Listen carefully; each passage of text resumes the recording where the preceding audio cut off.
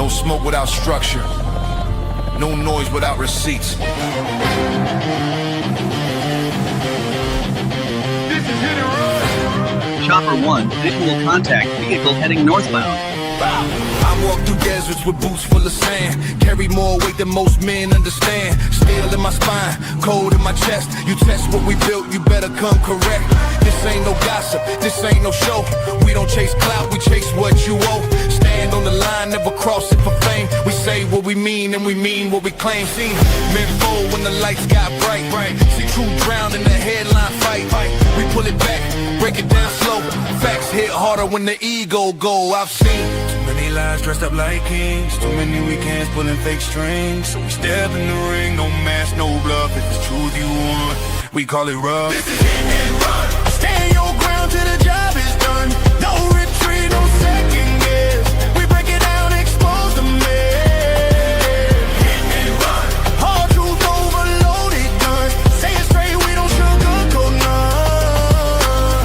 We hit the face, then we run. Fearless from the field, learn how to bleed. Fourth quarter pressure is the air we breathe. Helmet cracked, ribs taped tight. Still showed up, ready for the fight. Boxing gloves, knuckle scarred. Discipline built in the backyard. Martial code, no cheap shots thrown. We don't bark loud, we hold our own. Marcus listening, I know your grind. Carrying weight on your back and mind. Bills on the table, world on fire. Trying to keep your name clean in the wire. We ain't here to preach or beg. Just sharpen the blade and protect your head. Truth ain't loud. It's cold and clear, that's why you tune in when we appear. I've seen men lose what they work to build. Over pride, over ego, over quick, cheap thrills. So we told that line, never settle our name. Legacy heavy, we guard that flame. This is hit and run. Truth weighs heavy, but we still stand strong. No mask on, no filter tone. If it's wrong, we call it wrong. Hit and run. Built from discipline, sweat and blood. Facts hit harder than a loaded gun. We hit the truth, then we run. Unit 1 airborne, scanning the downtown grid. No emotion, just evidence. Be advised, all units over. Located are moving at high speed through downtown Dallas.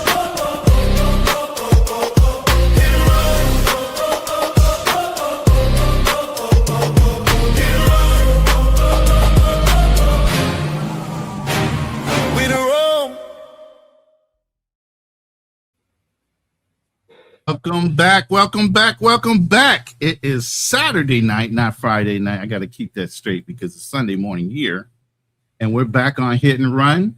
This is a long-awaited conversation. We've been waiting over a month. It was supposed to be 2 weeks. It's gone on longer than a month now. This ceasefire, and whether it really is a ceasefire, a strategic hold while people move pieces around the map and do the things they want to do, or a diversion, one of the three, but I'm gonna let my brother Fearless chime in. He has some points of view and we're gonna go back and forth. I'm gonna set the table a little bit. I'm listening. We're gonna go back and forth with a couple prep videos to set up the conversation, and then we're gonna argue some points. But welcome everybody in the room. I see right now the travel elitist is in the room. Welcome to the room, brother. I know you're interested in this kindly debate between my brother Fearless and I. I know some other brothers are distracted in some other rooms, and we understand. So as you come in the room, please at least hit the like button. And if you're not subscribed to either one of our channels, please go over to the other person's channel and subscribe. But I'm going to let you say a couple things, and I'm priming up a video right now, but I want you to get in your first couple volleys, or if you want to just go ahead. No. You mean no. You gotta set the table for people now. No, you set the table. Hold up. See, I knew you was gonna try to do that. You set the table. What am I doing now? Here's the thing. My stance has never changed. And every what time is your stance? No, I'm not. No, you go on and set your stance. What is your stance, sir? Don't worry about that, because that's what I told you. I said every time I asked you what your stance was, you didn't give it. They're like, that don't mean that. So what is your stance? You set the table. See, I see what you're trying to do now. No, nothing has changed. That's okay. We're gonna play games. We're gonna play games, and it's okay. That's part of this whole situation that we're going into. It's called a debate for a reason. We're gonna put out our point of views, whether they're right, wrong, or indifferent. It doesn't matter. But I got a video I'm gonna play up front, and it just came out the other day. So this is a Tucker Carlson.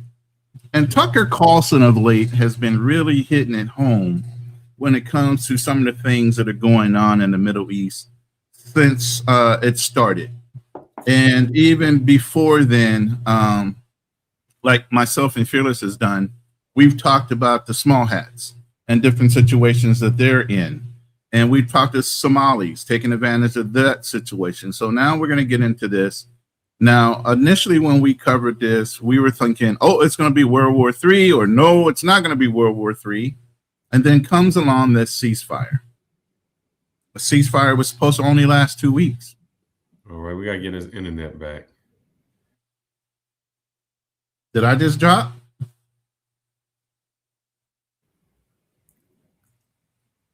You back? Did I drop? I'm back. I didn't think I dropped. It looked like, well, I don't know. It looked like you did, but that's all right. Go ahead. See, now you scaring me. Now I had to, man. I mean, it went out for a moment. It was spinning, but you know, that's probably the small I just had that video queued up, and now I turned everything on. Never mind. That's all good. I'm gonna catch up. I ain't gonna use it as an excuse. Salute to the chat. And I just want to say to the chat, I want y'all to chime in.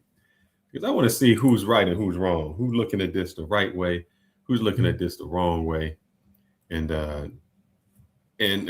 just from perspectives. I'm gonna give some analogies coming here soon, and I just want the chat to say who is right. Now, you know, I want to say that there's going to be some bias because Ronin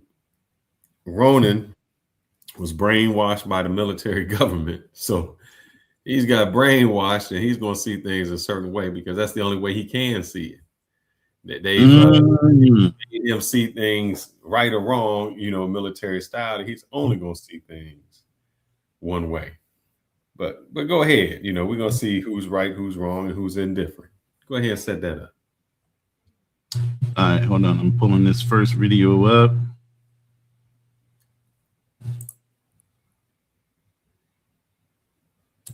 Make sure you guys can see it. Let me blow it up on that screen. But like I said, Tucker Carlson of late, when he was on Fox, a lot of people didn't agree with a lot of things he said. He was saying some radical things. But here lately, he's been on point with a lot of the topics he's had and a lot of the conversations he had with very prominent people in the know. Now, some people I say are not necessarily as accurate, like your Professor Zhang. I don't necessarily disagree with him, but he ain't as accurate as predicting things. Okay? So I just want to get that out there. Professor Zhang ain't as accurate on his game theory as my theories. And I've been as accurate as him. No, you said that we was going to invade the Strait of Hormuz, or the little island. That's still on the table. But again, we're supposed to be in a holding pattern and a ceasefire. But we'll get to that too. All right. But I'm going to set this up as far as laying down the groundwork because we got to start off somewhere. So you need to have a basis before you get into a conversation. So I'm going to run this clip and then we'll start from there. And this is only going to be about a minute and 11 seconds. So I think of the claim that we went to war with Iran because of its nuclear program as a kind of IQ test. Anyone who repeats that claim has failed the test. As you pointed out many times, all wars are engineered. And we're just having a discussion at breakfast that I think is worth recounting for others. So First World War, one of the most momentous events in world history, ended Christian Europe, killed more than 20 million people, wounded another 20 million, just really reordered the globe, and then led to the Second World War. So the United States joined that war in 1917. Toward the end, it had already been going for 3 years. But one of the main reasons the U.S. got into that war is because the sinking of a passenger ship called the Lusitania off the coast of Ireland 2 years before in 1915, in which 120 odd Americans were killed. It was sunk by a German U-boat. And even at the time, there were people who said, I don't think this is this is not quite on the level. But now, 112 years later, we know a lot more about the sinking of Lusitania. And I wonder if you wouldn't just mind recounting what you said Oh, I want to hear him recount. to propaganda in wartime. Sorry about that. I pushed Right. the wrong button. Yes, I mean, the sinking was clearly a key factor in creating in the media in America anti-German sentiment quite successfully. And so, yeah, the question is, what happened really? The way it's presented was, well, there's a passenger ship with American passengers, just civilians traveling across the Atlantic and sunk by a German submarine. Well, that's like an act of war against America. Yes. Got to do something about this. We're going to declare war on Germany. Well, that's not a representation of the facts. What really happened was there was this British plan to get America into the war on the British side against Germany, which was very difficult because, of course, actually, ethnically, a majority at the time of Americans were of German origin. Even German speakers still, by that time, German was still widely used as a language in America. And so to get America into war against Germany is a bit of a feat, to arrange Yes, that. it is. It is. So how did this happen? Now, I'm going to be going back and forth to this video. So this is just to start off the conversation. Some of the things that Fearless has said in the past is, why does America get involved in a lot of these things we're not necessarily supposed to get involved in? And it's not just about ours, which are wins and losses. It's not just about that. There's a whole bunch of other things as far as leverage and power, global perception and control. But I don't know if you guys remember the Axis and Allies board game. It's an old board game you used to play. I got off into it, me and my brother, and I don't know how many of you guys have ever heard of Axis and Allies. But it stems on global power. It stems on the idea of controlling the planet. Okay, and there's certain things you got to do in order to play the game properly. You got to win certain areas in order to control the majority of the map, and win the game. So my mindset is on that mode. Sometimes I would say civilians think in a straight line, linear way of saying, go from A to B to C in order to complete the picture. In global politics and politics as a whole, there are always moves and counter moves. You're doing this for a reason, but you also want to have the perceived value that you're doing the right thing for the people that you supposedly got elected by. But you also have other powers, AIPAC, and people that contribute to your campaign that want to lead you down a road and push you down a way where you don't necessarily want to go, but you don't want to turn down that money either. So, like I said, there are counter moves and moves. So while you try to take things as face value when you look at politics, believe me, there are certain things like the old shell game. There are certain things being done under those shells. You have no idea what's going on, but logically, you're looking at 3 shells. There's so many things going on that you cannot comprehend. So it's never going to be a straight line in global politics, and especially in war. Wars are not about wins and losses. It's about positioning gains and leverage for power and global perception. So when we get into this conversation, because one of the things Fearless likes to say is, well, we didn't win any wars. Not in the way that you perceive a win is. Not a football game. We're not on a field where there's a clear winner and loser. And even in them games, you got to look at who affects the cause. Your referees could be paid off. There are people that are driving those games in point spreads and everything else. And that's come out over the past too. So everything ain't always a straight line when you go into having a conversation like this. I just want to put that out there. And I know I'm giving Fearless leverage and information that he's sitting there scheming on. How am I going to flip this to my benefit? And that's okay. Flip it all you want. But facts are facts. You can bend them all you want. And that's the whole thing about an attorney. Attorney looks at the truth, and depending on who they're defending, they either have to spin the truth to what? Turn the jury against the truth based on emotions and other things, or believe the truth that's right there in their face and make the decision based on those facts and those factors alone. Because the facts are the facts. Only thing you can do is turn a phrase or turn the perception of those facts to either make one thing true or not. So this conversation is going to go, and there's going to be a lot of points where we actually both agree, but we're just seeing it in two different dimensions. He might be, and I gave him the same example offline. We can be in an art museum, okay? We're looking at the objects in the center of the room, okay?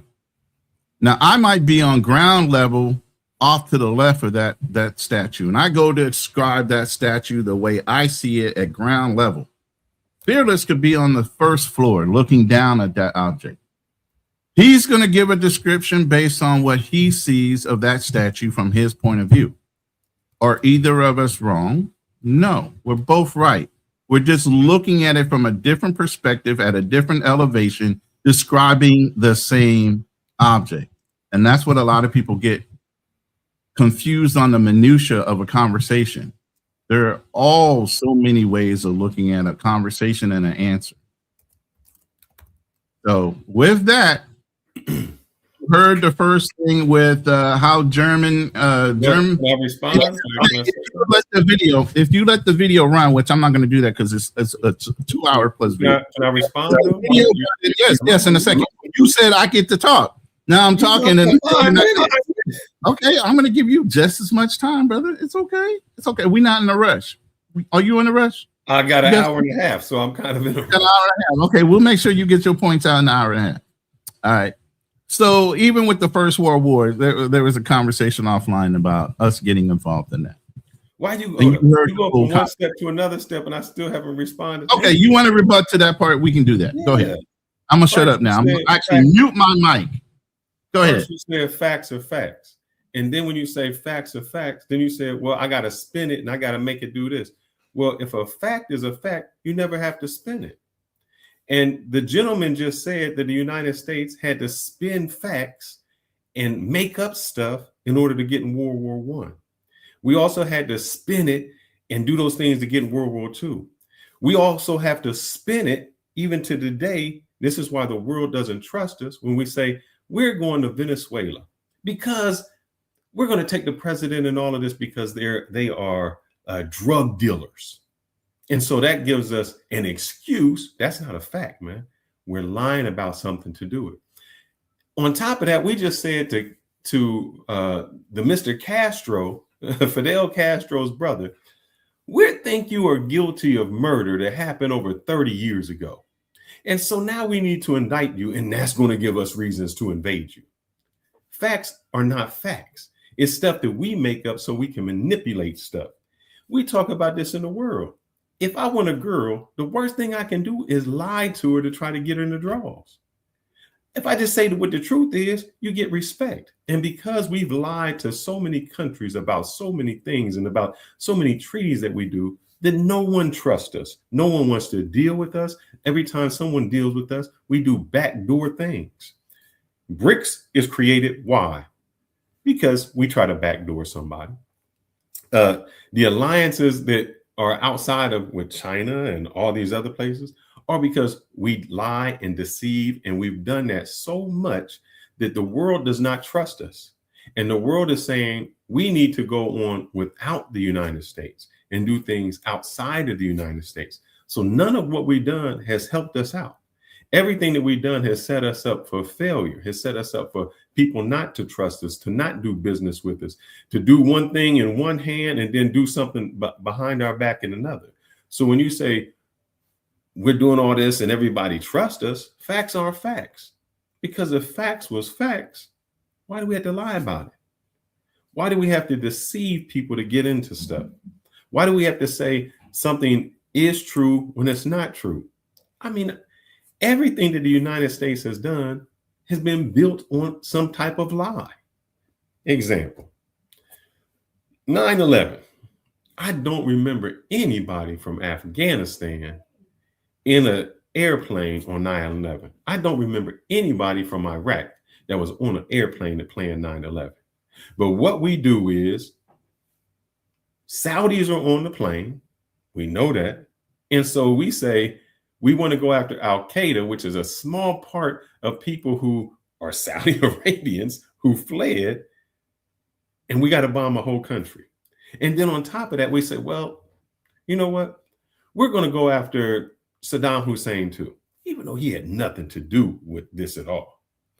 On top of that, we tell Gaddafi, man, look, give up your nuclear weapons and we cool with you because we cool. And then what do? Hillary Clinton says, I'm so happy that somebody killed him.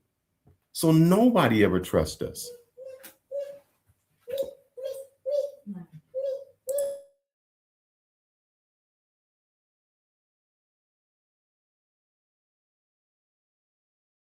Oh, you gotta let me know when you land the plane, brother. I landed the plane. Yeah. Oh, okay. All right. So, only reason I brought that up is, yes, there are some things that the American government can't be honest with its people about, especially in some of the things we do, because a lot of people, you closed mouths, sometimes will get you in trouble on the global market. Okay. Just like we learned our lesson with allowing the press to be present in Vietnam when everything was going on there. Now everybody has a perception that we were doing so much evil over there, that the brothers that went over there to fight got disrespected when they came back. Okay. And all they were doing was following orders. If anything, the people needed to be mad at the politicians that sent them over there, not the individuals executing the order. But again, you have the right to refuse orders, as Fearless will tell you. You have a choice. Everybody has a choice. You have a choice of whether you want to stay in America or you can move abroad. That's a conscious choice. Okay. But I'm going to rebut what you said about the U.S. Not having a global perception of trust. That's the furthest thing from the truth. More people trust us than trust any of those other countries out there right now. Okay. And the reason I say that is, while China is a global leader in manufacturing of electronics and things, they are still not necessarily so trustworthy that people want to rely on the Chinese yuan. And nobody can prove that. Okay. So where Iran, and we're going to relate this back to Iran because we're supposed to be in Iran, not on the whole history of America lying to its people. We're going to try to keep this centralized to Iran and what's going on there. So let me relate it back to Iran. At first, Iran was getting assistance not only from Russia, but they were also getting help from China. China has a vested interest in Iran because that's where they get a lot of their oil reserves and their oil from, is Iran, besides for what they produce. They have billions of barrels of oil in reserve. But the longer this thing goes on, the longer it affects them. Now, Russia can't necessarily get involved too heavily because of what? They're already involved in the Ukrainian war. Now, just because they're involved in Ukrainian war and we're doing war by proxy through Ukraine, do you think that Donald Trump and Putin don't have some type of relationship on the back end? Business and personal and politics have nothing to do with each other at all. You could still be fighting somebody and work out a deal on the back end when it comes to fucking money, because that's what the politicians are about, is money. That's what the globe is about. The global perception of power is money. not your nationality anymore. So while you might be warring in the words of your country, money is the thing that really controls everything globally now. That's why Donald Trump can get on a plane, fly to Beijing, guarded and undercover. Beijing secures his safety, and they shake hands at the end of the day with a trade deal. Even though let me finish my point.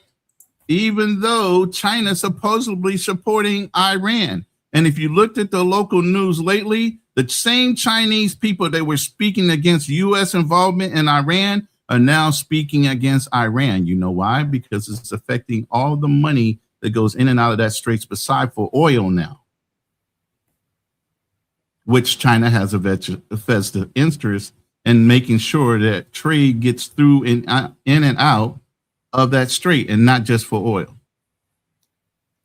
There are moves and counter moves when you talk about global politics and war.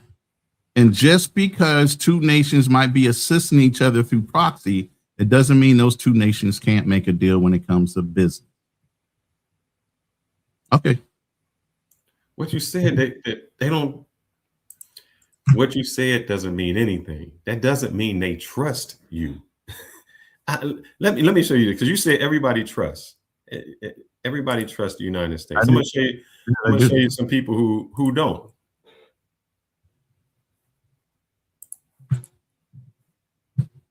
It's a black man from Akon, from Africa. Why are you interrupting me?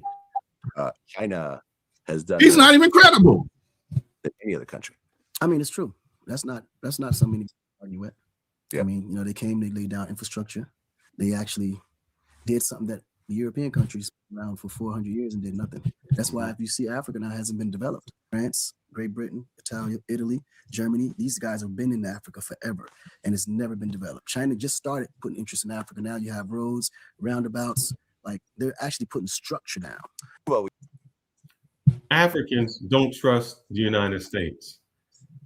European countries don't trust the United States. The Canadians just said, we don't trust the United States. They start making deals with China. Who trusts the United States? You said that we made a deal. That deal really didn't benefit us. The deal was all about agriculture. And all that we did was they said they're going to buy the agriculture, which we messed up in the first place because they didn't trust us. They started going elsewhere. So China just said, of course, we're going to get a discount. Of course, you would deal with somebody if you can get a discount. This is how much we trust China. Why doesn't BYD have cars over here? Because we don't trust. Why? Matter of fact, I tell you what, you know how much we trust them and they trust us? If you're in the United States, I want you to go buy a DJI Pocket, Pocket 4. Buy one, see if you can. You can't. Because we don't even allow it in the United States. Nobody trusts us. Every deal that we make, we break.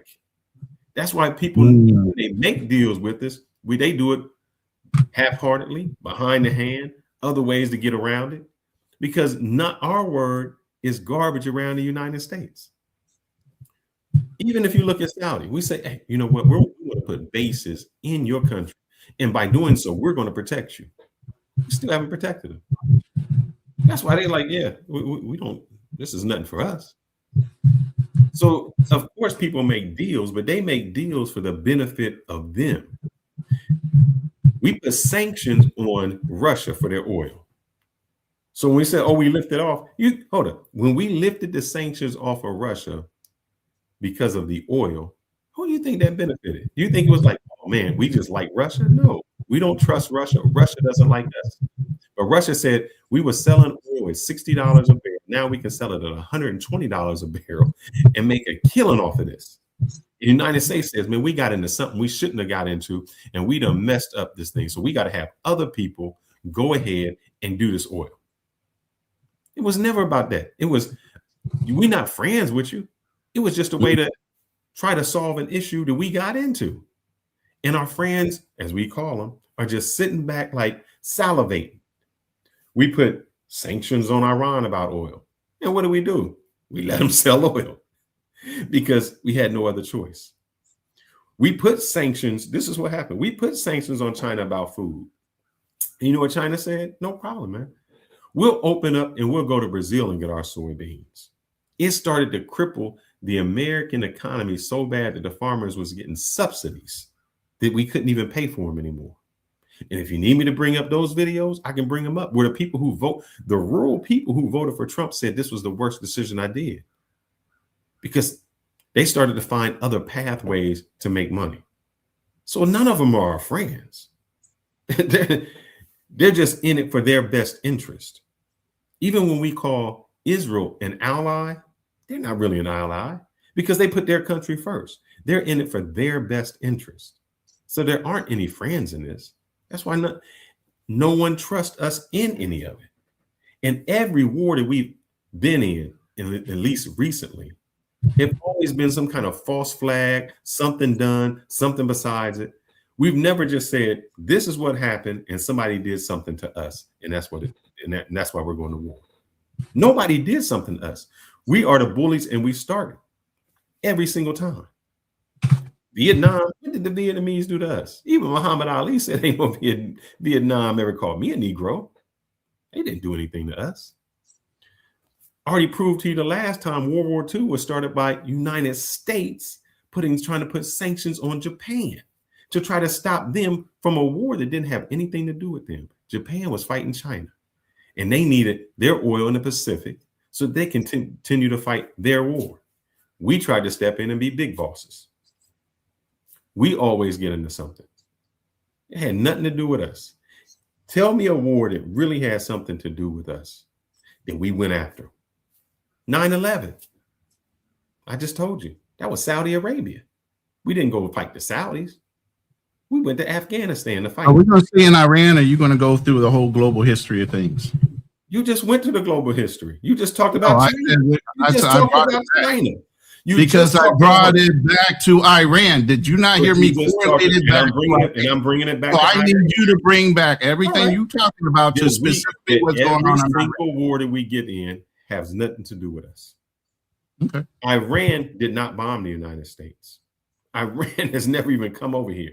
There's no terrorists in the United States. There's no proxy. There weren't earlier, maybe about 20, 30 years ago. When you didn't have Iranian terror cells in America? That's never happened.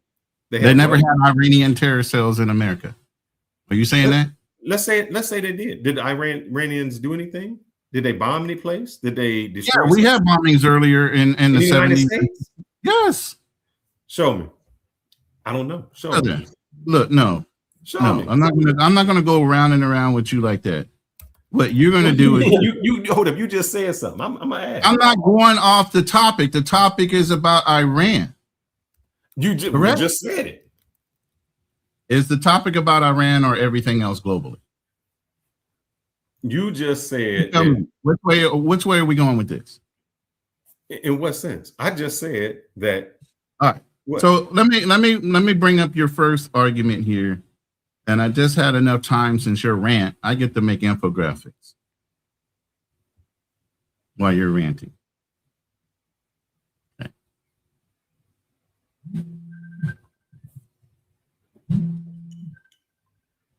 Hold on one second. I had a call coming in. This infographic specific is about China and Venezuela, which relates back to your saying everybody trusts China. Okay. China was willing to trust. Yes, you just did say that. I say everybody trusts China. I said people don't trust America. I never said everybody. Well, I'm gonna relate this back all in the same time. You're thinking globally, China's doing such great things. They're going down to Africa. You just brought up China for the last 5 minutes. Brother, when I come back to rebut you, hold up. You putting words in my mouth. Hold up. I let you speak for 5 minutes, and I did not lie on me. You can't lie. I'm not lying on you. I'm recalling everything. You just lied because you said we trust China. I never said that. You gotta let me talk. You gotta let me talk. You can't say I said that and just say I said it. It doesn't go anywhere if you can't let me talk. You can't keep lying on me, brother. At least say I'm not lying on you, but you're twisting things I say. You just said, I said that everybody trusts China. I didn't say that. Never did I ever say that. So what is I your said- position on China since you're boasting about them? Your perception boasting and the way about- you said it. Hold up. No, you were. So let me ask you this. All right. The way you were talking about how China's doing this great thing and they're getting their soybeans from this place, and the American farmers are pissed off because China can't get our soybeans and they had to go somewhere else to get it. And then China was helping Africa and all these other things. You brought up ACON. You brought up ACON. Okay, but You asked me so I can answer the question. no, but You asked me a question. bruh, I'm going to ask you multiple questions because you talked for But don't 5 ask minutes me multiple questions because and when you I do that, waited you for multiple questions 5 minutes to respond to even your anti-American Ask me ACON multiple conversation. questions because Wait. if you ask me multiple questions, Okay. then I have to remember what So- questions you asked me. Ask me one Okay, question fine. at a That's time. what a notepad is for. Break out a piece of paper Ask me and a one question. pen, just like I if you- did. If you got a notepad, ask me one question. I'll respond to it. Then you can ask No, me let another me make a question, I'll comment respond to it. first. Let me make a comment first, and then we can go back and forth with the questions. Okay. You bring up ACON saying foreign nations don't necessarily like America, and China did ACON and that nation great. China has very deceptive loan practices, if you're not aware of. China will steal land from Africa all day long. Okay, and with these deceptive loans. That's one of the reasons why even Burkina Faso won't deal with China. They'd rather deal with Russia for arms. Okay. So when you're talking about ACON has a deceptive way of putting things because what? He wants to try to get the Black Americans to come over to Africa to fund Africa. You also have to look at the direction of why people say what they say on the news and media because they have an objective they're trying to achieve.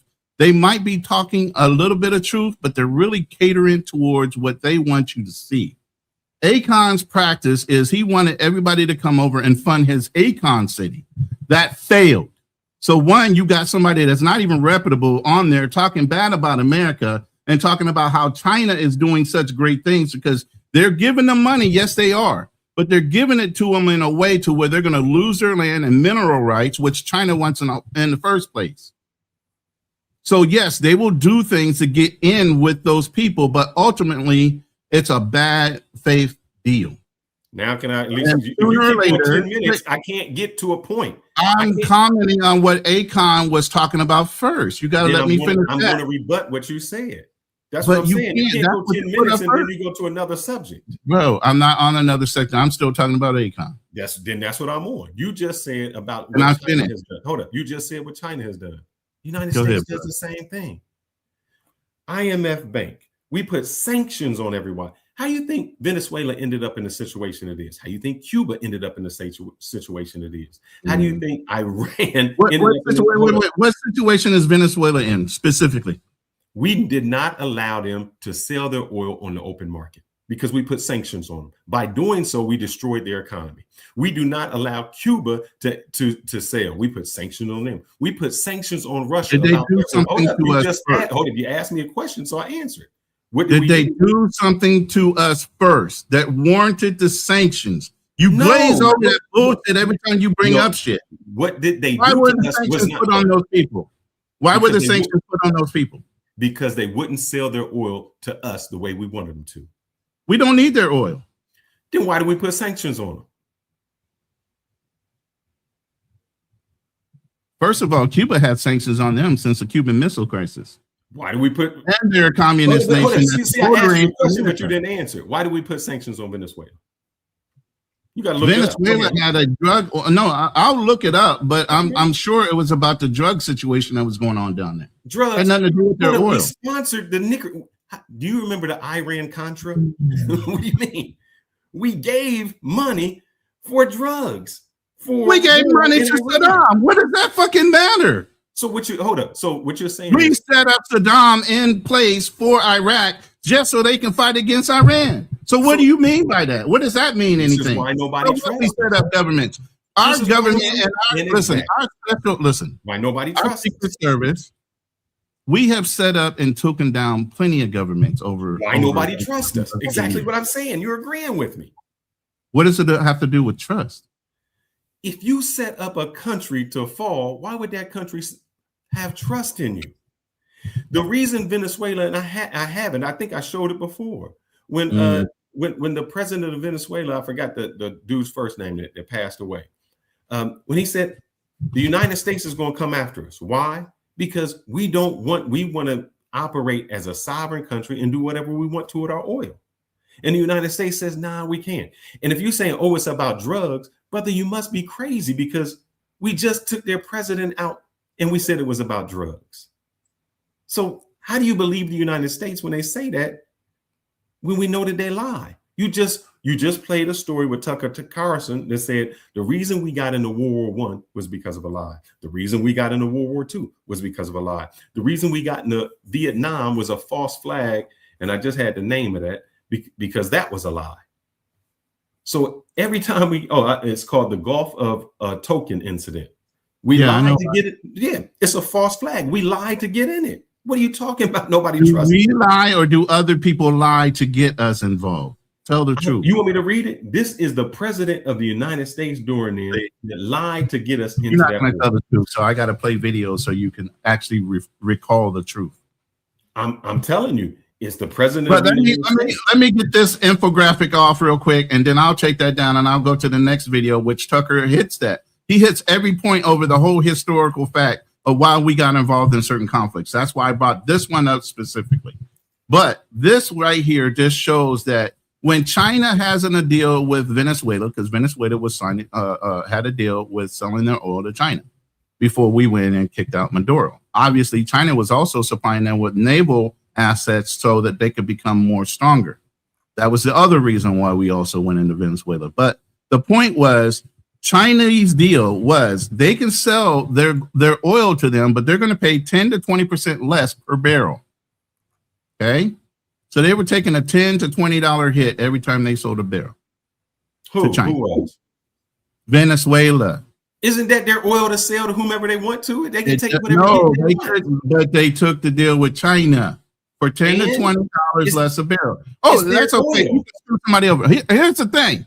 But America is so untrusting, even though we took out their power for their leader, Maduro, the current deal right now on the table, the Americans do not take any profit from the oil that comes from Venezuela. They get 100% of the total cost per barrel of oil they sell to whoever. They're not getting a $10 to $20 hit per barrel. Why, if the Americans are so untrustworthy, are we willing them to get a straight deal? If they want to take their oil to sell, hold on. So what you're saying is they can't sell their oil to whomever they want. See, you're not going to acknowledge that fact before you start going on. Okay, let's just say what you're acknowledge the fact that China was taking $10 to $20 from their country. We take their hold up. Acknowledge the fact that China was taking $10 to $20 per barrel from Venezuela, and we are not currently. I don't know what we're doing. No oil has come out of it. Why don't you go look it up?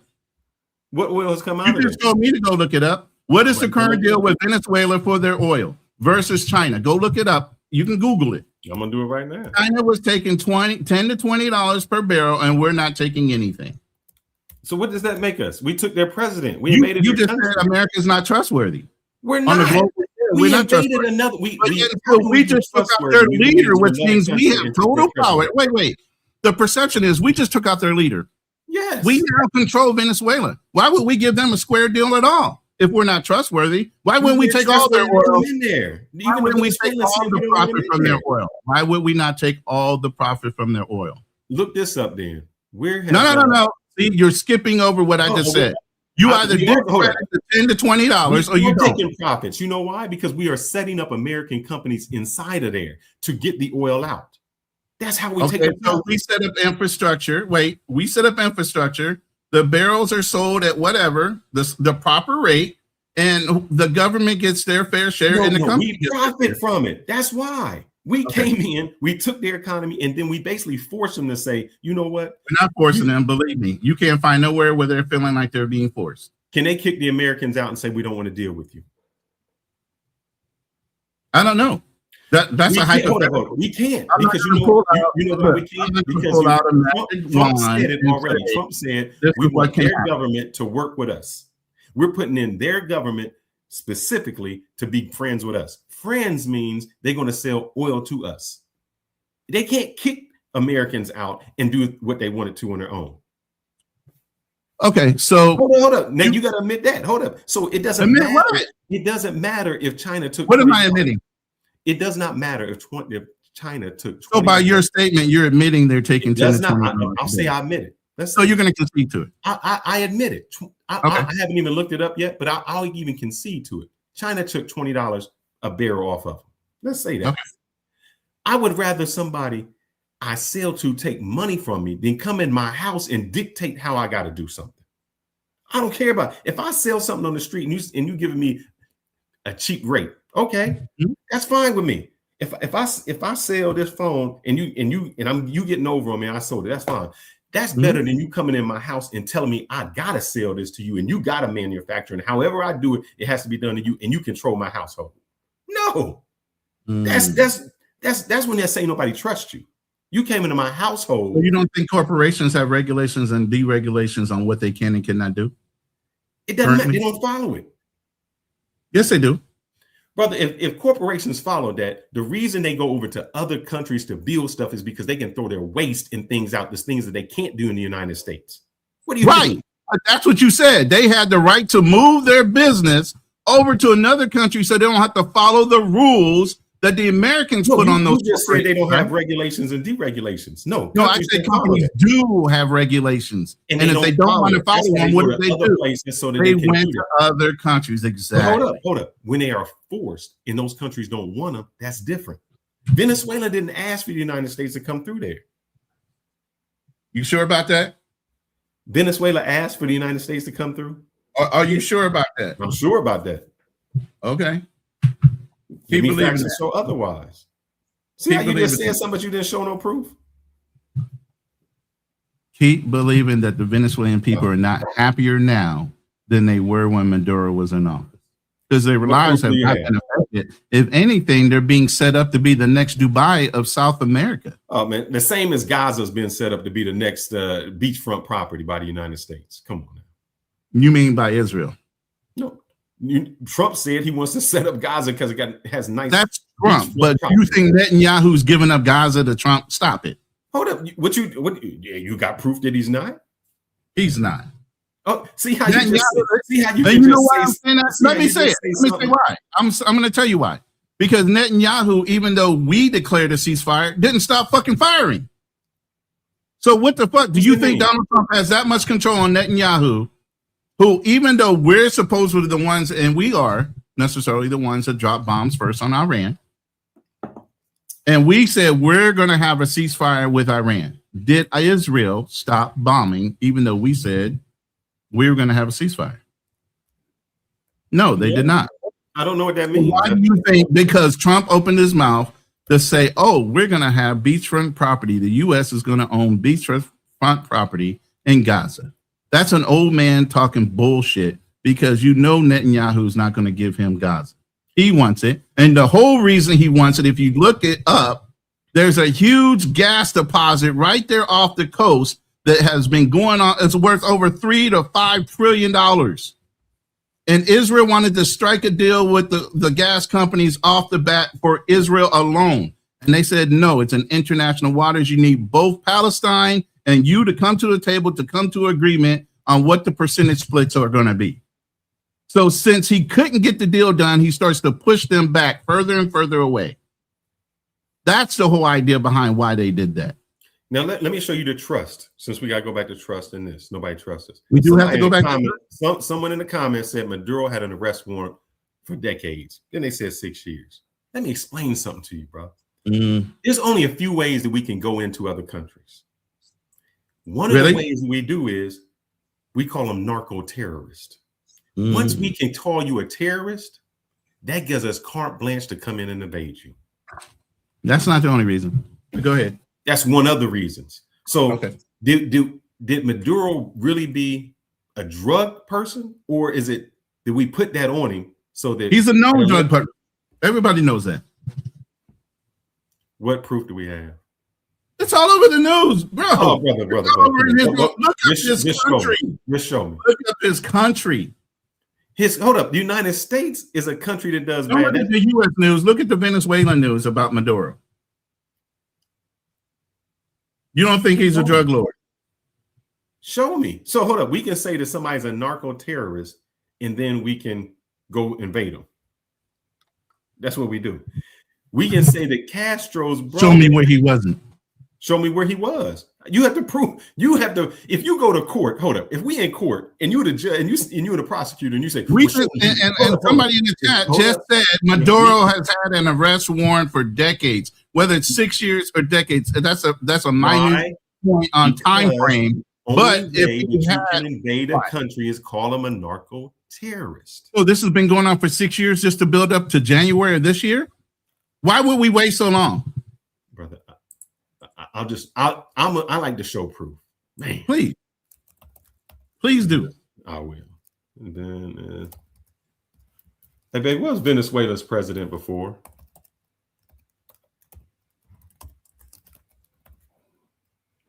By the way, if you haven't subscribed to the channel, subscribe to the channel. Both ours, Fearless Talk Live and Ronin Travelers. If you're in my room, please drop a like. Go subscribe to Fearless's channel. If you're in Fearless's room, I wouldn't mind you coming over and subscribing to me. I'm this close to hitting 11K. It's a little small victory for me, but I'd like to hit it. Anyway, we're going to wait for Fearless to come up with this information, but I have a video queued up that also goes into World War I while he's looking this up. So I want to play it. And this backs him up or it doesn't back him up, but we're going to play it. Hold on.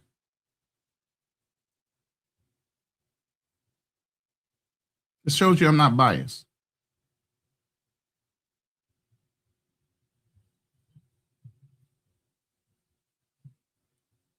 The Huns, the butchers, at it again, as the Germans were described in the British First World War propaganda. And it was an important factor in getting America into war. So basically it was a false flag. And that has been a key mechanism to start or, get countries to join a world war.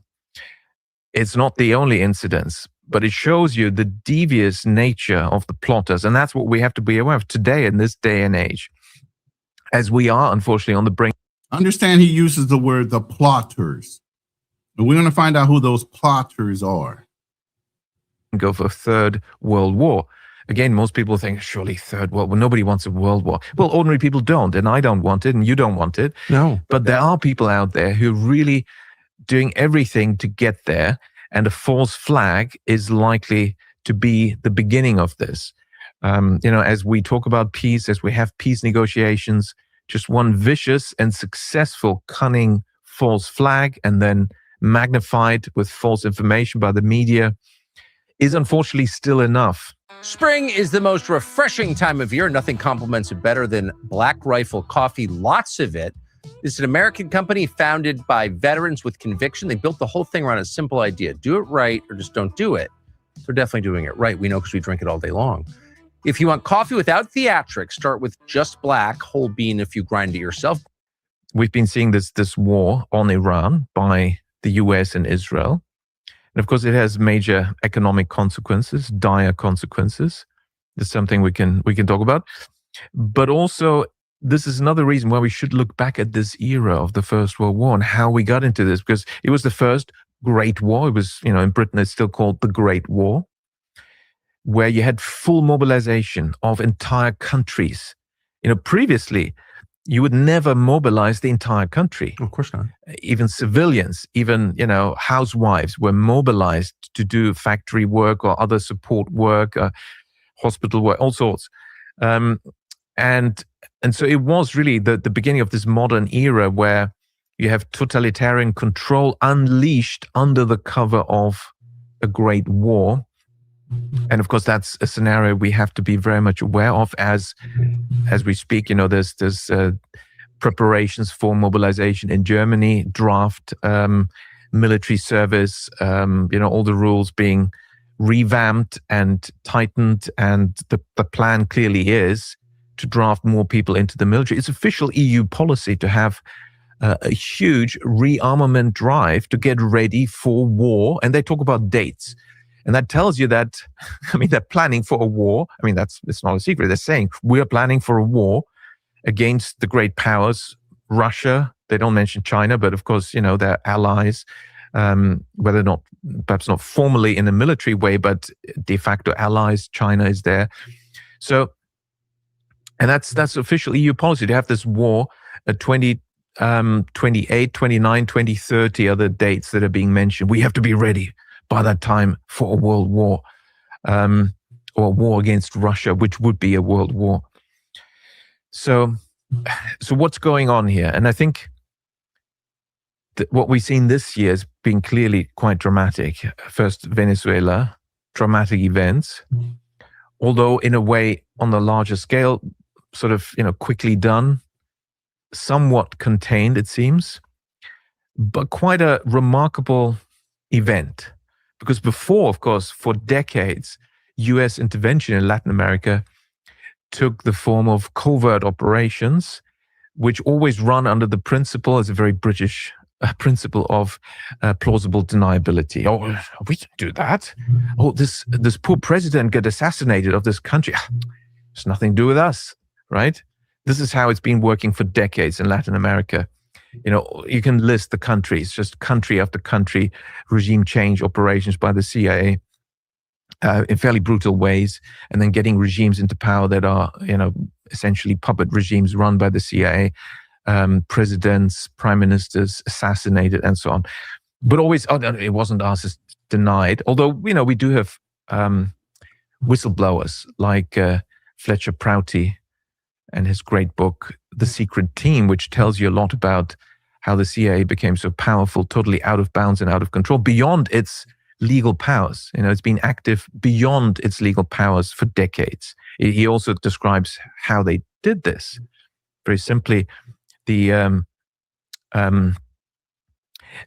the institution that's supposed to rein in the CIA, they exist formally.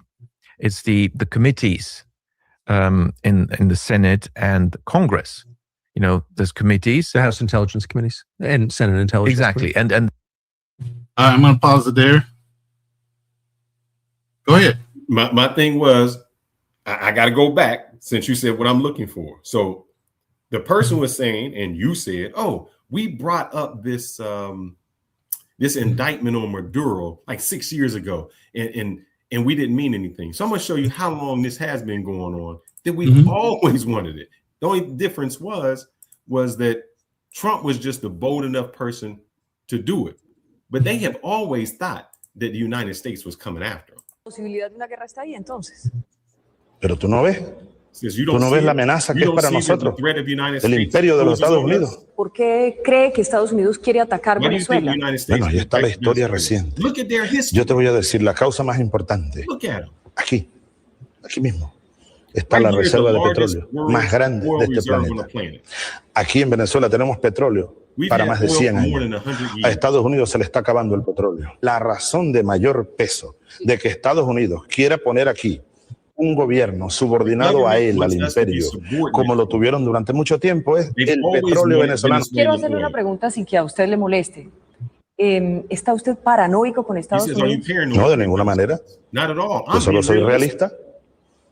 Si tú le pudieras hacer esa pregunta que me has hecho a mí, lo que pasa es que no podrás porque la mayoría están muertos. Hazle esa pregunta. Let me say what he just said, because you want to hear. He's saying, if you were to ask somebody, hold up. Posibilidad de una guerra está ahí. Let me go back. He's saying, why? If I can ask, Posibilidad de una guerra está ahí. let me go back. Why is this? He's saying to him, he says to her, why don't you ask these people about the United States and their imperialism? And he says, oh, I'm sorry. You can't ask them. You know why? Because they're all dead. You know why they're all dead? Because the United States killed them. Sin que a usted le moleste. ¿Está usted paranoico con Estados Unidos? No, de ninguna manera. Yo solo soy realista. Si tú le pudieras hacer esa pregunta que me has hecho a mí, lo que pasa es que no podrás porque la mayoría están muertos. Hazle esa pregunta a Jacobo Arbenz, que era presidente de Guatemala cuando yo estaba naciendo, tú no habías nacido. solo porque quiso hacer una reforma agraria. Lo invadieron Estados Unidos y lo derrocaron. Tú pudieras hacerle esa pregunta a João Goulart, el brasileño. Lo derrocaron Estados Unidos. Tú pudieras hacerle esa pregunta a Salvador Allende, el presidente mártir. Tú pudieras hacerle esa pregunta a Juan Bosch, el expresidente dominicano derrocado por la invasión de los Estados Unidos. Tú pudieras hacerle esa pregunta a mi general Omar Torrijos, asesinado por la CIA. Y ya, muchos más. ¿No es paranoica? Es la verdad. Yo estoy cumpliendo una responsabilidad de jefe de Estado. Los paranoicos son otros, los de la extrema derecha, los enloquecidos que creen que el mundo no va a cambiar, las burguesías de este continente pitiyanquis que pretenden a rajatabla seguir dominando a estos pueblos y no van a poder lograrlo. Solo después del 11 de septiembre, Estados Unidos empezó a hacer la lista de terroristas. Bueno, Y'all saying that Maduro had let me tell you why. Let me tell you why he had an arrest warrant. What? Not because of anything else. This is what the United States does because they couldn't control somebody. Did I go through and analytically break down everything people are saying, or did I let them talk for themselves? I'm just saying, look. No, y a mí me tienen también en esa lista. Estados Unidos, el gobierno de Estados Unidos lanzó una bomba atómica sobre Hiroshima, una bomba atómica. Y otra sobre Nagasaki. Eso es terrorismo. Posibilidad de una guerra está ahí, entonces. Pero tú no ves. He's just quoting history. No, what he's saying is after 9/11, what the United States done, they started to label everybody terrorists. Bro, you are narrating somebody else's conversation like you Sunday night quarterback. I'm not narrating. I'm quoting exactly what he says because he's speaking in Spanish. But you're adding to it. He just said after 9/11, the United States came in and labeled everybody terrorists. Hold on. I'm not finished yet. I'm not finished. Bro, you just played a 5-minute video and narrated the whole fucking thing. I can't say nothing. Brother, you just played Tucker Carlson for 10 minutes. And I didn't say a fucking word. Well, you should have said something. It ain't my fault you didn't. That was your time. I don't have to I commentate. I don't have to let them do it because I got my own words. I don't have to listen to this person. I mean, I got my own ideas. Brother, maybe you gotta let somebody I'm going to say real quick, and then you can finish your point. Let me just say something real quick. Hold on. Why can't I? Because you're not going to listen for the next 5 minutes. I just want to say this while you're talking. You let me land my plane. It's only going to take 1 minute at the most. 1 minute I could have landed my plane. Okay, go ahead and land your plane. All right. We'll see how long that lasts. The person in the chat and you said, "Oh, this arrest warrant came 6 years ago, and why didn't we go arrest them then?" And I'm saying that since 10, 15 years ago. We've always had this. We've always said this about Hugo Chavez. We had this about other countries. We label them narco-terrorists in order to be able to invade and do what we do. The reason we are labeling the people in Cuba a murderer, because we label a murder, we can come in and arrest and then take over. This is what we do. He just gave a long list of countries that we do this to. We label them something, then we come in with the CIA and disrupt their country, put in our puppet people. That's why nobody trusts us. That is the same reason, and I'm bringing it back to Iran, since you wanted me to. That's the same reason Iran doesn't trust us, because we had the Shah, who was our puppet, and they democratically elected the Ayatollah. And they said, we don't want the United States in with this because you set up puppets for your own personal use. We don't need you. Landed it and brought it back to Iran. Okay. All I have to say with a lot of these interviews, you have to ask yourself, who's talking? Why are they? What do they want? And what are their motivations and objectives they're trying to achieve with that interview? Answer the question with him.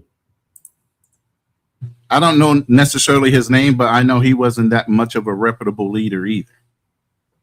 I wasn't a reputable leader. What did he? No, I just said I don't know his history. I have to look him up, but I do recall that interview. I watched it when we were doing the Venezuela video. But I don't recall I don't recall his history, but I know he wasn't a straight up shooter either. He had motives for saying what he said. Hold up, Trump has motives for saying what he says. Putin has motives for saying what he says. Netanyahu has motives for saying what he says. What do you mean? Every president has a motive because they have their interest in their own country. So was he not a leader of Venezuela? So does he not have a motive for saying the things he said? But and where do you think that is? Wait, and where do you think is continuation of the statement? And where do you think that motive is being greatly received, but on a global scale, because he's doing a news media article so he can put out the perception to the world that they should feel sorry for Venezuela? What he's saying is, leave us alone. Leave us. Why would we do that? It's our oil. It's in our ground. We don't do anything to you. Why are you coming to us? And here's the thing, where the United States always gets upset, and this is what you say. We do something to other countries, but when that other country does something to us, we call them the world's worst. And no, you are wrong, travel at least it's no. Hold on, I'm gonna address him. I told you stay out the chat. Stay out the chat. We're not in the chat. We are having a debate. You're not debating the rules. It's not tag team events. It's not. I'm bringing it right there. He said it was the Britons that ripped off the oil from Iran. Partly right and partly wrong.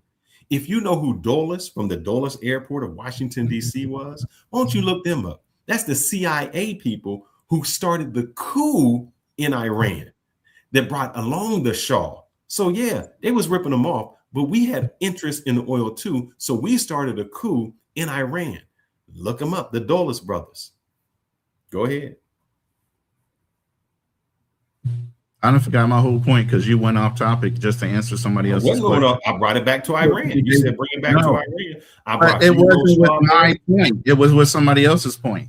No, I was trying to make a point. You interrupted me to answer somebody else's. You said nobody trusts us, and I'm saying there's a no. I was saying what I was saying before you cut me off to answer a fucking chat was I was talking about looking at the person's motivation.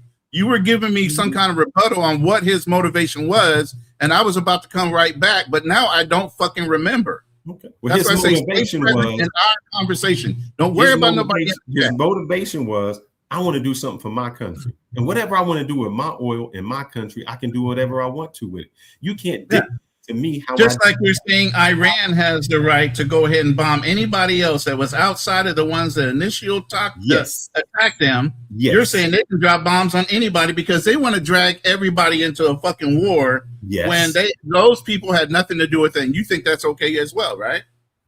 Okay. Before I answer that, because I'm deadly going to answer that. If I say that they can do that, let me just ask this, and let's just go question by question. Are you saying they're wrong for dragging everybody into a fucking war? Yes. Okay. When the United States does the same thing, why do we say they're right? Here's the thing. No. I answered your question. All I said was, "Here's the thing." You're like, no. Let's go. Let me gear up. So let me say this. Mm-hmm. On the world of a global scale, let's put it this way. If you're not a big boy and you can't take your ass whippings like a man, take your L, you matched up against a country that could whoop your ass, take your L. Hold up. Or, that would be good. Wait, stop. You are interrupting me. You are interrupting me. Let me get my flow off. All right.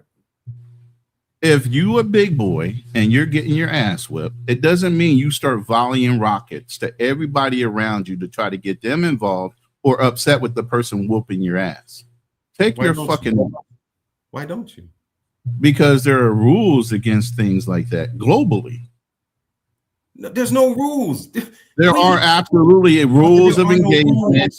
There are absolutely wartime rules of engagement. Can I ask you a question then? Yeah. And I'll bring up, let me do, all I need is 10 seconds. And I was already here. Now he interrupted me as I was flowing through this, and now he wants to go ask me a question. No, I'm not asking. I don't forget my whole fucking flow. I just got to look it up because I'm going exactly what you stated.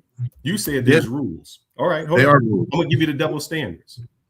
In World War II, we prosecuted and executed the Japanese. Do you know why we executed the Japanese? Because they waterboarded. And we said waterboarding was such an atrocious crime that it was so bad that when the Japanese did it, that we executed them. You know what we did in Afghanistan? Because you said there's rules to this. You said there's rules to this. We executed one people for doing it, but when we do it, we called it enhanced interrogation. And nobody got punished for it. Matter of fact, the CIA agent who called it and busted him he went to jail for calling it out. So don't tell me there's rules in war, because there are no rules. There's only the rules that we make. The world rules, brother. And I can go down the line as to every time we said that somebody can't do something wrong, that we do the same thing. In Vietnam, we bombed Cambodia. You know why we bombed Cambodia? Because we said Cambodia was supplying the Vietnamese.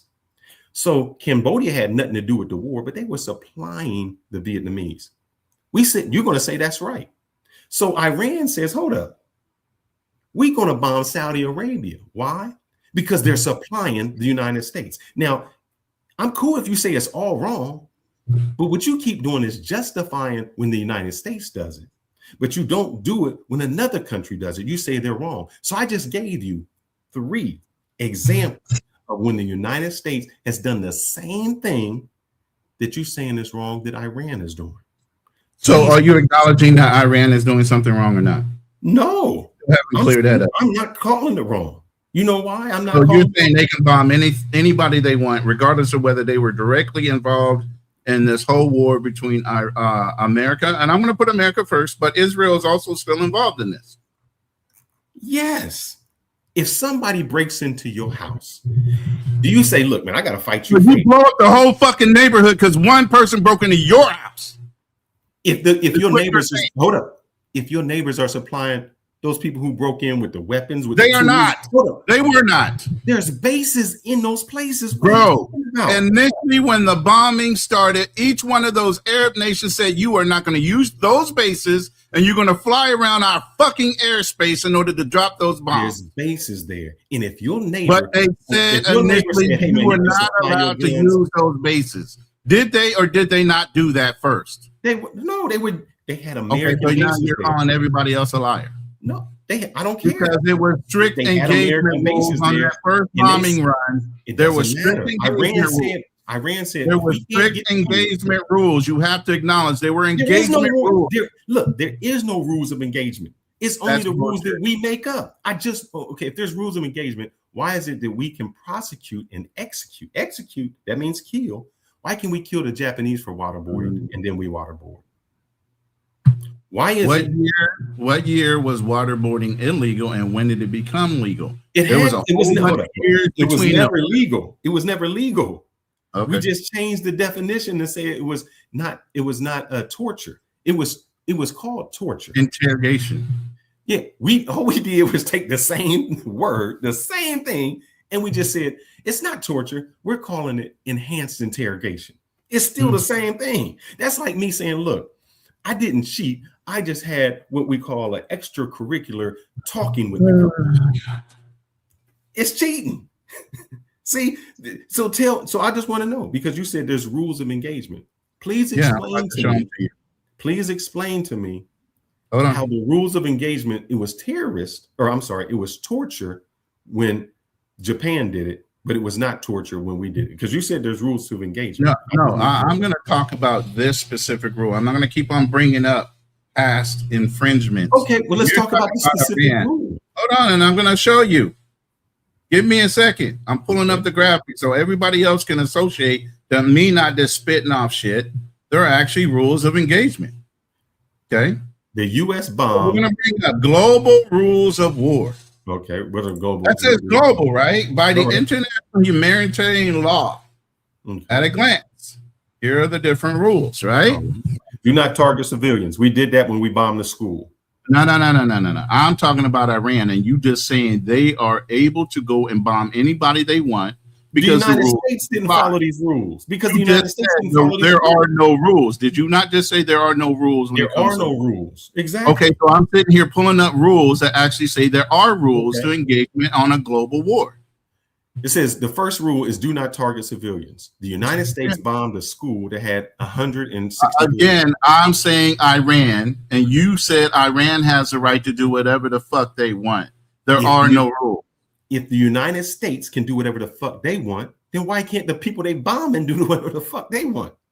So then when there's repercussions on whatever the fuck they want, if they're not big enough to handle those repercussions, what's the fucking problem?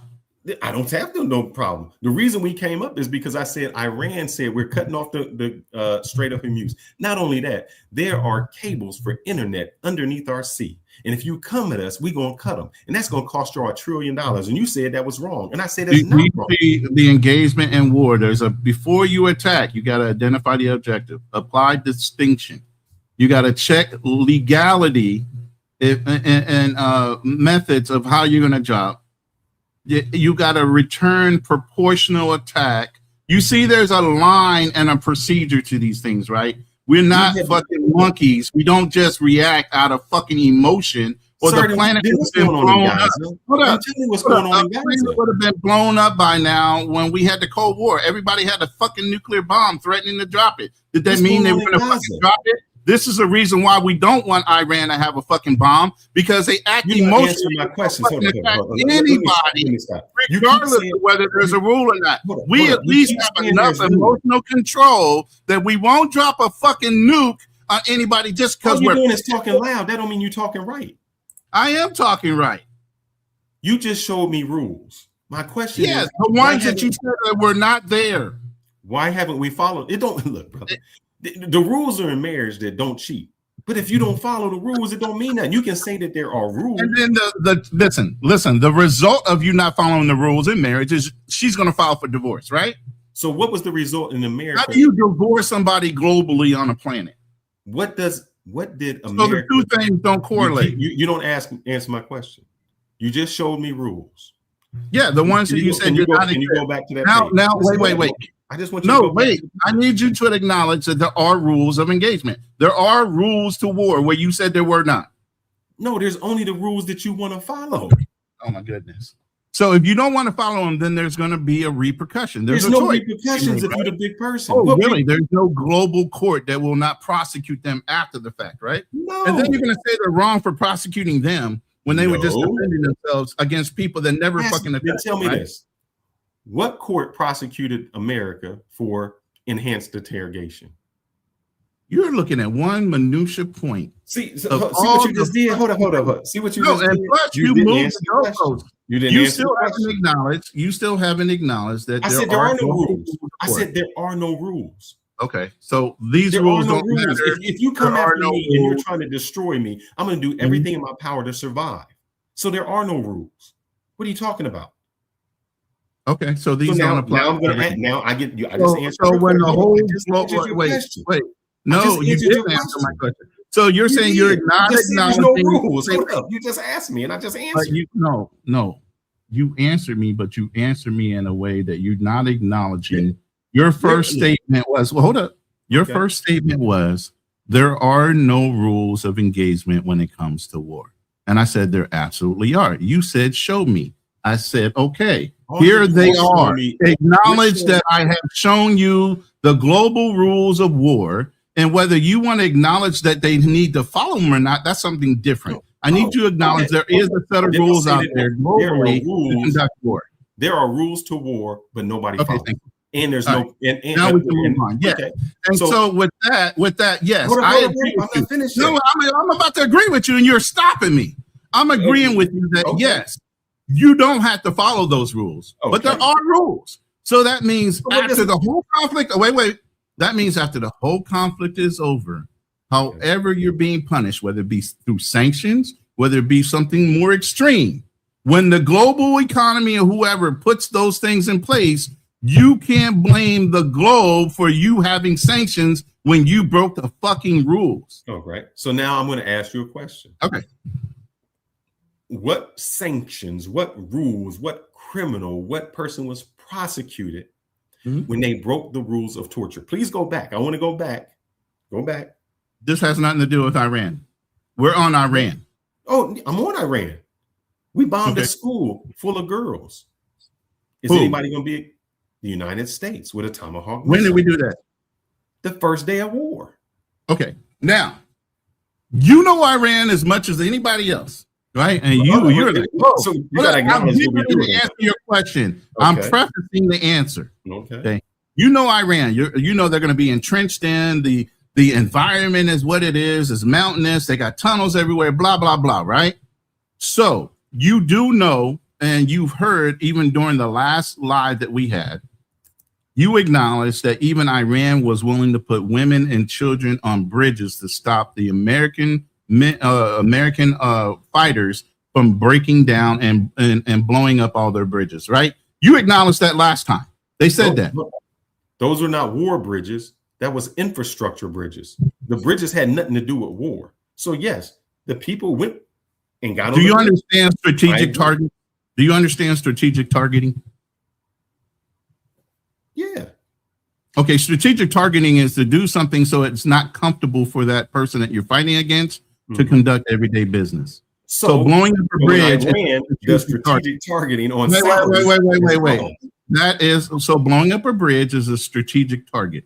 Blowing up a base in South. Putting kids and women on the bridge so that we have to acknowledge the Geneva Convention while they can continue to do whatever the fuck they want is not.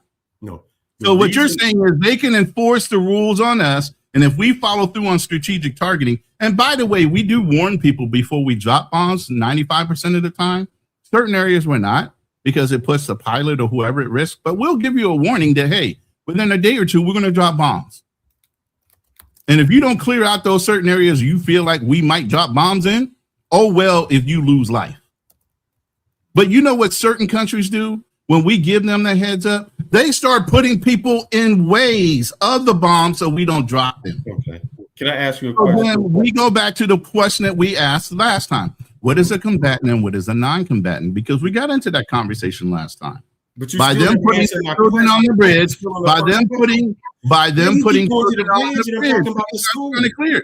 I'm trying to clear this. By them putting kids on the bridge, that makes them combatants at that point because they knew that bridge was going to be targeted. Okay.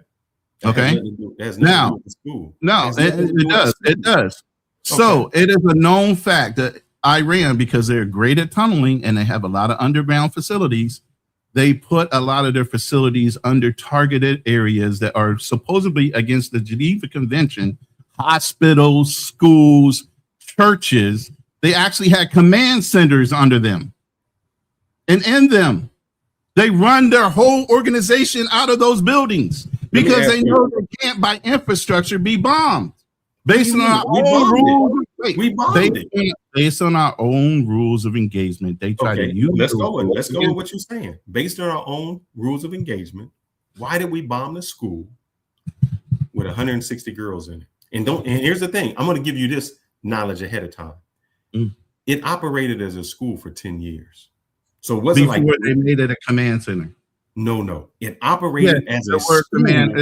It was not a command center. It operated as a school for 10 years, meaning it was currently a school. Of course it was. And all you can do is acknowledge that they say what they said actively as an elementary school for 10 years. Of course they're going to say that. We had. What do you mean? See what you do is you don't acknowledge when it's wrong. When you just brought up these whole rules and you said what we can't do, and I said on your rules, and then I just say, if you go back to the rules, it says something about bombing innocent people. Can I look at the rules again? I want to see the rules. No, correct. I'm saying correct. But what did I just say after that? If you put women and children in an area where you know it's a combat area, it turns them into years. It wasn't a combat area. It was an elementary school for 10 years. I just said they put command centers in buildings now where they know the Geneva Convention refutes that you should be bombing. All right, so let's say what you just said is true. Let's just say everything you just said. I want you to repeat that for me because I didn't hear it exactly how you said it. They put command and control centers in schools, hospitals, and churches because they use the Geneva Convention and our rules of engagement because they don't follow them. We do. Okay. They will put command centers and important ordinances in those buildings and around those buildings to prevent us from dropping bombs. That's why our ordinance and our technology. Let me finish. Okay. That's why our ordinance and technology has to be so precise nowadays that we normally don't miss. And the reason we don't miss is because we have assholes like Iranians that will do shit like that and try to blame us for bombing a civilian after the fact. So what you just admitted to was, oh my Lord, what you just said. Let's just say what you said, everything was true. It is true. Hold up. Did they put a school there? They put a school there to do what? Prevent the United States or their friend or anybody who follows the Geneva Convention. Mm-hmm. You just admitted that when we bombed the school, we didn't follow the Geneva Convention. You just said it. Hold up. If there's a hospital with something underground, they put it there because we have to follow the Geneva Convention and don't bomb the hospital. Hold up. No, wait. Hold up. I'm talking because you just admitted it. I'm glad you just admitted it. I didn't. You said there's rules of war. Yes. And one of the rules is you don't bomb innocent people. You don't bomb hospitals. Right. You don't bomb that. Not normally, yes. But we did. And I'm going to tell you why. We broke the community. I will tell you why if you be quiet. Explain it to me. Okay. I just told you in a furtherance, when you put people in strategic target areas, they stop being civilians and become what? So the 160 girls that we killed were combatants. I just want to understand. By Iran's own. No, the 160 innocent children. Did you not hear what I just said? By Iran doing what they did, yes, they turned those 160 girls. They didn't do anything. We chose to bomb. They absolutely did. They absolutely did. Absolutely chose to put a command center under a fucking church, under a fucking school, under a fucking hospital. They chose to do that because they knew what you're saying. I'm going to get this right. They changed the innocent bunch of girls into combatants. They absolutely did. 160 kids. 160 combatants. 160 innocent girls. 160 innocent combatants. Just collateral damage. It's just collateral damage. That's what war is, sir. Sorry. So, great. I'm glad you said that. Then there's no rules in war. There's no. No, there is. There can't be. If I can say that everybody I kill is just collateral damage.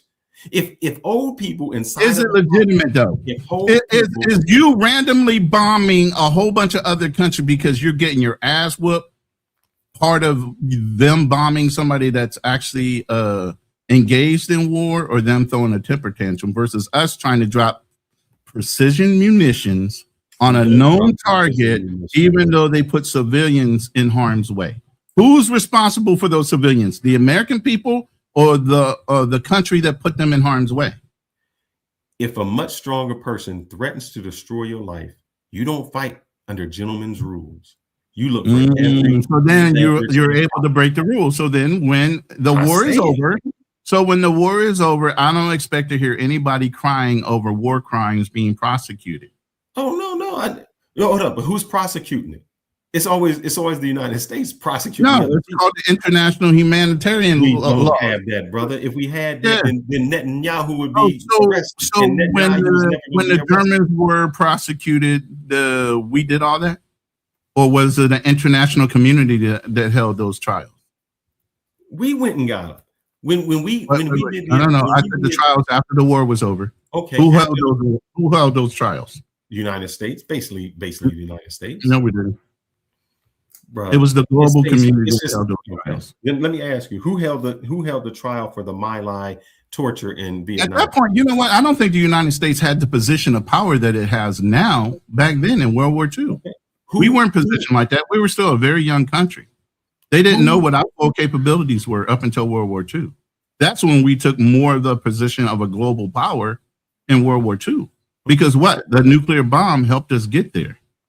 Who prosecuted the people that did the My Lai torture in Vietnam?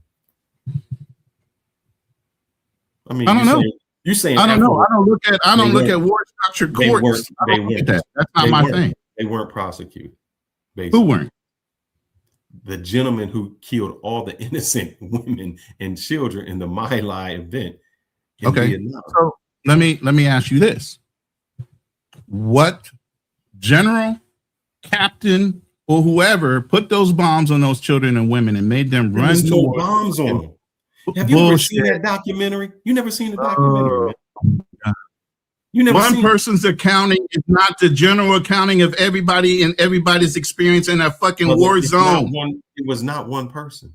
It was the whole. I have a whole nother set of brothers that will tell you it's totally different, including my uncle. In the My Lai event, please tell me. Not just that specific incident. You like to bring up one specific incident for a whole event. Okay. A war is not one situation. Wars are one situation, not one battle. It is a war is a series of one situations. What are you talking about? That's all it is. This is where it comes up. So you can't tell me. This is a civilian argument of veteran. I'll ask you another question. And see, here's the thing: civilian logic and military logic will never agree on certain things because we're taught differently. You're taught American law, and you have certain boundaries your brain can't expand upon. I guess military guys are taught another law. Brother, you just showed me a whole list of rules. Yes, I'm going by your list. Can you go back to the rules? Because what you showed me, you shouldn't torture. And what I account is in Guantanamo Bay, we tortured.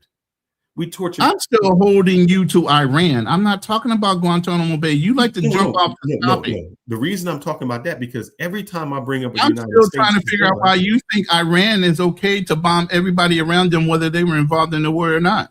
The same reason the United States was okay to bomb Cambodia and Laos, who were not involved in the war in Vietnam. The same reason. What do you mean? It has everything to do with it. You just asked me why, and I'm saying I don't know who. Here's the thing: I can't respond to that because I don't know what happened after. I don't know if anybody was prosecuted. I don't even know if it was. How do you know? Were you there? I'm looking at it. There was nobody prosecuted. Yeah, a lot of fucking things. You don't know if captains and corporals and people that actually did the bombing were being held against on UCMJ. You only look at the civilian courts. You don't look at the fucking military courts. And if somebody was blamed that was in command. Let me put this on so I can say. I'm going to ask ChatGPT. I'll ask him. ChatGPT might was punished for the torture of Guantanamo Bay when the prisoners were. And what does that got to do with Iran? Because what you just said is you just made the rule. You said there are certain rules. And I'm saying there are no rules. None. Okay, and we'll find out if there are rules after the war is over. Critics, because you're not going to apply those rules. I'm looking at it. Were people punished? High-level officials? No. Senior political leaders were criminally convicted. Political. What about military? I said military. I'm looking at UCMJ. It's going down the rank. It goes high level, lower level punishments, and then it goes double standards. Same. No prison guards, no imprisonment, no dischargements. And the one famous case involved the one person who was showed on TV when she took the pictures of the naked dudes that she had in handcuffs. What I keep saying is, you saying it's wrong if Iran does something. And I'm saying, that's fine if you say it.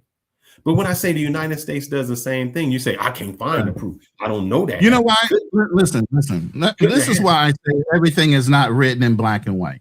Because there's a whole fucking... I'm going to give you an example. Stop interrupting me. There's a whole unit in the Marine Corps. They're famous. They're called the Walking Dead. 1st Battalion, 8th Marines was disbanded. You know why? Because they were committing war crimes as they were fucking killing Vietnam.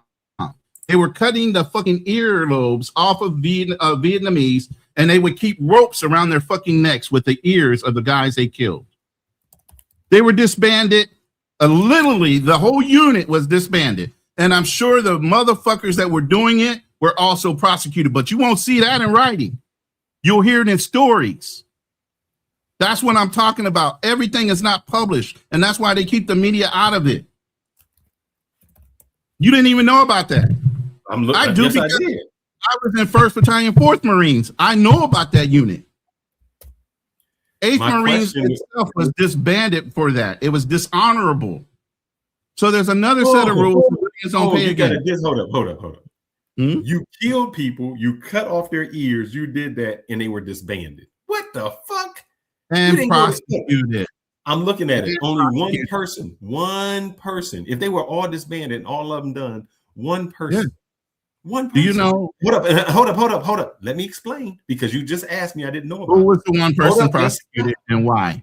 I have it right here. William Calley. And you are talking about, when you said The Walking Dead, you are talking about the Lye massacre, of which I said William Calley was the only person convicted. And you know what happened? His initial William Calley was the U.S. soldier who was convicted. But you know what happened to William Calley? Hold up. I'm telling you what happened. He got house arrest. And then after he got house arrest, the president gave him a pardon. Okay. What are you talking about? Hold up. You can't. Jesus Christ. Be quiet for a second. Is he white or black? Is he white or black? You got to look at the history. Is he white or black? He's white. Okay, so he's white and he's killing Viet Cong, who are what? Asian, right? So that's one problem. Two, how come, is he a captain? Is he a sergeant? Is he a lance corporal? You mean to tell me a lance corporal was doing this or a sergeant was doing this and the captain and everybody above it didn't fucking know? A whole unit got disbanded, but one motherfucking individual got prosecuted. Are you fucking kidding me right now? You know how many people are in a fucking unit?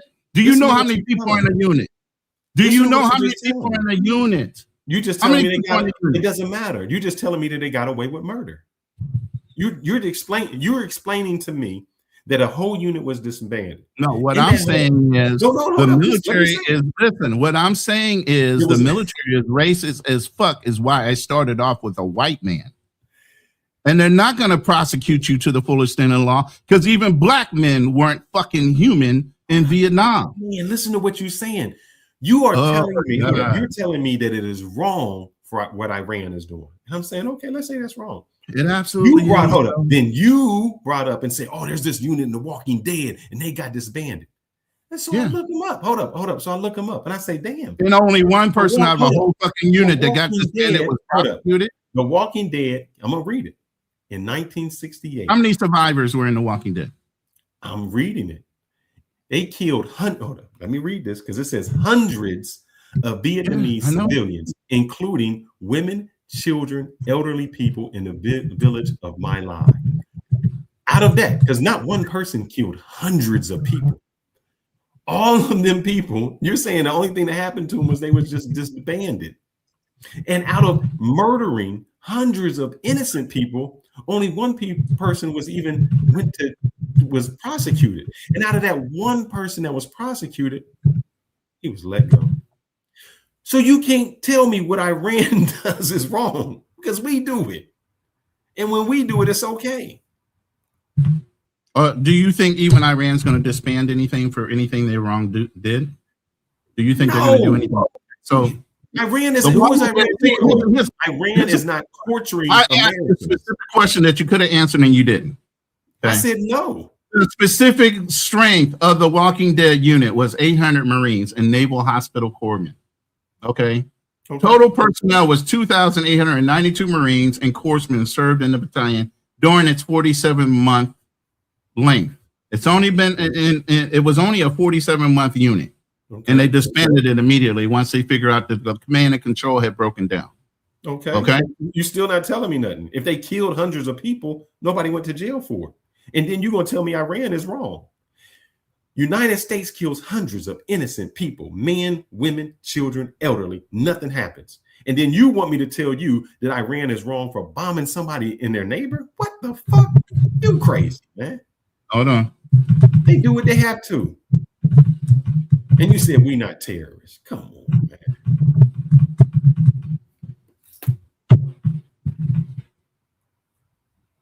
So you like to pick out little points without asking. I didn't bring it up. You brought it up. I did bring it up. But what I brought it up in a way that you're saying that we don't prosecute our own, and we do. We don't prosecute our own. You just told me that there was 800 people, 2,000 something. And out of all of those people who did all of these atrocities and killed all of these people, we found one scapegoat. Come on now. We found one scapegoat. You just said that these people was walking around. Hold on. You just said that people were walking around with ears on a rope. So listen. I just went and asked, what is the level? How many men actually took ears? Because while you're associated to a unit, it's not everybody that does it. You said ears. I answer the statement without you adding to it. While ear taking and trophy taking was documented phenomenon among U.S. troops in Vietnam, it was never widespread practice condoned by leadership. It was carried out by localized minority of individuals. It doesn't mean the whole fucking unit did it. I didn't say nothing about ears, brother. You brought up ears. Yes, but the point I brought it up for was to show you that, yes, American military does get prosecuted for shit that's not talked about on a national scale. No, brother. You didn't tell me anybody that got prosecuted. Stop interrupting me. Who got prosecuted? You just said the guy's name that got prosecuted for it. 800 people committed these atrocities. But no, not 800 people. I said it was small individuals. That's why I said how many people actually took ears. He said it was. They said it was small and localized. Okay, why didn't none of those people get prosecuted? I don't know. Maybe they were already killed in action. Here's the thing: you don't understand. You don't know. You're right. How about making excuses? How do you know that they're all die? Do you know? Wait. If you know? Iranian people took Listen, years, I'm going to give you a known fact. Do you know the life expectancy of somebody in Vietnam? Hold up, you're going way off. I don't care. Do you know the life expectancy of somebody in Vietnam? Maybe they all fucking died in Vietnam. Maybe the ones that listen. Maybe the ones that were in that specific unit were already killed, and the only one to man, I showed you a whole fucking documentary on My Lie, and I was telling you about the black dude who had a stack of medication next to him.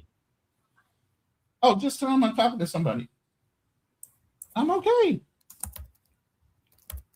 So, like I said, you got to dig into all the facts. Everybody takes superficial information. There's 800 people on a unit. They said it wasn't everybody that did it. Nobody condoned it. It wasn't like an officer was saying, yeah, take all their ears as wartime civil. It was one small unit. A small unit could be comprised of 5 individuals. One individual got fucking prosecuted out of the 5. Right here, man. I'm going to do this. I'm going to show you this. I'm going to speed through. Do you know what a platoon is? Do you know what a platoon is? I'm going to speed through it real fast. Do you know what a platoon is? I'm going to show you. That doesn't mean anything. All I know is nobody's prosecuted. I don't care. A platoon can be 1 people. It can be 1,000 people. But if you committed atrocities and nobody's prosecuted, then you're going to tell me that Iran people should be prosecuted. You crazy. Okay. Look, the reason I did this because I was looking at the PSTD. This is my life. This is everything. I want to get to where he went. Hold up. Let's see. That day in my life, I was personally responsible for killing between 20 and Hold on. Hold up. Let me go. Trying to get away. Hold up. Because I want to show you what the hell he did. And he did not get prosecuted. Let's go to what my black man did. But they was just there. It wasn't hard to kill. It wasn't hard to find anyone to kill. That day in my life, I was personally responsible for killing between 20 and 25 people, about 25 people. Personally. These are innocent. Shooting them, to cutting their throats, to scalping them, to cutting off their hands. Wait, hold up, brother. Wait, there's no, what do I got to do with Iran? What do you mean? I need to prosecute Iran. This dude is admitting exactly what the fuck he did. He just, let him go. Let him Cutting out the talk. Go ahead, brother. I did that. This has nothing to do with Iran. Didn't tell me. Why did you kill them and do that? I just went. My mind just went. Wasn't the only one that did it. What? A lot of other people did it. Who? What? I just killed once I started the training, the whole programming part. Program like Ronin? Just came out. Yeah, I know. That's right. Indeed. What was his unit? But you're training. He's part of the Walking Dead that you talked about, my brother. And here's the thing. Hold up. Let me get this off because this is what you. What unit was he in? Is all I asked. 1st Battalion, 9th Marines. What unit? It don't say it. I don't know. All I know is he was part of that. Him and his unit. It's a whole big thing where they killed innocent people. You do realize there's Marines. I'm gonna land my plane.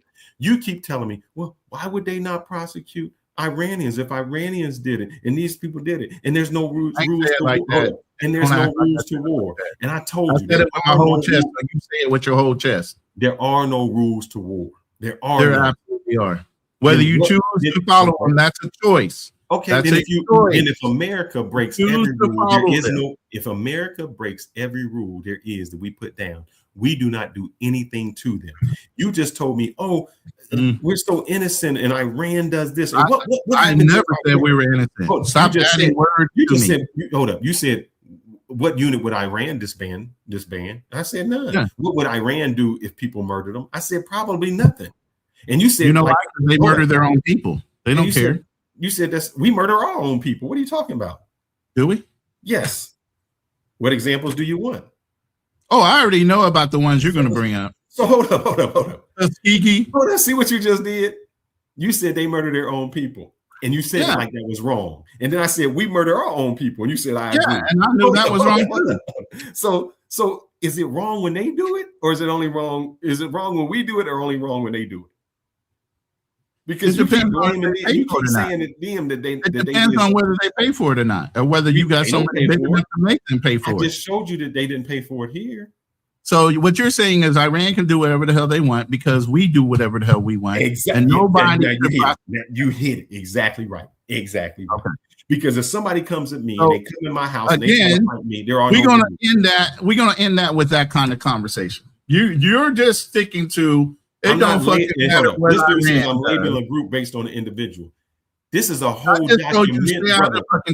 I'm out of the chat. This is a whole documentary of this whole group. This was just one dude. Man, I don't want to hear about no whiny documentary of the dudes who admitting this. So it's not one individual. It was a whole. I'm trying to stay in Iran. You keep wanting to flip over to all the other things that are going on in the past. No. We just hit it. You just said it. What you just said, I agree to. Repeat it, and I agree to it. That's where I stand. You just said. Do you want to repeat it? So you just said so. Other people can do whatever the fuck they want because we do whatever the fuck we want. Yeah, that's exactly it. That is right. There are no rules. You come at me and you trying to destroy my house and you come into my house.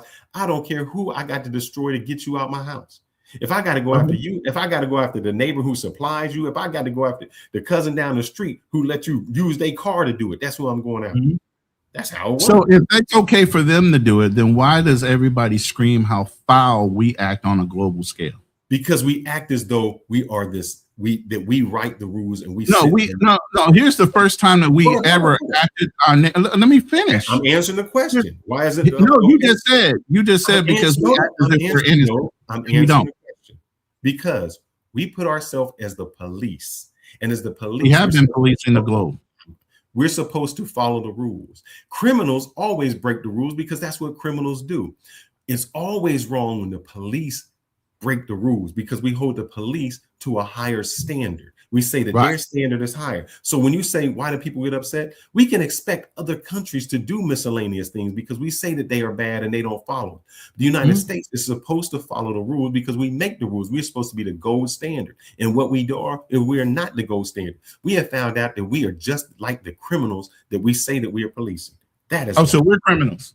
Yes. American government is criminal. I just showed you when they built somebody. I just showed you how we make up things to go after people. How are we going to go to Cuba? We're going to say that when these people, there was a group. Do you know why? Let me tell you that. Let me ask you that. Do you know why we're saying there's a arrest warrant against a Castro? Well, I'll explain. There was a plane that broke into their international airspace. They gave them several warnings. And when those people didn't stop, they shot the plane down. And we're saying that's murder. But if a plane from another country broke our international airspace and we gave them several warnings and we shut them down, nobody would be prosecuted. If the country does something as people, we blame that president and say the president must have ordered it. If our country does something, we say, oh, the president had nothing to do with it. Can we arrest President Bush for something that somebody did in Afghanistan or Obama for something that they did in Afghanistan? We say, no, we can't do it. But can we arrest another president for something that happened in a war that they had nothing to do with? Yeah. So yes, we are criminals and terrorists just like other countries. We do it. We had no reason to bomb Iran. We had an agreement. With 7 other countries on Iran that they would agree to. We had people in place that would check it. We tore up the agreement.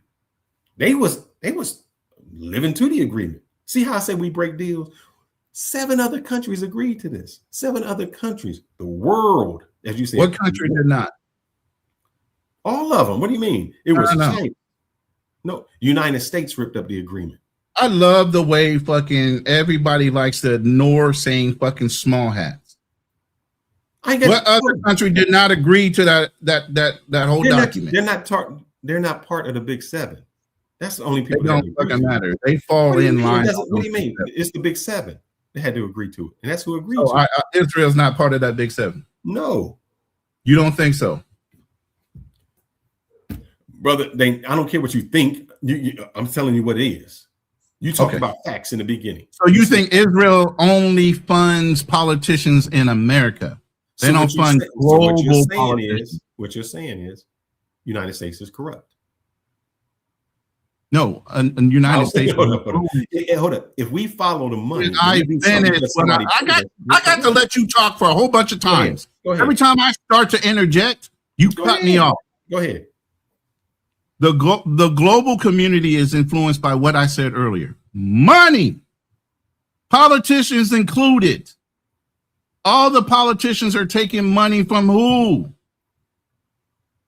So we don't do something because of morals. All the politicians are taking money from who? It's one answer. And nobody Israel. likes to fucking say their name. I can say Israel. So what you're telling me by saying that is that we are not a land of morals. We're not a land of laws. We're a land of whoever. We haven't been for a long fucking time. We've been a corporation. Hold up. Then exactly. We have been incorporated for a long fucking time. What part of that did I not acknowledge that like 2 episodes ago? No, then what you're saying is exactly what I'm saying. We don't follow rules. We follow money. We follow money. So why if another country say, man, you just said that we are moral. You just said that we are the police. Listen, no, 2 things can be true at the same fucking time. Stop cutting me off. Are we moral?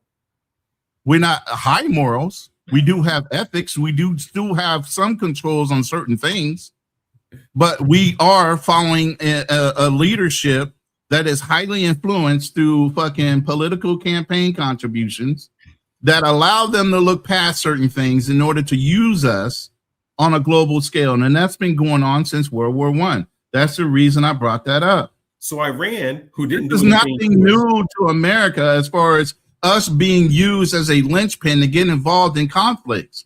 We have not been involved in a lot of global things. We've been pulled into them. Hold up. You can only be pulled in if you want to get in. That's all. So Iran, what you're saying is Iran, they over there, they didn't do nothing to us. Again, you don't understand global politics. You just want to stay within your own little borders and wait until everybody around you is different, and then you're going to scream, I need help. Huh? You can't do that after everything's done. You got to do it before. Explain what you're saying, because I'm lost. Basically, you'll go in your house and you'll close your doors and you're like, as long as it doesn't affect me in my house, I don't give a fuck, right? But then once all the conflict that doesn't affect you immediately is right there in your fucking neighborhood, now you got something to fucking say, right? So tell me this on the global level, not in my house. Tell me, because Iran wasn't bothering anybody. Iran. Are you sure? Hold up. That's like your HOA saying, look, here go the rules to the HOA. And then somebody come in, y'all made the rules, and then somebody rips up the rules and say, no, you got to move out. And you're like, hold up, man, I followed the rules. Are you sure they weren't doing anything? You're saying that with your whole chest, like you don't know if they were making nuclear weapons or not. You don't know what they were doing in their bunkers. This is what you keep doing. You can't prove a negative, man. If you're going to say they was doing something, you got to show me proof that they was doing it. That's like me saying, prove you're not gay. The government is saying that. I'm not telling you. You can't. I'm not the one. Listen, if I say prove you're not gay, you can't prove you're not gay. Listen, you like to throw all these hypotheticals, and I'm trying to stay strictly on the conversation. You throw all these variables out there that has nothing to do with the conversation. I'm not the United States government. I'm a U.S. ciditizen. But what I'm saying is that the U.S. government says that they are enriching. Let me say this real quick, and then I got a video that's going to play, and then you can rebut to that. Okay, if the U.S. politicians, and we're supposed to believe the media or not believe the media because people say it's fake news or whatever, the reports out there are saying Iran is enriching uranium against the deal that we have. Incorrect. And I finish what I was going to say. I even set it up the way I was going to say it. I'm going to say something. I'm going to play a video, and then I'm going to let you say whatever the fuck you want to say. But you keep interrupting. God damn, bro. I get you get on your lawyer fucking thing, man, but you got to stop, man. It's not that serious. At the end of the day, it's a conversation.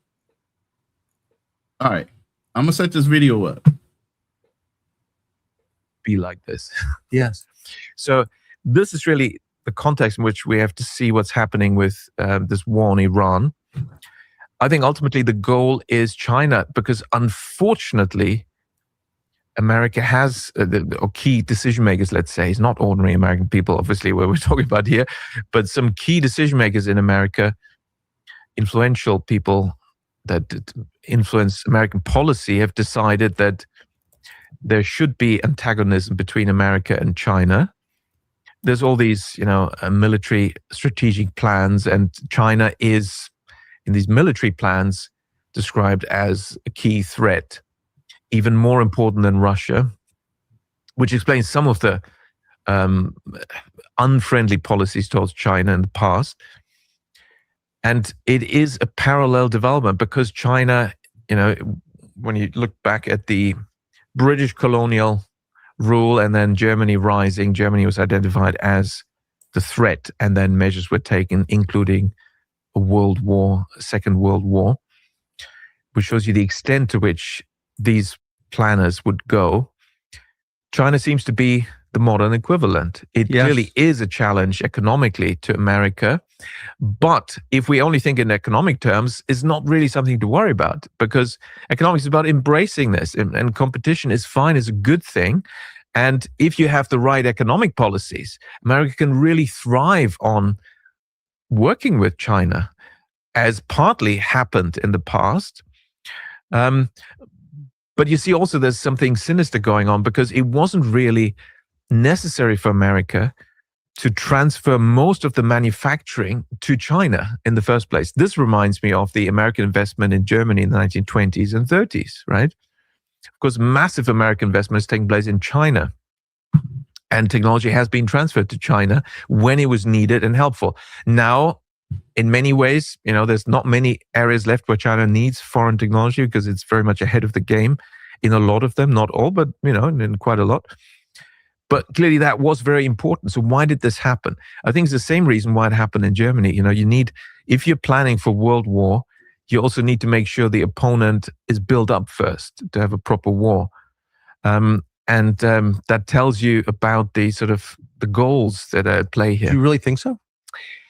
It looks like it. I mean, I'm always reluctant to come to these conclusions, but, it was a bit much, wasn't it? The American investment in China, shifting all this production to China for short-term profit. You've got higher margins if we do it that way. Well, you're losing all these jobs and you're creating all these problems for America, for ordinary people, for the middle class, for the country, and for the long term. Why are you doing this? Well, some people were aware of this and still were part of this thrust, and it wasn't slowed down. So it was intentional, but it was unnecessary. It wasn't really necessary to do this. So there were considerations to make sure China would be built up. That actually... You may be getting back to what you said at the outset about, a small percentage of the population has goals that are incomprehensible to normal people because they're so evil. Right. And China is actually an interesting case study to come to that conclusion too. If we look at the earlier phase of Chinese post-war development, when Mao was in charge, yes, it was more or less a dictatorship. It was a communist, more or less dictatorship. And Mao took, very unpleasant policies, clearly, and a lot of people died. Now, there's always this historians' view that, when people died, that clearly wasn't intentional. But some facts about this are very disturbing. First of all, let's not forget that Mao indisputably was put in power by foreign interests. That's not even denied. Yeah. Well, what does Russian mean? I mean, it was certainly Soviet, and perhaps Bolshevik would come closer to it, because you see a direct lineage there of, if you look at the individuals. Yes, they go back to the sort of Bolshevik movement, which you could even call anti-Russian at some stage. I mean, it was clearly they murdered a lot of Russians, so yeah, it's fair. And so there is that link. So he was put in place by foreign interests on the one hand, And at the same time, then you look at the policies he took. And I want to focus, I mean, there are many crazy policies, like cultural revolution, which in many ways is being replayed nowadays. You know, this cultural Marxism is a cultural revolution where you mess with people's heads. It's like a psyop. Yes. You know, red is not red and black is not black. You know, you have to denounce yourself and denounce the facts and you know, declare untruths to be true, sort of thing. A man is not a man. What is a woman? You know, doesn't this sound familiar? It does. That was also a big operation, the so-called cultural revolution. And then we had this great leap forward, which is economically great leap backward. And then we had this famine, which is quite a mysterious thing. So I want to just briefly talk about this famine. And it's relevant for us today because, again, ordinary people think, oh, we couldn't have leaders who plan horrible things for us. That wouldn't happen. You know, they wouldn't intentionally do it. They have good intentions. They wouldn't never want to starve 80 million people to death, would they? Well, here's the counter case. Here's a case where 80 million people were starved to death. It was covered up for a long time, and the numbers, the more research has been done, have been going up and up and up. We're around 80 million now. First it was only 2 million, 10 million, 15 million. It got higher and higher, and it seems to be in this order, which is phenomenal. I mean, this is really very, very sad and very tragic. What happened? What is this famine in China? It started in a year when there was a bumper crop. So good harvest. Now, if you want to engineer a famine, is not a great starting point. Are we going to play this for 10 minutes? All that happened at this point, it makes clearer that it was an intentional starvation of millions of people. Because you had to take a particular combination of very specific policies to get this disastrous outcome. And they're all policies. There's actually no doubt, no historian says it wasn't policies that led to this famine. They just all, whether Western or Chinese historians, they all say, well, but sure, it was a mistake. They didn't intend this. Well, I'll go ahead and end it right there. You can say whatever you want now. All right. You keep asking me, and every time I say it, you always want me to prove a negative. You can't prove the negative. So when you say, how do you know they wasn't? So how do I know? Because you said, how do you know Iran wasn't? So I'll play this for a little bit, and then I'll go. And I looked up the exact same thing. So you interrupted my video so you could play your video. Well, because I don't play it for 20 minutes to go on it. I just prove a point, which I'm going to do real quick. Department of War's 2026 National Defense Strategy, and it goes against the White House's National Security Strategy. These massive doctrinal annual assessments for how the United States will protect national security. The attack against Iran goes contrary to all three of those in terms of priority and action. So why now? Why the way that we've done it? I can't answer it And what he's referring to when you said, let him answer the question. Man, I got one thing. You like to commentate. I let the video play. You want to give your video, brother. I'm finished. Let the video play. He was about to give his answer. Let him answer. He already answered. No, he didn't. He just asked him a direct question, and you didn't let him play it out. In a kind of logical way. What's the non-logical answer? It's a distraction. It's international pressure with Israel. It's a cheap win after a series of losses. It's a last-ditch effort before he understands that Donald Trump and his party will lose control of the House in the midterms this year. So okay, now you can. Now I get to talk. You just said, you just asked me about Iran. And I said, Iran didn't have a nuclear weapon. And you said, how do you know? How do I know? He just said it. And how also do I know? In the 2025 annual threat assessment, this is what the United States, all the members of the government, CIA, FBI, all of those people, it's 26 people on the board. They come together and they measure the threat assessment. And it said the U.S. Intelligence Committee continued to assess that Iran was not currently building a nuclear weapon and that Iran's supreme leader had not authorized nuclear weapons and had suspended the program in 2003. So when I say, well, why did we bomb them? You say, oh, how do you know they wasn't developing something? Let's go back to what I just said, brother. I said at the time, Trump tore up the agreement. They were already into an agreement. They tore up the agreement. That's what we didn't follow. Well, don't know what's funny. What's funny? Because I told you already that Iran was always a target of opportunity. We didn't have a fucking problem with Iran, and I said that 4 weeks ago. So why are you bringing that up now? So what you're saying is they didn't do anything wrong. We just bombed them because of Iran. We just bombed them out of opportunity. And then you tell me, we got to trust the United States. Who preempted the bombing? Why did we preempt the bombing instead of Israel bomb? Do you know the answer to that? Why did we preempt the bombing? We didn't preempt it because we bombed. Yes, them. we did. No, we did it first because Israel was gonna do it. Okay, what's that mean? I don't know what you're saying. What are the ramifications versus us bombing versus Israel bombing first? What are the differences? It didn't matter who bombed first. They still got bombed. It does matter. It does matter. Why does it matter? So what we said is we're going to bomb you instead of letting them bomb you. Yes, that's exactly what happened. Hold up. If you're going to jump me, you going to jump me or Canal going to hit me. Y'all both hit me. What's the difference in who hit me first? Come on, man. You don't know? What does it mean? You hit me. Did it matter who hit me first? It absolutely does on a global scale. What? So what? All right. Personally, to you, listen. To you personally, it does not matter. You got hit, right? To you, it don't matter. Okay. But on a global perception, it does matter who dropped first. Okay. Say if Say if Israel would have dropped first. Hold on, travel elitist. I see you back there. So, and I'm gonna be off in about 20 minutes. So what if Israel would have dropped first? And Israel dropped first. It started a whole fucking religious war type of thing. Done anything. Israel dropped first. Israel dropped first. It started a whole fucking jihad fucking bullshit thing going on. If Israel dropped first. So it didn't happen when they dropped second. What do you mean? They just dropped because second. we were already involved. It didn't matter if they dropped first or second, brother. It doesn't seem like it's a big thing, but it absolutely is a huge thing in the global community. Who drops first? Brother, it doesn't matter who drops first. Because once war starts, this is why you'll never understand. This is why you'll never understand. It absolutely does matter who drops first. Israel is in 6 first bombings, brother. Lebanon. Who else did they bomb?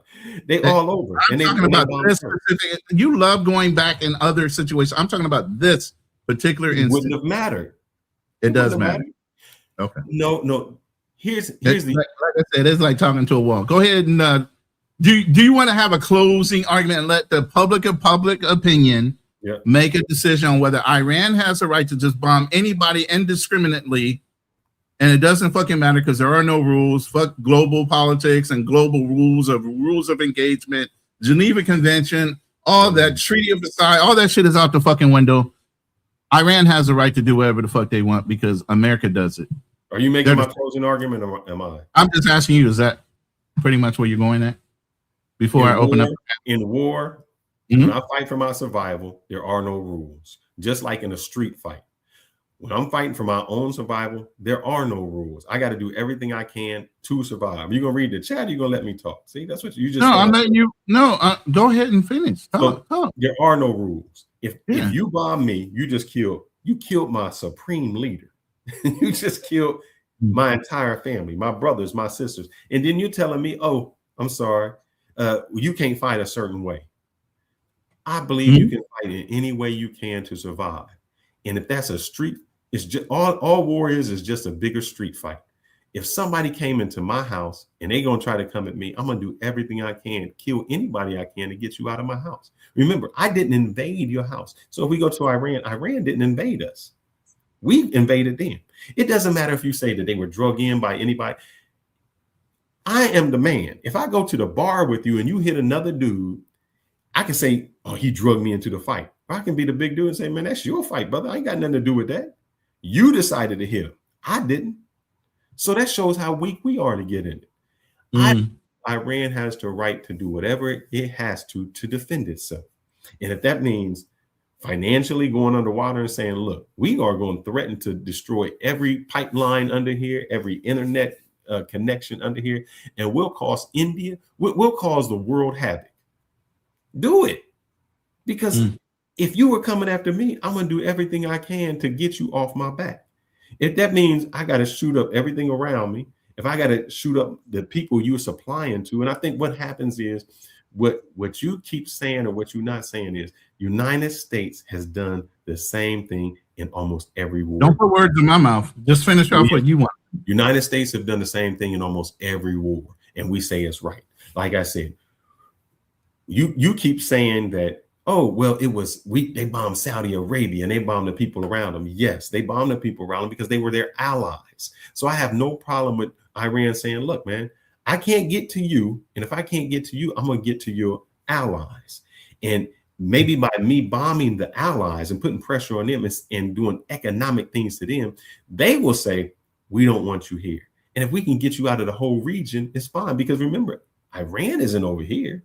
We're in their region. They're not in the West. They're there. So if a country says, man, in every country, it's always an alternative way to fight when you're fighting somebody bigger. You are crazy enough to say, take your ass whooping. Nobody does that. Nobody gonna sit back and say, just whip my ass. I'm gonna do everything I can, especially when it's survival for my very existence. In Vietnam, what did they do? The Viet Cong set up a whole nother way to fight. It may have been asymmetrical, but that's what they do. So I believe that if I gotta threaten you or even perceive to threaten you to stop you from coming at me, I'm gonna do it. Oil sanctions, I'm gonna break this down. I'm gonna go underwater. I'm cutting cape. I'm doing everything I can to stop you from messing with me. Because remember, Iran, didn't start this. They are the victims of this. And as a victim, you do everything you can to get the bully off your back. Don't be mad if you a bully and you come in and hit somebody and then the repercussions you don't like. That's what it is, brother. You hit me. Don't be mad at my reaction. And I land my plane. Okay. Would you like to play a game? Global thermonuclear war. First point of attack. Straits of Hormuz or internet fiber cable under the water. Okay, attacking the Straits of Hormuz using underwater mines and strike drones. So basically, we're playing war games. And before I bring everybody up, we got a little bit of intro, a little disclaimer, but a little smooth about it. So we're going to play that real quick and I'll bring you brothers up. Co-hosted by Ronin Travelers and Fearless Talk. Before we get into today's conversation, we need to set the table. The views and opinions expressed by our guests, callers, panelists, and contributors are their own. They do not necessarily reflect the views, opinions, official positions, or policies of Hit and Run. Ronin Travelers, Fearless Talk, its hosts, producers, affiliates, partners, or platforms. This program is produced for entertainment, commentary, discussion, and educational purposes only. Nothing said during this show should be taken as legal, financial, medical, political, or professional advice. We discuss real topics, real events, and real opinions. But every viewer is responsible for doing their own research, checking the facts, and making their own decisions by appearing on Hit and Run. All guests, panelists, and contributors acknowledge that their voice, likeness, image, name, comments, and views may be recorded, live-streamed, edited, clipped, republished, and used in future episodes. Promotional content, thumbnails, shorts, reels, social media posts, and other media connected to the show.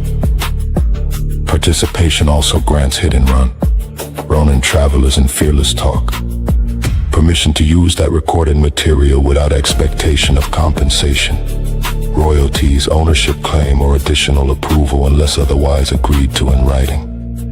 Now that the grown-up business is handled, pull up a seat. This is Hit and Run, where the conversation moves fast, the receipts matter, and the panel says what it means. Let's get into it.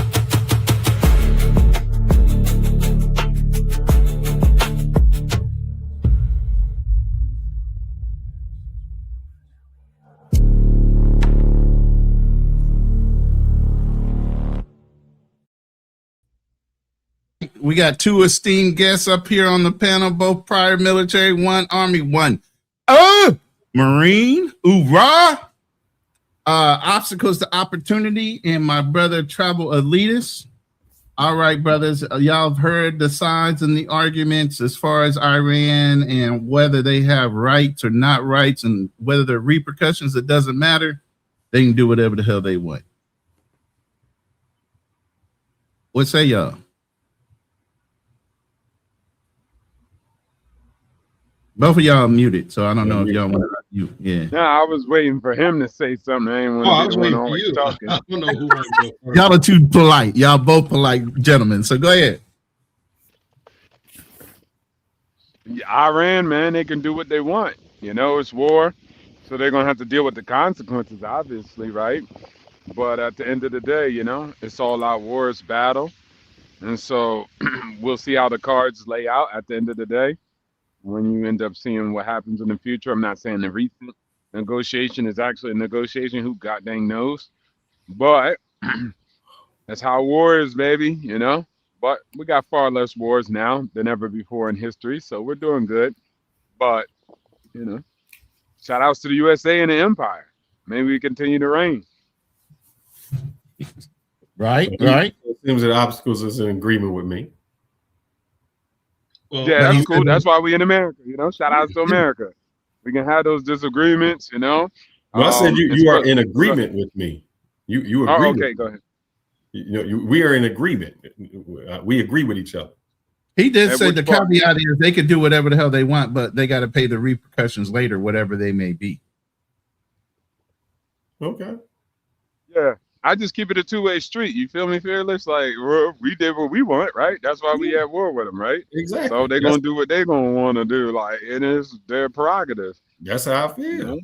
So if they say, hey, we're going to take it to the hill where we wiped out, it is what it is. That's their choice. They free men and women. So at the end of the day, they control their own destiny. This. If somebody, if you are, you know, let's just say you're a weaker man. I'm not putting you as weaker, but if a dude broke in, he got all the things he coming at you. What would you not do for your own survival? Do what I have to do for my own survival. You know, survive and then ask questions later. Exactly. So would that be physical? Would that be monetary? Whatever you had to do to get the monkey off your back, so to speak, you would do. Yeah. I think I'd be wild to sit up here and say we could do what we do, but they can't. I mean, that's stupid. Like, that's not how life goes. There's no rules in this game. I mean, we make up rules. And then we, Come on, Fearless, you leaving some stuff out. He's basically saying, I'll say no, it. So you leaving some stuff out. No, I'll repeat it. So the argument that we came to was this: there are internet pipes or internet wires that they lay under the sea that go close to Iran. And one of the threats that Iran said was, if you continue to come after us, we're going to go under the sea and we're going to cut those wires. That will shut off the internet to all of India. That will shut off, you know, the internet to those other places. Yeah. Number two, Ronin said it's unfair that Iran would bomb Saudi Arabia or something like that. And I said, well, when you put bases there and there's allies there, if I can't reach you, and maybe I can't go after you, even in love and war, maybe somebody come after your family, they come after your cousin, they come after somebody else because they can't reach you. Iran is just saying, look, man, you put bases there. We can't get to the United States. So since you aligned with the United States, we're going to bomb them. He's saying it's wrong. I'm saying, brother, if somebody attacked me, I'm doing whatever I can in any strategic thing to stop you from attacking me. And if that is to make your allies your enemies, or at least your allies not aligned with you, I'm going to do it. If I threaten to say, man, if I cut this wire undersea, that's going to block out all of India, and that's going to cost $1 trillion to repair, million, how much ever it is. And that stops you from attacking me. I'm one. Because all I want is for you to leave me alone. That's what the conversation is. Or at least have the executives of those big companies call you up, right? And be like, hey, hold on now. Come on, man. What's going on over there? So my question to you is, I said that was not wrong for Iran to do everything in their power to have their own survival and to make threats however they do, if that means stop messing with me. I don't see it as wrong. I see it as that is their survival mechanism. And once somebody threatens to annihilate you or bomb you back into the Stone Age, you do everything you can not to be bombed back into the Stone Age. And one way that you can hit the United States, because they cannot fight in the United States militarily. So they're trying to go economically. Yeah, no, I get the point. And I maybe if Ronin, you could add a little bit, because how you disagree with that part of it. But my point of view is, he said if somebody broke into my house, right? We use that as an example. So you're going to blow up the whole fucking neighborhood because one person broke into your house. Is my rebuttal to that. So initially, when this whole thing kicked off, and you're very aware, all the Arab nations did not give the U.S. the ability to fly out of their own bases on their countries. They had to fly around their airspace in order to even get to Iran initially, because the Muslim nation wasn't down for it initially. They weren't condoning it. They couldn't stop them, but they weren't going to condone it and say, yeah, you can bomb off our bases, which means, like the U.S. usually does, they throw up a flag and say, hey, we're about to do this. Are you down? Can we use your bases or no? You get what I mean? Rather than violate some kind of treaty or agreement and get kicked out of there altogether, they let them know, hey, we're going to do these things. Right. They're still kind of asking for permission to utilize the bases that they own in their countries. The Arab nation said, no, you're going to have to do it the hard way. You need to come out of Turkey or someplace like that and make that bombing run. We're not going to let you use our bases. They're our neighbors. You know, we're closer to them than anybody else.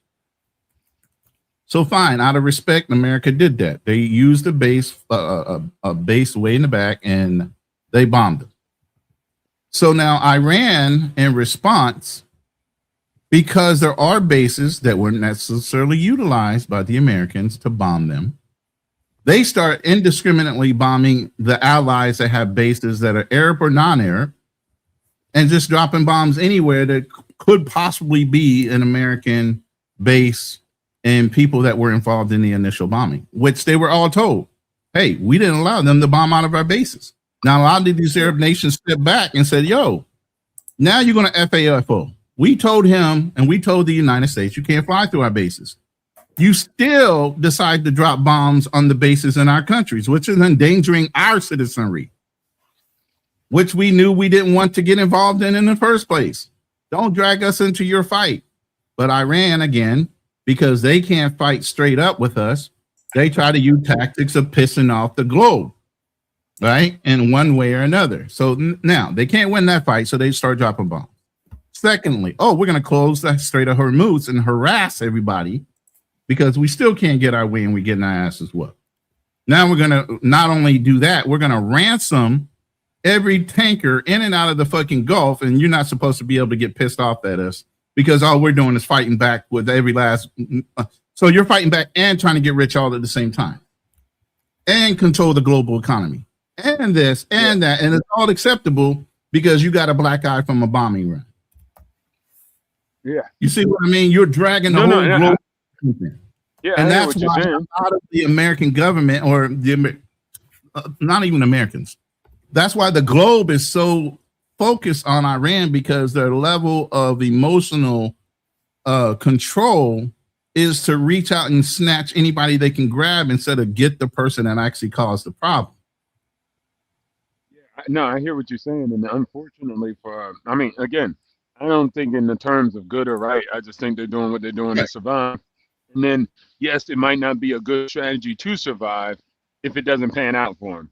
I'll give you an example. Here in Thailand, the first bombing started happening, basically America to Iran, all the Thai people were like, man, why they do that? Why America do that? That's not cool. Why they doing that? Then when they closed the Strait, and then gasoline became expensive in Thailand, Thai people switched and said, well, that's why you getting bombed. I hope America bomb you even more. So Iran kind of messed up, right? Like, people care about themselves. You know, they're conflicted with interest. And so UAE, bombings in their country, which is mostly extremely safe in the world. Now they're gonna choose a side. Might go with Iran or might go with America to say, hey, we gotta get these guys out. And so I think that we'll see how it plays out. I don't think it was Right. strategies for them, but I'm happy that they did it because I'm from I America. know, And I know so you're outside, but jump- you keep cutting in and out, but we can hear you, but you're cutting in and out. And I know Yeah, it's my bad. because I'm in the Maldives, so the internet ain't all that great.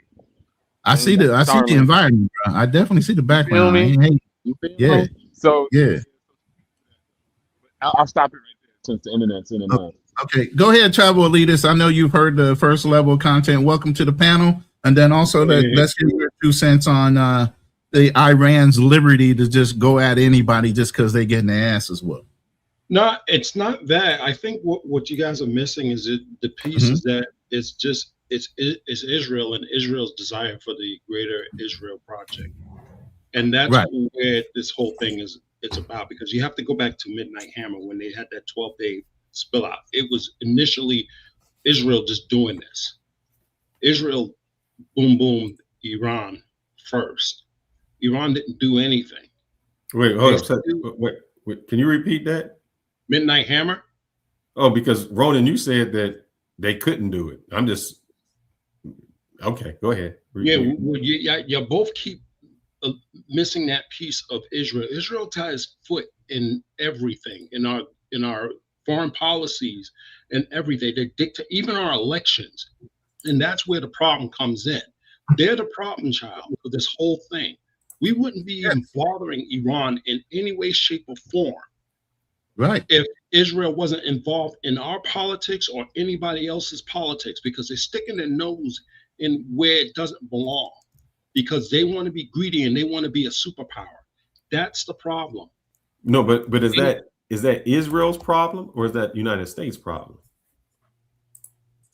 Meaning, and I say it this way: if I'm a country and I can pay you to do my bidding, am I wrong for that?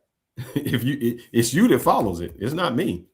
You're the person. Well, unfortunately, we do have weak leaders and stuff that goes by it, but it's still the fact of the matter is this is a type of subversion of, I guess we can say, we being invaded and stuff, and we need to do something about it, and we ain't doing something about it because who's also part of that? It's not such much as the country; it's also the Jewish billionaires that are in our country that's also dictating this as well.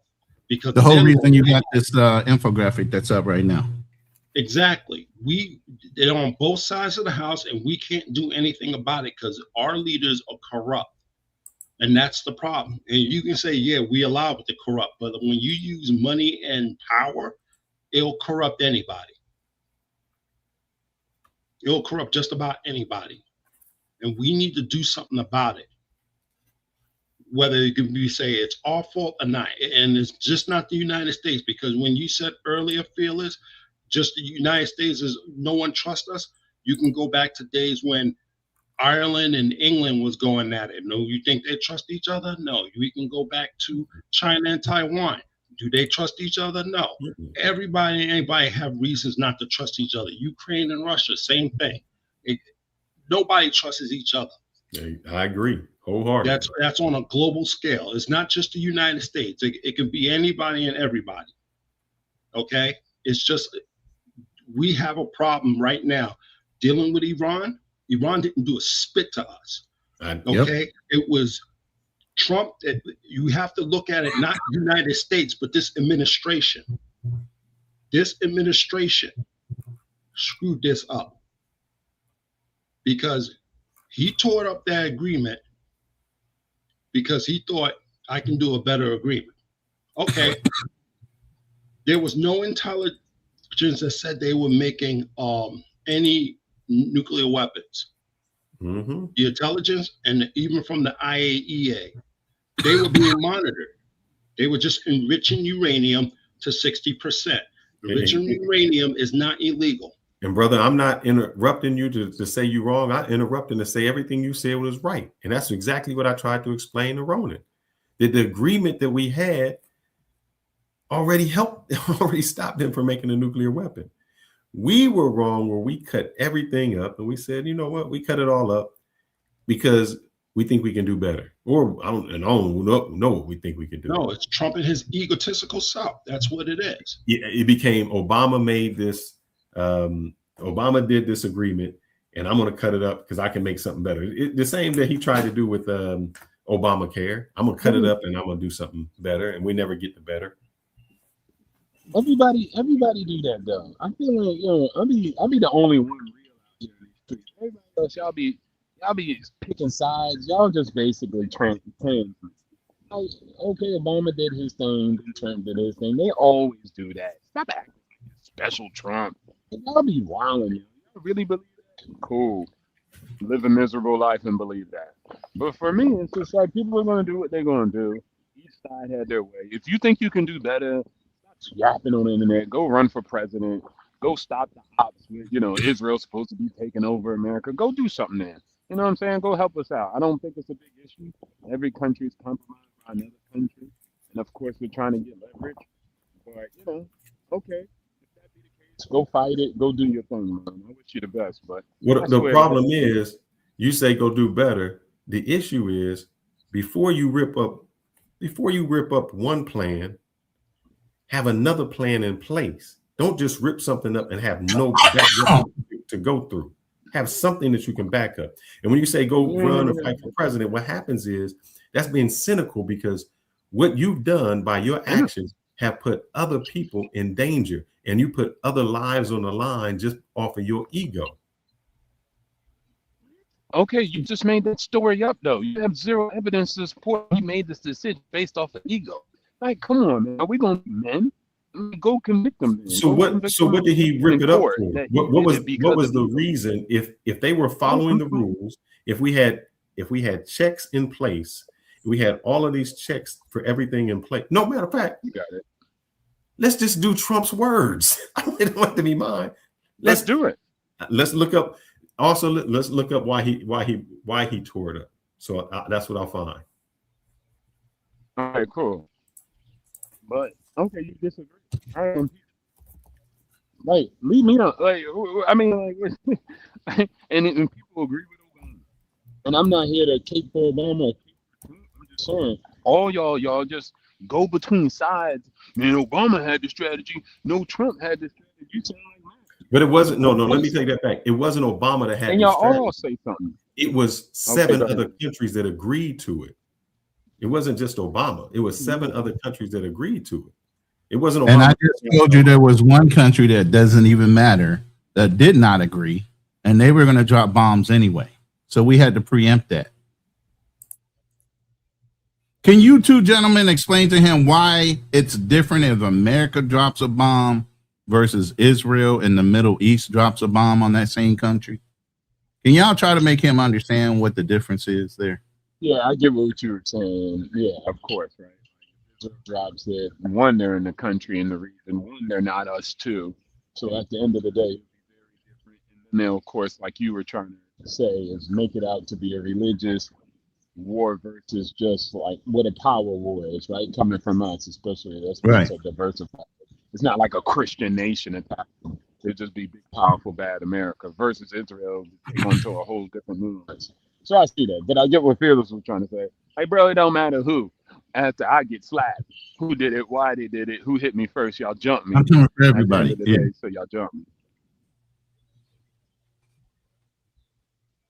Yeah, I pretty much agree with what you just said. It's this one's going to be based on religion. If Israel drops, it's based on religion, where ours is more, political American or politics or money or political, or we got attacked or something. Yeah. We respond. Even though, like I've always claimed, that was a target of opportunity for us. We don't really care. We don't need anything from Iran. That was more just a preemptive thing to prevent Israel from being the one that's full blunt in the crosshairs. But Fearless, go ahead. You were muted earlier when they stepped in. He said, why do we tear it up? I'm looking here. I can bring it on. Trump said, I am tearing up the agreement because I want to halt Iran's nuclear ambitions. That's what he said. So he wants to halt them. Yet the assessment that is done every year, the 2025 U.S. annual threat assessment that was done, stated The U.S. Intelligence Committee continued to assess that Iran was not currently building a nuclear weapon, and that Iran's supreme leader had not authorized the nuclear weapons program that was suspended in 2003. That isn't Trump. That is 26 people in the 26 government agencies that come every year. You know it. So maybe you know it better than me. Nobody was arguing that point. Because Obstacles knows this probably better than me. It isn't just a book that they make up that says, oh, this is what. Can you explain what the U.S. annual threat assessment is? And if they come up with something that says Iran isn't doing it, that means— I just told you that the same thing that Travel Elitist just said and alluded to, that we were missing that one key point, and I just said they preempted the drop, but he said it better. That's we understand that Iran was not a threat, a direct threat to us. It was the Israeli idea of what they want to claim all their old land. I understand. What I'm doing is I'm addressing Obstacles, because Obstacles says we don't know why we didn't tear it up, and it was because of his ego. And I'm stating exactly what Trump said why he tore it up. Trump said, I want to halt Iran's nuclear ambitions. And who do you think fed that to Trump as an excuse? I don't care who said it to Trump. I'm only saying what he stated. Because our own people said there was no threat assessment when it came to that. So here's the thing. If Trump says he wants to stop it, and all the government says there isn't one, what reason did he do it besides ego? Israel. All of his people. Israel is the reason why. But if I'm addressing Obstacles, I'm not saying what you're saying is incorrect. Look, Fearless, you're shooting your argument in the foot, bro.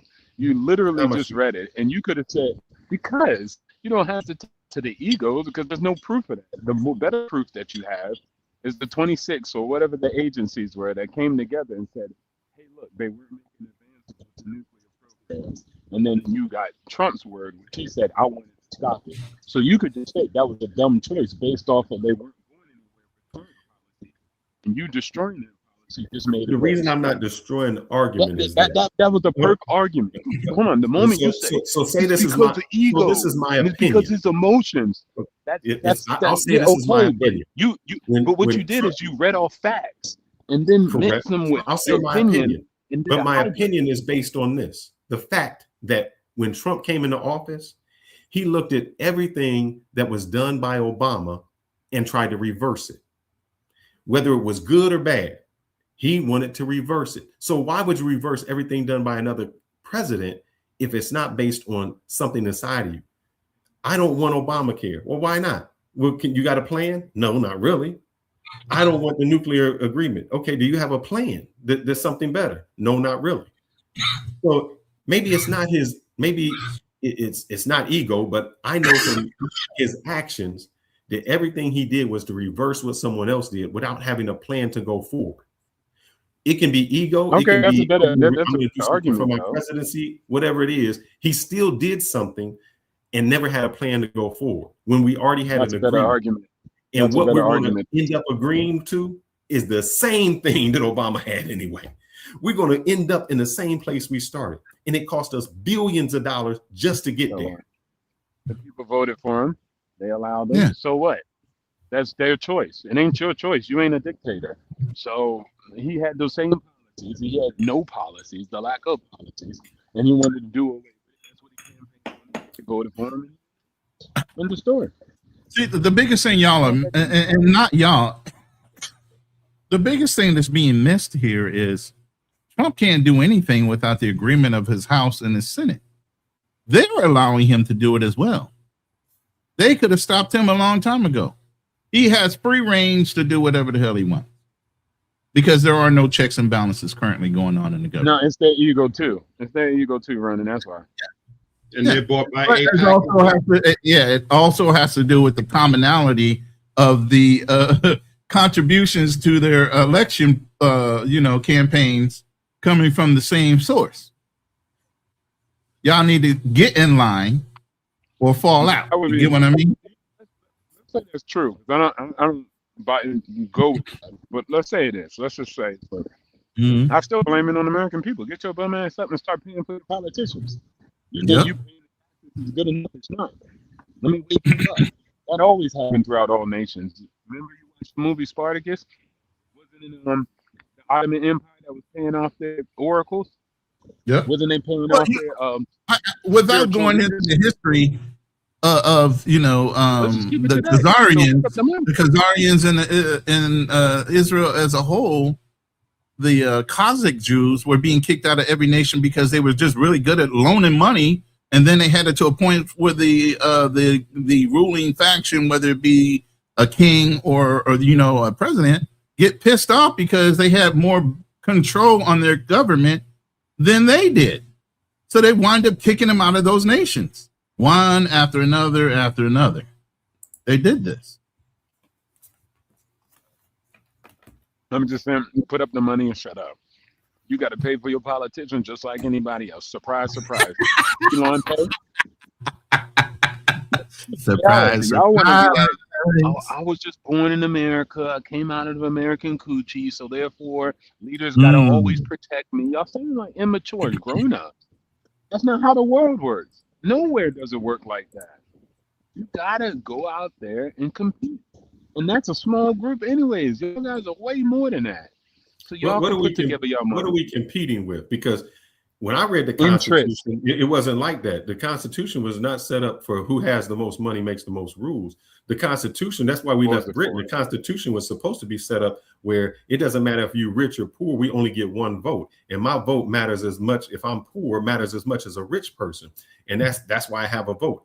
And by voting, I should be able to do it. It was supposed to take money out of it. That's why we left Britain and all of that. It wasn't supposed to be who's the richest person makes the rules. I know that's how it is now, but that's not how it was set up to be.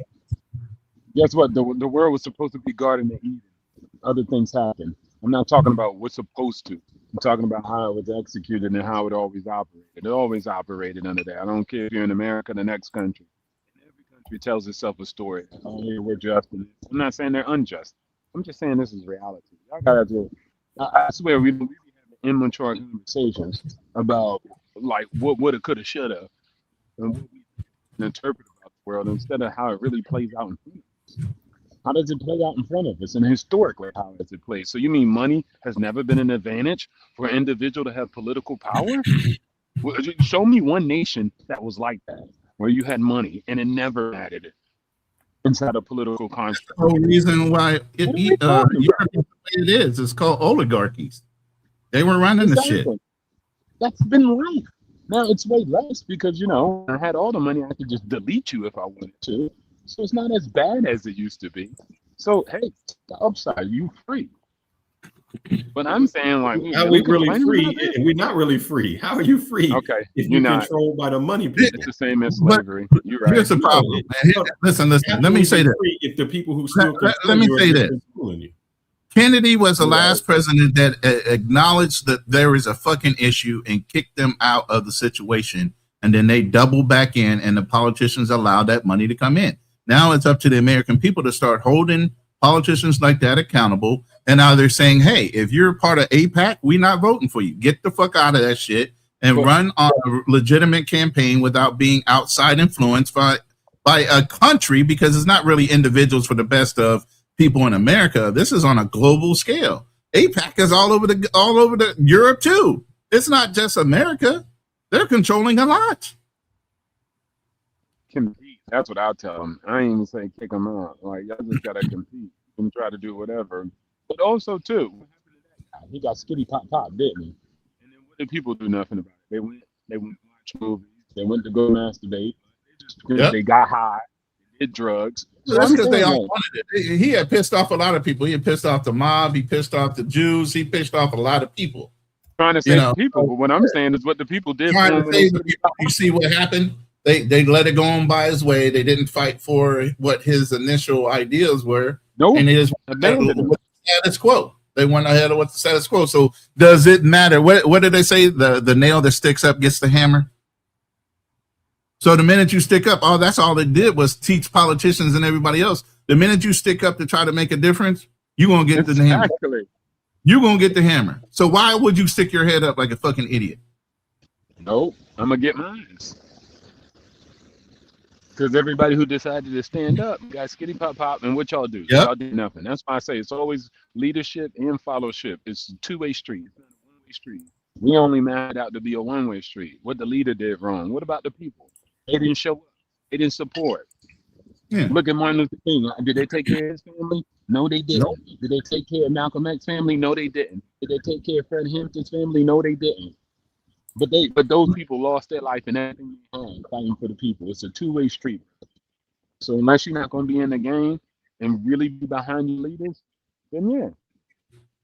I mean, I don't know what world leader can has the right to walk up into our country, go into our house and our Senate and have a private closed door fucking meeting with everybody in the goddamn office. Talking about here's the order of what we need to do. Like he's running shit. He's the president. Nobody has that right. But one that did it. So now you got to start questioning your leadership and why they had the ability to go in and do that shit. Or he had the ability to do that. And no one politician stood up and said, get the fuck up out of here. You don't belong here. Not one. And we still put these people in power, despite, they get. So now you got to ask yourself, why are you doing that? Who are you voting for? You got to question everything. If you want to make a change, that's what you got to start with. Every politician that let that motherfucker in that room should have been fired, never reelected.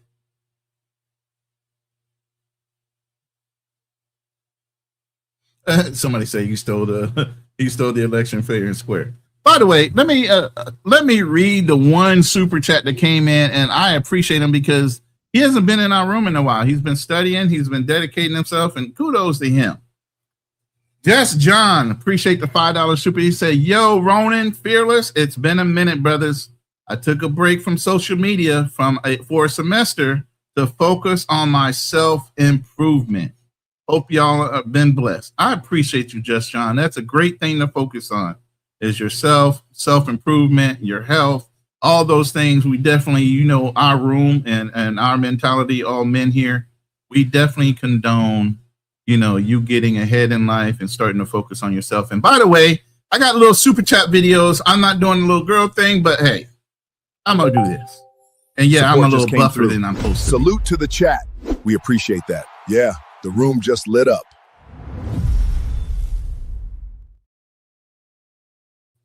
Get my little anime on,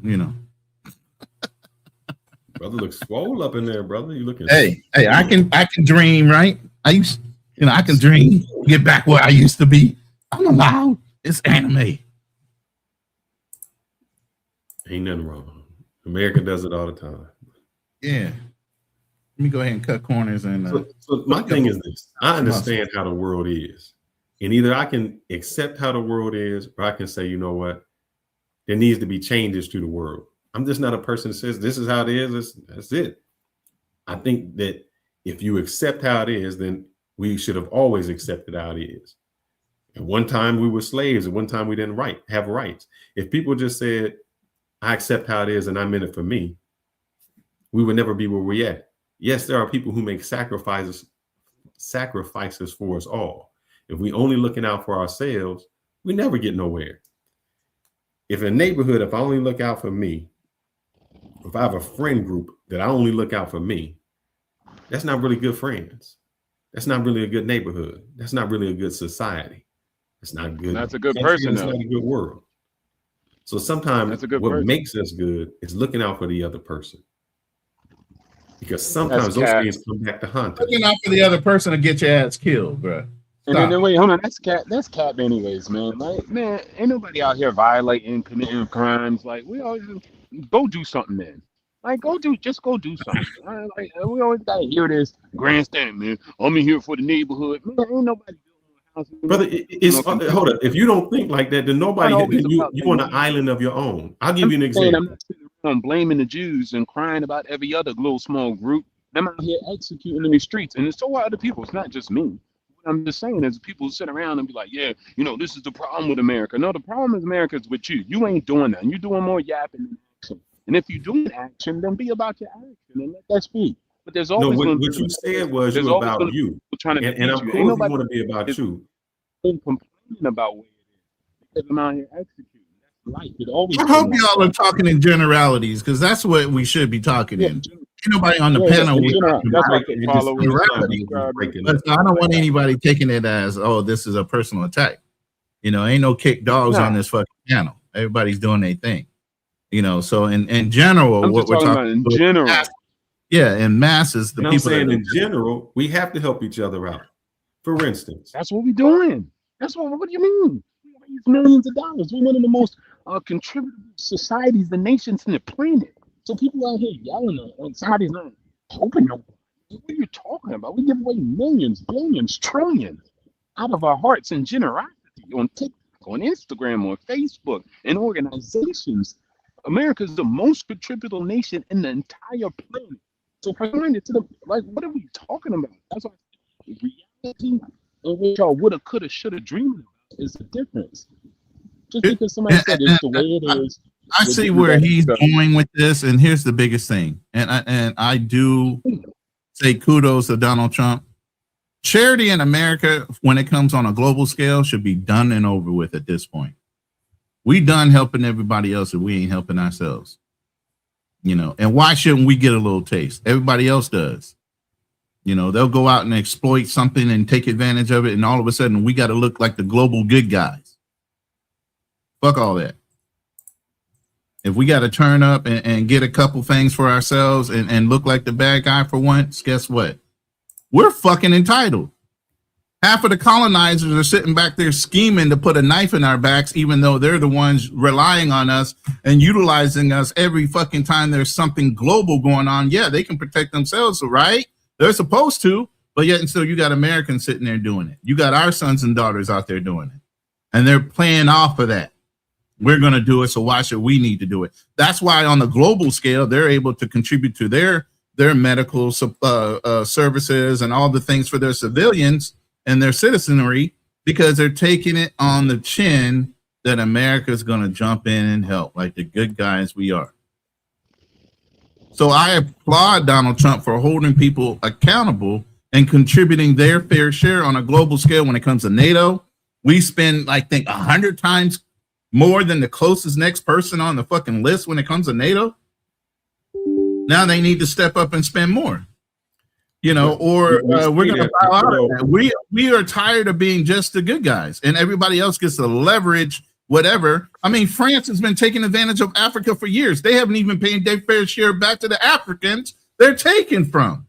That's why they got kicked out of the African Union not more than 6 months to a year ago.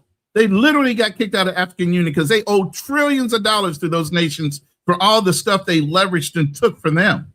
Now we paid France, or I'm sorry, you had Haiti that paid France back. You had all these other nations that had to pay France back because they lost command of their slaves, and all of a sudden they were out. Their businessmen were out, and so they got reparations paid back to them in order for people to be considered free. But yet and still, they'll steal from another person and never pay them back. But we always are the good guys. And especially in our community, for some reason, we come out looking like saps on a global scale when it comes to black men. We so nice. We just gonna do anything, and we one of the strongest cultures there is. White men can't stand us. We naturally are stronger. Period. No, Ronin, you ain't even gotta go to the white man. That's what I said. You black man. I'm just on a global scale. Period. I'm just saying on a global scale. I'm just saying. I'm just saying the generality. Don't get that kick dog holler for the white man. It's okay. I'm not just saying. No. I was about to build on what you said, because I wasn't about to talk to them much anyway. Yeah. I was just saying, like, man, go to the Middle East. They don't care about no. And here we go, capping Palestine for anybody, for this person, that person. What did I don't know if he dropped it, but the Illuminati. No, it wasn't just you. It was I didn't see the back chat. Sorry. I'm gonna be taking off in about 3 minutes. It's all good. I got a pass. Again, in my chat, I have the link pinned to the top of the chat or bottom, wherever it is now, because they do so many modifications to this shit. But I do have the link pinned if you guys want to come up and comment on what's going on in Iran politically, and whether we're doing the right things in Iran's position, and whether you think they're doing the right thing on their end, protecting their people or not. Go ahead, Obstacle. Sorry, they got you for a second. I don't know if you're sitting there eating because I know you're sitting at the table, get ready to get served up something good. No. We already had breakfast. I'm just chilling. Oh, okay. With you, brother. Enjoying the way you get me. All right. Now you said you took sand to the beach, brother. Wait, did you take sand to the beach? It's okay if you did. I take sand to the beach. I ain't ashamed of taking sand to the beach. You get what I'm saying? It's an island, so you be good. You gotta take sand to the island. Yeah, exactly. So, yeah, man, this is a wild time and on the globe, man. I think some major things are going to change. Technology has definitely brought a lot of things to light. Hopefully, we'll see. I would say the second term, the midterms here, in America. I'm not in America. The midterms in America are going to open up a lot of eyes to whatever the government is going to change to. If people really take note of what's going on and acknowledge it, I know different sides from the right to the left are like kind of pissed off right now at our involvement with this one situation. But all this situation did was magnify all the other things that were going on. So now it's going to be a real choice, a conscious choice when it comes to the American people on how they vote and whether they're going to continue to let this go down the road the way it is, or they're going to affect some changes. The problem is we just keep swinging and we just keep swinging. We go from one stream left. That's all you can do, man. You can't give up. You got to keep swinging. No, I mean, but I'm saying it's swinging from extreme left, then extreme right. We never find a middle ground where we put the best interest in the United States first. Well, the only way you're going to do that is my idea. Nobody seems to want to get them. And this would be the perfect time to blow that up. To blow that up would be to have a third party. I have no problem with it. Because then it's a switch off, because then they could be the linchpin on any one situation on a deciding factor. If you had a majority middle party, maybe they're not the majority, but they're a minority between the two that they have to shift one way or another in order to make an overall decision, then it has to be a well-decided fucking issue, because now one or the other, the right or the left, doesn't control it. There's a middle ground that everybody has to appease to. So I really think if we had a third party, this whole thing could get fixed. Until we get that, there's too many ways of swinging it one way or another. Majorities and everything else, the way the system is set up. And I'm gonna say you're incorrect, and I can't find it because I can't remember his name. What was the governor? He used to be the wrestler from Minnesota. You're talking about Vince. Yeah, I know who you're talking about. God damn it. He was a Navy SEAL. Yeah, what was his name? Not McMahon. That's the owner of anybody in the chat remember his name? And let me see. I'm gonna look. Jesse Ventura. Yeah, hold up. Jesse Ventura. 1 second. Yeah, I got you by half a second, Bobby Coltrane. But yeah, salute to you, brother. But yeah, Jesse Ventura. It was he's not only was the governor, but he's also a something theorist. And I would agree with you. I was trying to find out what he said. Man, this is too long. I can't get one. But the whole thing is, like I said, you got governments like Britain. They have more than one party. You know, a left and a right. There's got to be a middle ground, man. And this would be a good time to gain ground on that. Not necessarily that it could get established. I mean, what's the one older guy that's in politics right now that's run a couple times for president, or really old guy, white hair, Ben something? I don't know if it's Ben or something. He's Jewish too. Yeah, he's Jewish. He went independent. He went independent for that fact. But the problem is, I switched to independent because of Ross Perot. I think if he had wound up winning and Daddy Bush had stepped out of the way a little bit, I think we'd be on a whole nother path right now by now. The problem with Bernie Sanders, thank you. The problem with I appreciate y'all keeping me alive in this, because my brain does not work sometimes. The problem is Jesse Ventura said this. He said with the third party, he said he couldn't get nothing done. He said because you would think that there would be a middle ground where he was like, you know, that he could run things. You need enough people involved in the third party, though. That doesn't matter if it's 1 or 2. That's not enough. I don't know if this explains it, so I'll bear with it, and I'm going to probably depart after this. Right. But what I'm saying is you need a large amount of people wanting to do that. It can't be a little bit. You can't trickle in. It's got to be a massive shift.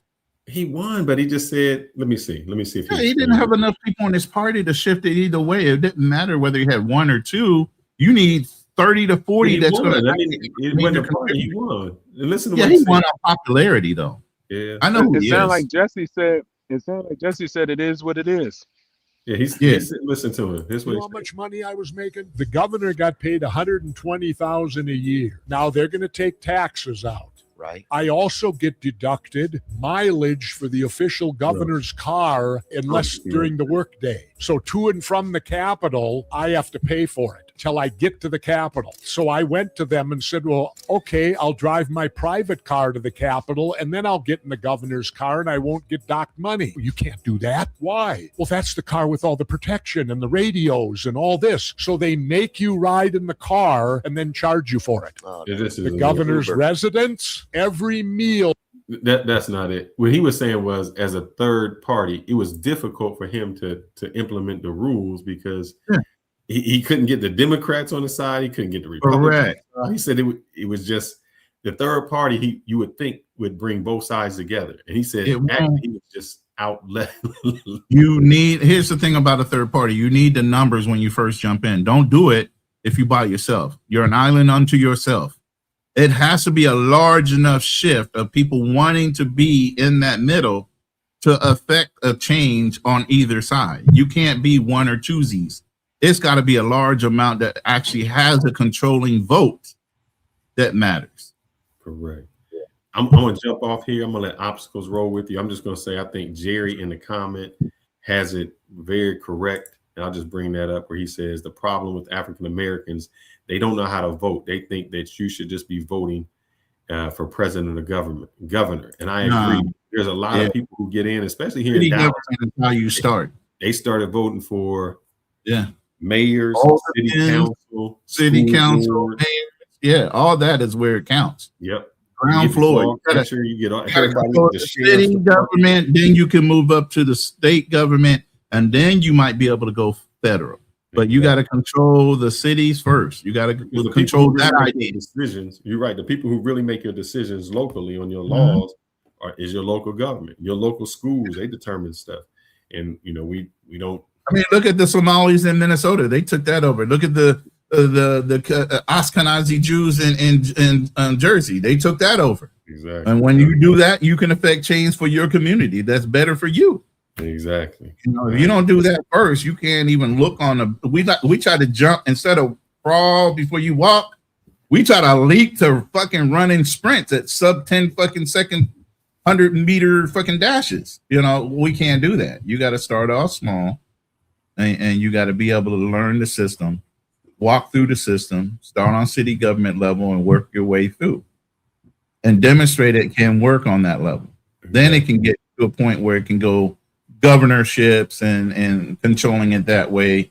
But if it doesn't work on the city government level and you haven't gotten control of that, you can never get it too big to where you can actually make it effective on a federal level. Exactly. And with that said, I'm out, brother. If I gotta get some packing done. I hate laughing. Yeah, I saw your little videos on your reel, man. You and your daughter driving down the road, man. That's cute. And she's fearless, literally like you, man. I see her with the little animals. She ain't scared and crying. She trying to feed the animals just like you on your lap. She had no fear with them animals licking on her hands or nothing. She was like, most people like, get it off of me. It's messy. That no, not your daughter.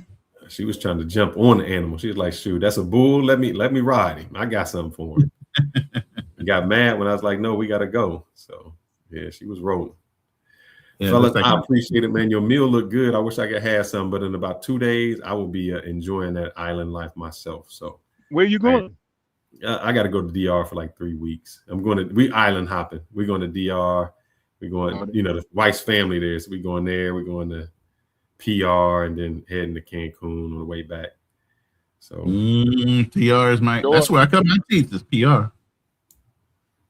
So a little traveling to do. I'm trying to go to a few cigar factories in some places. Trying to release some turtles and some other places and little stuff like that. Man, go ahead and enjoy it. Then we got a long trip planned overseas, so we'll do that in July. So, there's no rest for the word. No, those are enjoyable trips, man. You can't say it's where you blow off that PTO time. Ain't like you can get credit for them no more. I didn't do any last year, which is crazy, man. Bad. Yeah, people like you usually don't. Yeah, man. They get mad where I work at, man. They get mad if you don't. They believe in work-life balance. So I think when I went to Thailand, I just had to. They made me. No, they didn't make me go to Thailand, but I took off the last. They turned off your laptop or something, didn't they? You had no access. They turned off your assets and shit and everything. Like, yeah, you gonna have a vacation whether you like it or not. Yeah, they shut me off. And when I went to Thailand, I was over there. I was over there 2 months. I was over there from a couple of weeks before Thanksgiving to almost the New Year. They're like, nah, brother, you got to go. We need you bright and early. So they make you do it. So this time I'm trying to make sure I don't burn out. Enjoy. Yeah. All right, fellas, man, y'all be good. Keep Ronin company, man. Let me bring somebody else on. I want to hear something. I'll be playing in the background. Get your closing remarks in, brother, before you go. Got to get your closing remarks in. You got to say something for the people. I don't know, man. In the words of the song "War," what's it good for? Absolutely nothing. Say it again. I like that. All right, brothers. I'm out. All right, bro. All right, Obstacles. This is me and you, brother.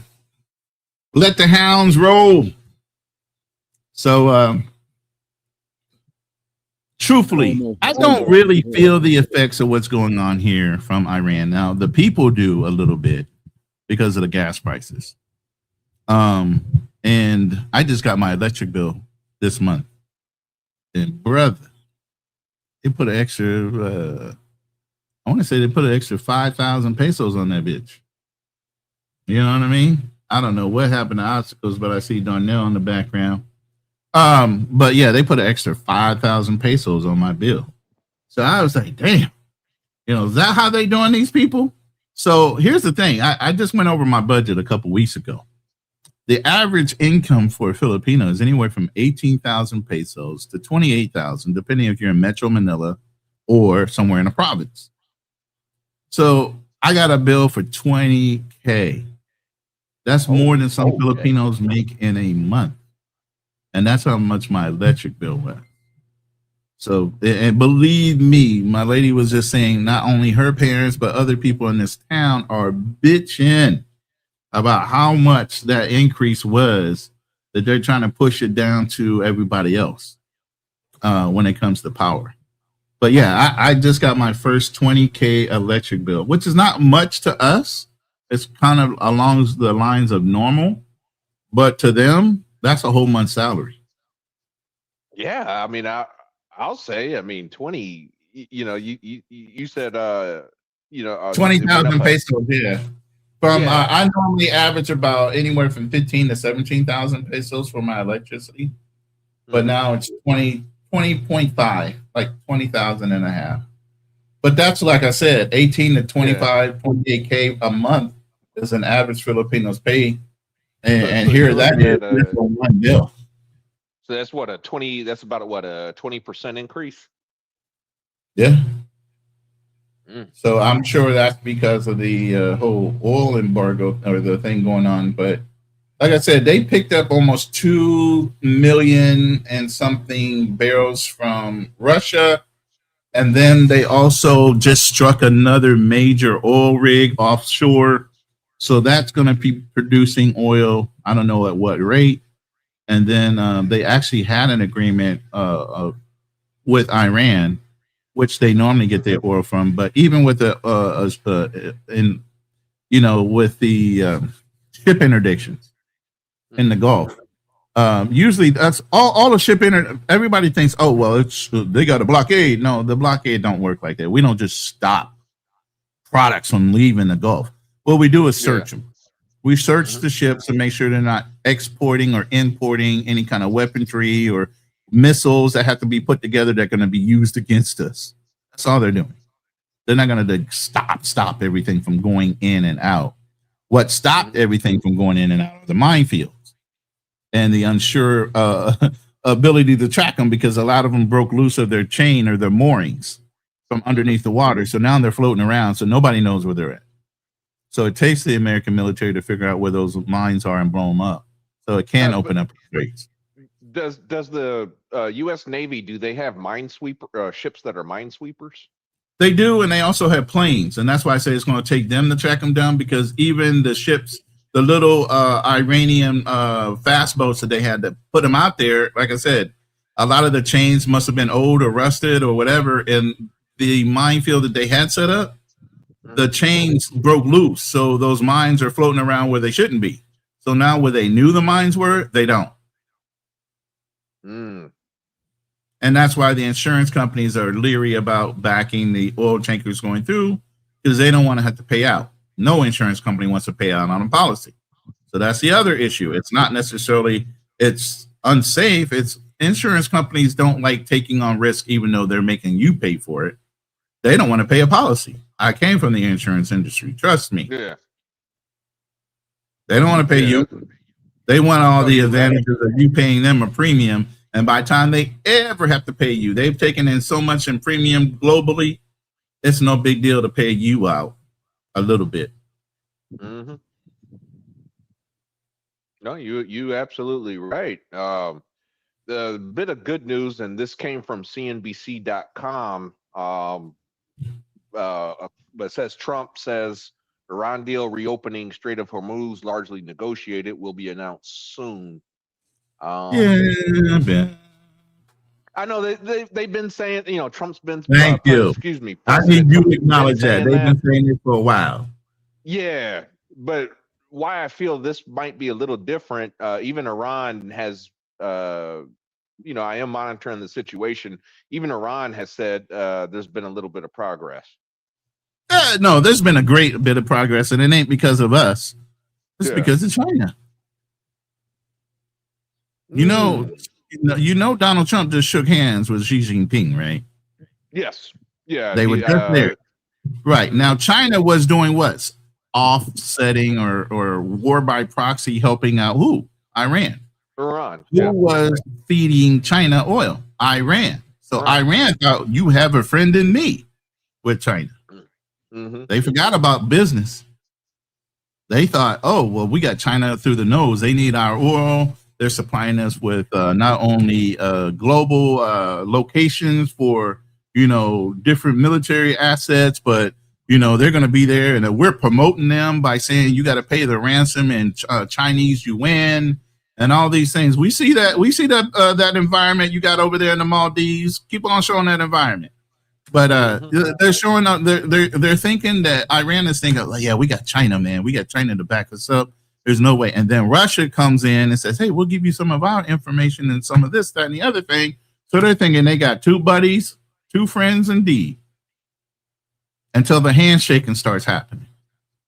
Even the Chinese people were like against the American government and the American people. Right after that handshake, the whole nature of everything shifted. The Chinese people are like, yo, you need to give up the ghost and just give up, blah, blah, blah, blah, blah. Now they're talking down to Iran. Xi Jinping is like, nah, we can't help you anymore. We got this deal going on. And before he flew back, guess who we went to go see too? Didn't he go see Putin? Yeah. Wasn't there something done with Putin too? So the two allies Iran has this mysteriously all of a sudden starts to pull back and say, nah, we like America better than we like you. They got more to offer. That's why I say it's more about business ever than it is about loyalty or even, we have common goals and common things involved. Nah, it's about that dollar bill. Well, let me ask you this. Why is it that China just never built a pipeline with Russia? Because they border Russia, and Russia is a large oil producer. And matter of fact, Russia's suffering under sanctions. So yeah, and the big thing is China has oil refineries as well. They do, but they consume so much oil. No, I'm aware of it, but they consume. Yeah. I believe it's they consume more than what they actually produce. Yeah, that's why they shipped it in, and that's why Venezuela hurt them so much, because that was their other source. Besides for Iran, they were getting a lot of oil from Venezuela. We cut off Venezuela first, and now we just cut off who? Iran. Iran, yeah. Now they're fucking hurting. But the thing is, why not? If they had a pipeline with Russia, because remember, Russia's been under sanctions since what, 2014, 2015. You know, they've been under sanctions for over a decade. I'm willing to bet Russia would cut a deal. Hey, man, I'll sell you oil at a 20% discount because I need money, especially now they're fighting a war in Ukraine. They need money, you know. So I'm just kind of curious why China isn't, getting more oil from Russia right now. Hold on one second. I got something I wanted to play, and it came to mind when you were talking, so I'm just kind of looking for it. Go ahead. Mm-hmm. Yeah. I know you were over there walking the earth over there, obstacles. Let's see some of that environment, bro.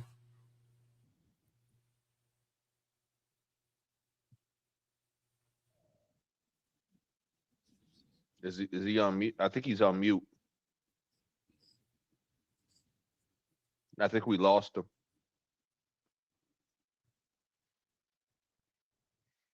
Yeah, but let's see. But yeah, I mean, I'm I got a map pulled up.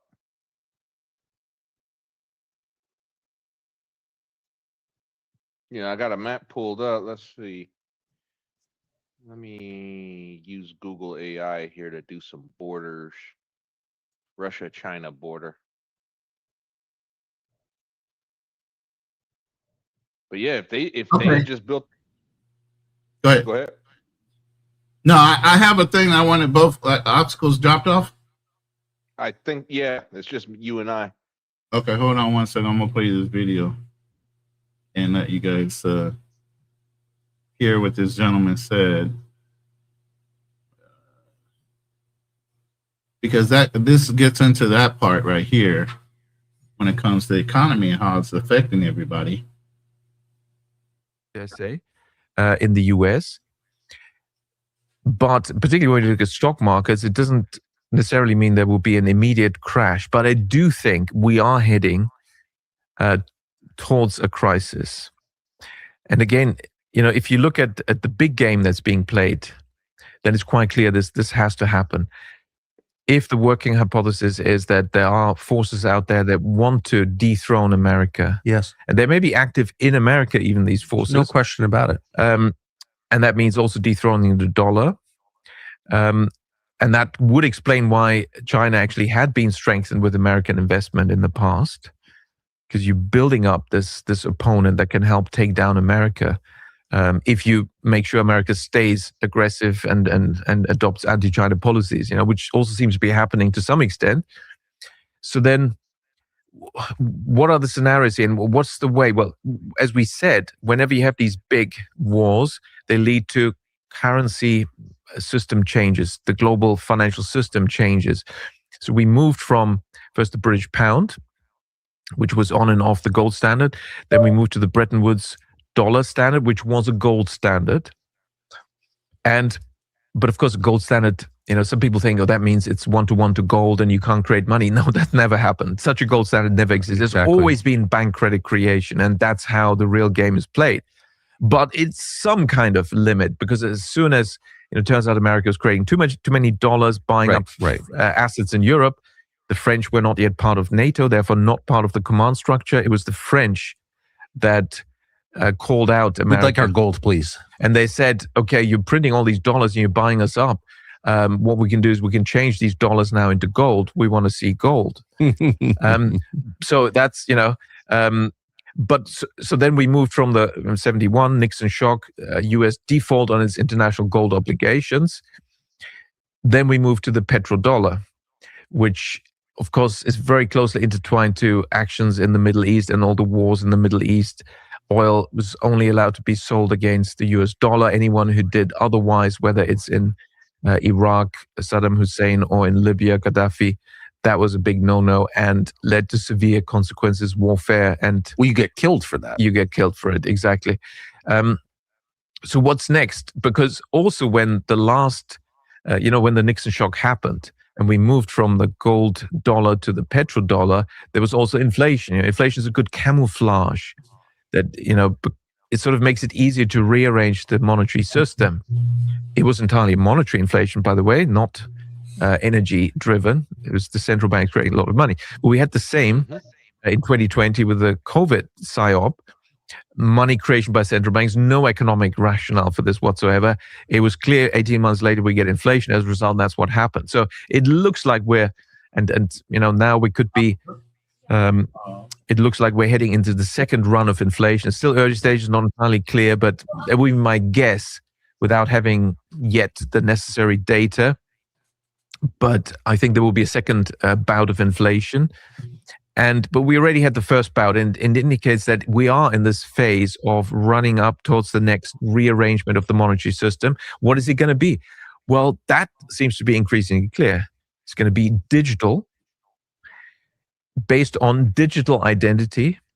And I think we therefore should oppose digital ID on all fronts. We're humans. We're not digits. We have digits, 10 digits, okay? But, we should not subject ourselves to this. So that's what I wanted to ask you guys. How do you feel about that? That's been rumored before about everything turning into digital currency, not only Bitcoin, but our US dollar. They have the USD coin or whatever that's a 1-for-1 exchange for the American dollar. What do you think about that idea of making everything digital and then getting close to maybe even getting a little microchip put inside of you that keeps track of everything and your location, geolocation and stuff like that? Well, Ronan, let me first start off by saying the video you just played, that guy literally wrote history with lightning. I mean, he was freaking spot on. I mean, Nixon shock, I don't want to go too far into all that, but, Nixon shock and the things that have happened, during the 70s. And he's right about central bank policy. Back then, a lot of people don't know this, but back then, the Federal Reserve, did not have the dual mandate that we have today. Back then, it was just keep unemployment low. That was their only mandate, keep unemployment low. And it involved printing money, and as we found out in the 70s, when we had the oil embargoes and things like that, that became difficult to do, and we were creating more problems. So that's, I believe it was 79, 1980, but it's known as the the Volcker rule. Paul Volcker became chairman of the Federal Reserve, and he began aggressively hiking interest rates. But that's when the dual mandate was born. Control inflation.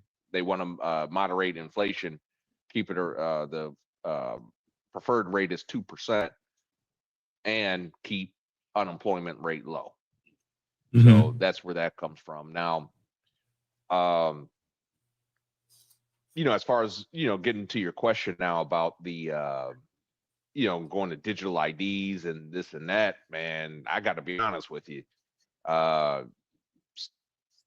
guess you could say, yeah, we knew it was coming. I mean, I remember being a kid, I was, back then I was in the church back then when I was in middle school, heavily religious, went to church, twice on Sunday, Bible The study mark of on the Tuesday. beast. I know where you're going with that one. Yes, sir. The mark of the beast. That's where to me, it sounds like the beginning, of the end of times. Not that I'm trying to scare anybody or anything like that, but I just remember all the sermons, just in listening to this. I just remember all the sermons the preacher gave, the mark of the beast, you can't buy or sell goods, unless you have this mark. And it just kind of sounds to me like we go with this digital currency, digital ID thing, and being tracked and stuff like that. It's, to me, it sounds like it's the end of times. I mean, not that I'm not saying that's going to happen. I honestly don't know, but it just kind of reminded me of those sermons when I was a child. Oh, I tend to agree. Nobody knows what the market. Everybody used to think, oh, they're going to give you a tattoo with 666, and that's the mark. Yeah. And all these different things, but nobody thought the technology would get ahead to where you got a little thing the size of a grain of rice that can be inserted under your skin. That's a microchip that has all your information on it, and could actually be activated to where it has a built-in GPS system where it already knows geolocation on your ass. Well, I mean, think about it. You have that in your phone if you turn it on. Well, then think about that. You remember the book Fahrenheit 451? Yep. Yeah, in there they I don't know if you remember, but they talk about these big screen TVs. Back then it sounded like something out of science fiction, like Mm-hmm. they didn't exist back then, but yeah, it was monitoring you in your home. Yeah. And what do we have today? We got TVs that monitor. Hell, we got refrigerators that monitor what you buy. Whatever you decide to connect to the internet and give it access to knowing your buying habits and everything else. That's why YouTube knows what kind of videos to throw in your feed, because it knows what you generally like to look at. If something's coming up in your feed as far as advertisements, because you just looked on Amazon, if you just looked on Temu or whatever you normally shop from, that's because you have that activity on your settings that you have not turned off that allows them to track not only your watching habits, but the things you're interested in buying. That way they can market to you better. That's how they put it. But you have the right to turn it off. Go turn it off. You have a right to put a little piece of tape over the little camera that's on your screen. Go cover it. There's certain things you can do right now, but the minute you put that chip in you kind of leave it up to whoever to have access to your personal location, your buying habits, because now it's just controlled by a chip. Yeah, you might have the ability through RF to communicate with the chip in your hand or your arm to reprogram it. Maybe you can turn off certain things, and maybe some things you don't have access to turn off. That's up to them to decide, because once you put it in, the only thing you can do is cut it out of you.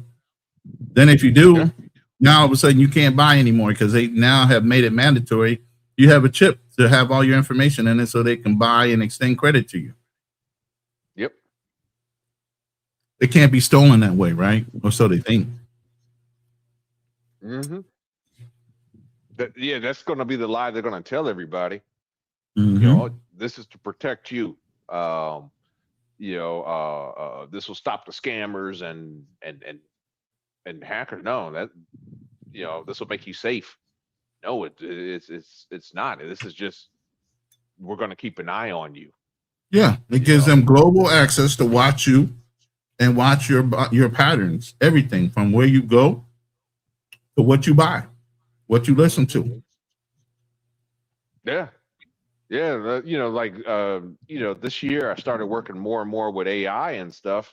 I mean, the thing is in my emails, and I mean, it was reminding me, I got this computer sitting in the box. I bought this computer last year. I never opened it. I had this real souped up desktop computer I bought, never opened it, but it went through my emails over a year ago. It says, oh, what about this computer? It's still sitting in a box, not connected to anything. I'm like, how the hell do you know about it? Your email confirmation is saying you received it? Yep.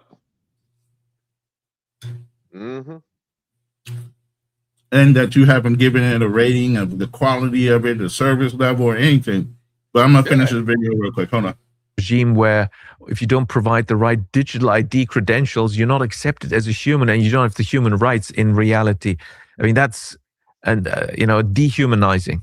We should reject it just on that principle, but there's many other reasons why we should reject it. It is the beginning of this control regime of a digital currency. Now, digital currency as such is not a bad thing, because for half a century we've been using bank digital currency, BDC we could call it. Yeah. Because the banking system has been digital, and most money is created by banks. It's digital money. We have been using decentralized bank digital money, and actually has worked quite well. And the banks have never sold our personal transactions data to anyone.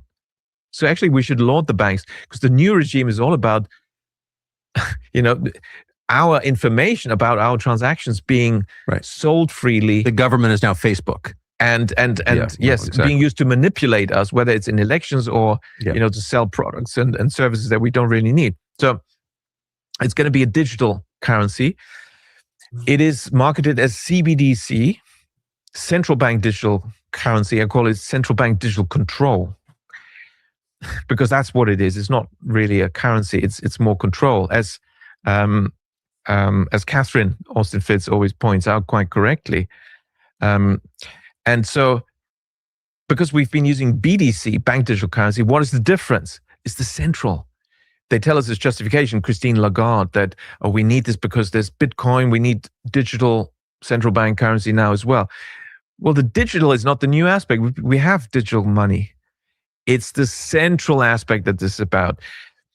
Because, and particularly if there's now another bout of inflation, and in some countries with the boom-bust cycles being arranged such that in Germany we're in a property bust now. There was the bubble arranged by the ECB from 2009 to 2022. Now property prices are steadily declining, putting banks slowly under more and more pressure. They were forced to do this by the ECB. It's the same game. It's the Bank of Japan's game, in Japan. And so banking crisis, of course, is ideal, and inflation to launch your CBDC. That's for Europe. In other countries, there may be slightly other rationales and justifications for introducing it. But a crisis, one way or another, is always good. A war, of course, is even better, because then it's just wartime direct diktats. You can't do anything. It's wartime. You have to accept whatever you're told. And as a wartime measure, of course, that's the ultimate. If everything else fails, then definitely wartime measures would be used to introduce these measures.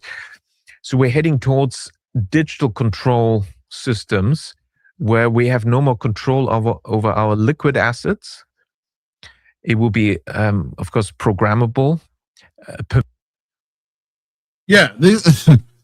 things he's talking about, man, I hope you guys are very alert and not voting for those things,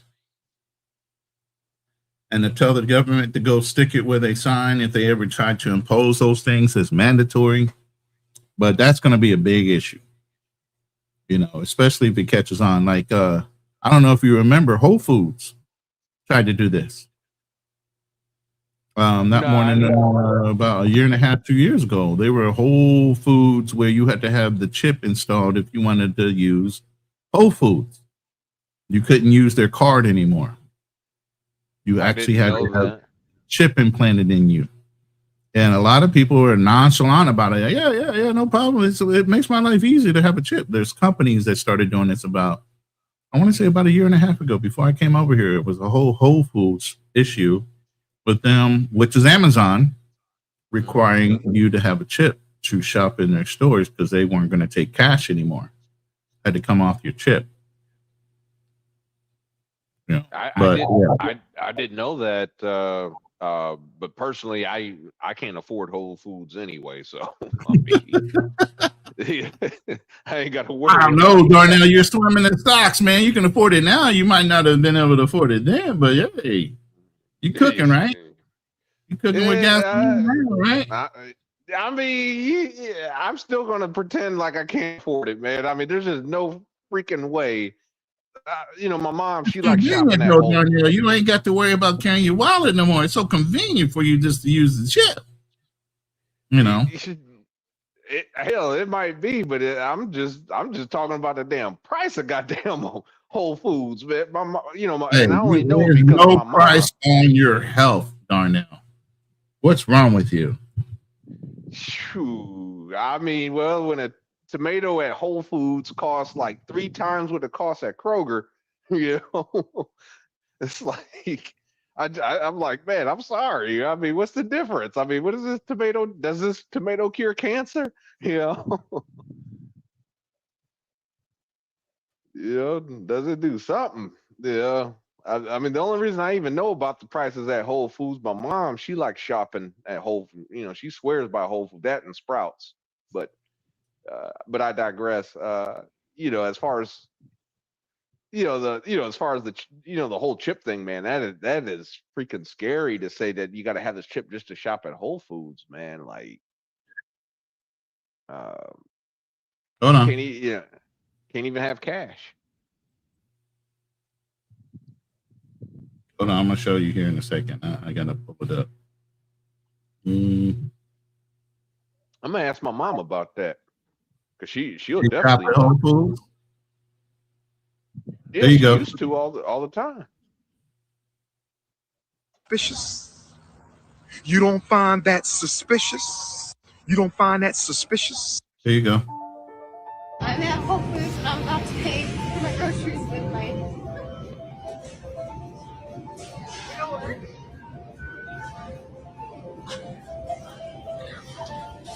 That's the close Yeah, nonchalant she acts. I'm at Whole Foods and I'm about right? to pay for my groceries. You don't. I'm at Whole Foods and I'm about to. This was happening about a year ago, 2023. I'm sorry, it was a little while ago. When they started using that chip, man, there was whole uprisings at Whole Foods. I can't believe you don't remember that, Darnell. Your memory is sometimes better than mine. I mean, no, well, you gotta remember, like I said, my black ass can't afford no damn Whole Foods. You ain't gonna see me at a Whole Foods. So, I mean, he's talking about something that's been in the works since 2023 at least. I knew it was right before I left to come here, but I didn't realize it. Time flies, man. I didn't realize it was 2023 when they first started talking about doing that. But you can already see that's been going on now, that it's not even being talked about. At first, people started writing. What did we talk about earlier in the show? People will say something for a little while, then it becomes normal. So people just shut up. They don't really continue to fight against it. And then it just becomes part of society. And then next thing you know, you looked up and all of a sudden you're being run by a whole nother government you don't even realize you're being run by. Yeah. But it's not even I don't even think it's the government at this point. It's corporate America. Well, what I'm saying now. is once something starts to work and people accept it, who you think is going to take over? Oh yeah, Uncle Sam definitely. He definitely going to take over. Exactly. That's why certain companies like Palantir scare the hell out of me. We used them in Afghanistan, but that was just it's just too much power. Just way too much. Now, when you went over there, were you going through the whole system right after the Gulf War, or this is after a different war that you were over there? Like, I know when we had finished with the Gulf War, they had so many contractors going over there just to help rebuild Kuwait, and you got like $250,000 to $300,000 a year. You could or could not bring your family over. They gave you a house. If you brought your family, they put them in private schools. They sent you back to America at least twice a year while you were under contract for vacations or whatever. But you pretty much got carte blanche, everything you wanted while you were there. How did they work out with you? That was the golden age of contract, and that was before. Believe me. Yeah. I went in. I would call it like the silver age of contracting. When Bush took over. The only thing when Bush took over, basically, he did no bid contracts with Halliburton, so it kind of drove up, the wages and stuff. But when Obama took over, that's when I got out and I became a government contractor. And the wages, I ain't gonna lie, it went down. That in fact, that's what prompted my career, I think. Because basically the people that were making like $250,000 a year, they tried to get them to go over there for like 180. And that's a pay cut to anybody that was used to the 250. I'm not doing that for 180. Are you kidding me? I was getting 250 for the same damn job. Yeah, that's exactly what happened. You know, but to me, being a junior enlisted soldier, hell, man, I was getting shot at for, you know, Way less. like Way less. Not even 40,000. Now I get it for a young military person why we took those deals. You know, I was married at the time, and I was telling my ex-wife about it. I said, "Yo, we can go over there and just bank up a whole bunch of money and come back and damn near buy a house cash or two." You know, nah, I don't want to go. But she hated when I deployed, let alone wanting to take kids. You know, and go over there. Yeah. So I was like, all right, but I should have took the opportunity to fuck it. You know, I'm gonna give a fan. I mean, I don't care. You know, you're gonna be here, you're not gonna be here, or you can go with me. She didn't like being in Hawaii, bro. She ran up a $3,000 phone bill living in fucking Hawaii because she wanted to call home all the time. And that's a lot of fucking money back in the 1990s. A $3,000 fucking Hawaiian tel phone bill. Shit, making that's a lot of money today. Long distance calls every day, trying to talk to her mom in California. But ooh, man, I mean, that's a shit. That's still an expensive bill to this day, but you know, I'm the one that had to pay it. It's not fun to send her home. You gotta go. You're making it worse on me now. You gotta go. But you know that was kids had everything shipped back over to America, and she stayed there until I got out. But that was the thing, though. A lot of in government contracting, I'll say a lot of married couples just didn't make it. You know, I mean, I had heard so many horror stories, man. It was ridiculous. I even lost a good supervisor. You know, at first him and I, you know, we used to clash and butt heads, you know, but he turned out to be a damn good supervisor, you know, and I'll never forget his wife. I guess, you know, at first when he took the job, he talked to his wife, said, "Oh yeah, you know, when she saw the money, oh yeah, go over there, yeah, you know," and then so he went. Not even 6 months later, it wasn't even 6 months later, she was talking about, "I need you to come home or I'm going to leave you and I'm going to take the kids." You know? Damn. Yeah. So he did, you know, and she still took the kids and left. Yep, sure did. I already know the end of that story. Yeah. You know, and it wasn't alone. I mean, I heard that story a million times, you know, and then there was one story. Now, this one, I didn't know the guy, but it was just a story. But there was a guy that, you know, was over there 8 years, and decided, you know what? I'm a 8 years on with Blackwater. 8 years where? In the military or private? No, he was a contractor. Oh well, shit! If he's bagging 8 years, that's over 1.6 million in salary alone. Yes, let's talk for all the bennies and shit that he was bagging. That's what this guy thought too. He's like, I'm a multimillionaire. I'm just gonna go home, spend time with my wife and stuff like that. So he decided to go home. Couldn't get a hold of his wife. You know, hey, I'm at the airport. Couldn't get a hold of her, so he took a taxi.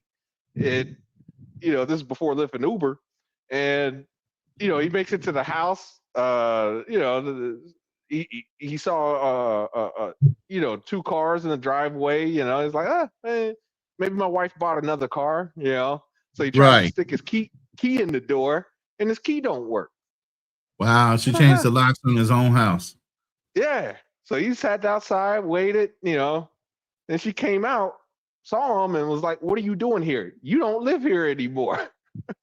Wow. That's not unheard of. We know we've heard this story. Yeah. Like I said, now that story I can't say it was just a story I had heard. I don't know how true it is, but man, I mean, I'm willing to bet there is a ring of truth to it. Like it had to have happened somewhere. There was one guy. Another story I had heard, and well, this one I know to be true. It was one of my coworkers, man, this guy, you would have thought he was a passport bro before passport bros. He was an old dude too, man. Addison, man, I'll never forget, because I always said, man, you should start a channel, man. Like, but he was going to Thailand. It turned out he was married for, I think he said he was married 25 years or something like that. He hired a guy to paint his house. Turned out, the guy was a felon. He was a felon, just got out of prison and stuff. He thought he was trying to, help a guy out and, stuff like that. And turned out the guy was painting his wife, if you know what I mean. Oh yeah. And he said he walked in on him on the act, and man, his wife screwed him over. He became a passport bro immediately after. He started going to Thailand, and he was telling me that's the whole reason. You want to know the truth? The whole reason I don't want to go to Thailand, because of all the stories he was telling me. What you mean? What stories? What were the bad stories? I mean, Thailand is what you make of it, but I'm curious to hear what stories that makes you hesitant about going. Everybody has a different experience, is what I'm saying. You know what I mean? As a government contractor, a lot of guys were going to Thailand way back in the day. Everybody knew about it, and it was like, okay, they were telling me some of the stuff. Man, I gotta keep it clean, bro. I can't say it on YouTube, bro. I appreciate it. Please do. Yeah. Some of these guys, they were doing they would brag about, yeah, man, I prayed this girl to do this and that and the third to her, and man, I was like, I was like, nah, because they were all sleeping with the same women. They were trading them like Pokemon cards, man. I want to be the very best. Boom, boom, boom. Yes. Pokemon. That's what it was like. That's exactly what it was like. And, I said, you know what? But when they were, some of them had told me how they, used them like restrooms, if you know what I mean. Yeah. Kind of like in Dubai. Yeah. It was, exactly. Just American style. Yeah.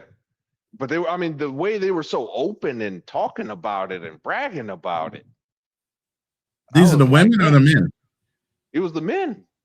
I had never been, like I said, to this day, I've never been to Thailand. I had wanted to go, but then every time they would tell me their stories and stuff, I was like, maybe I don't want to go. So they were married to Thai women? No, majority of them weren't. They were just going for, for fun.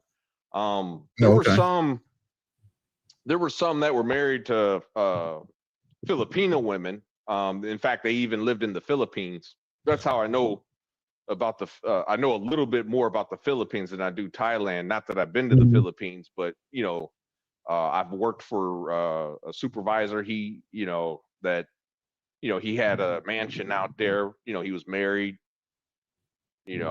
Had servants. And he was married out there.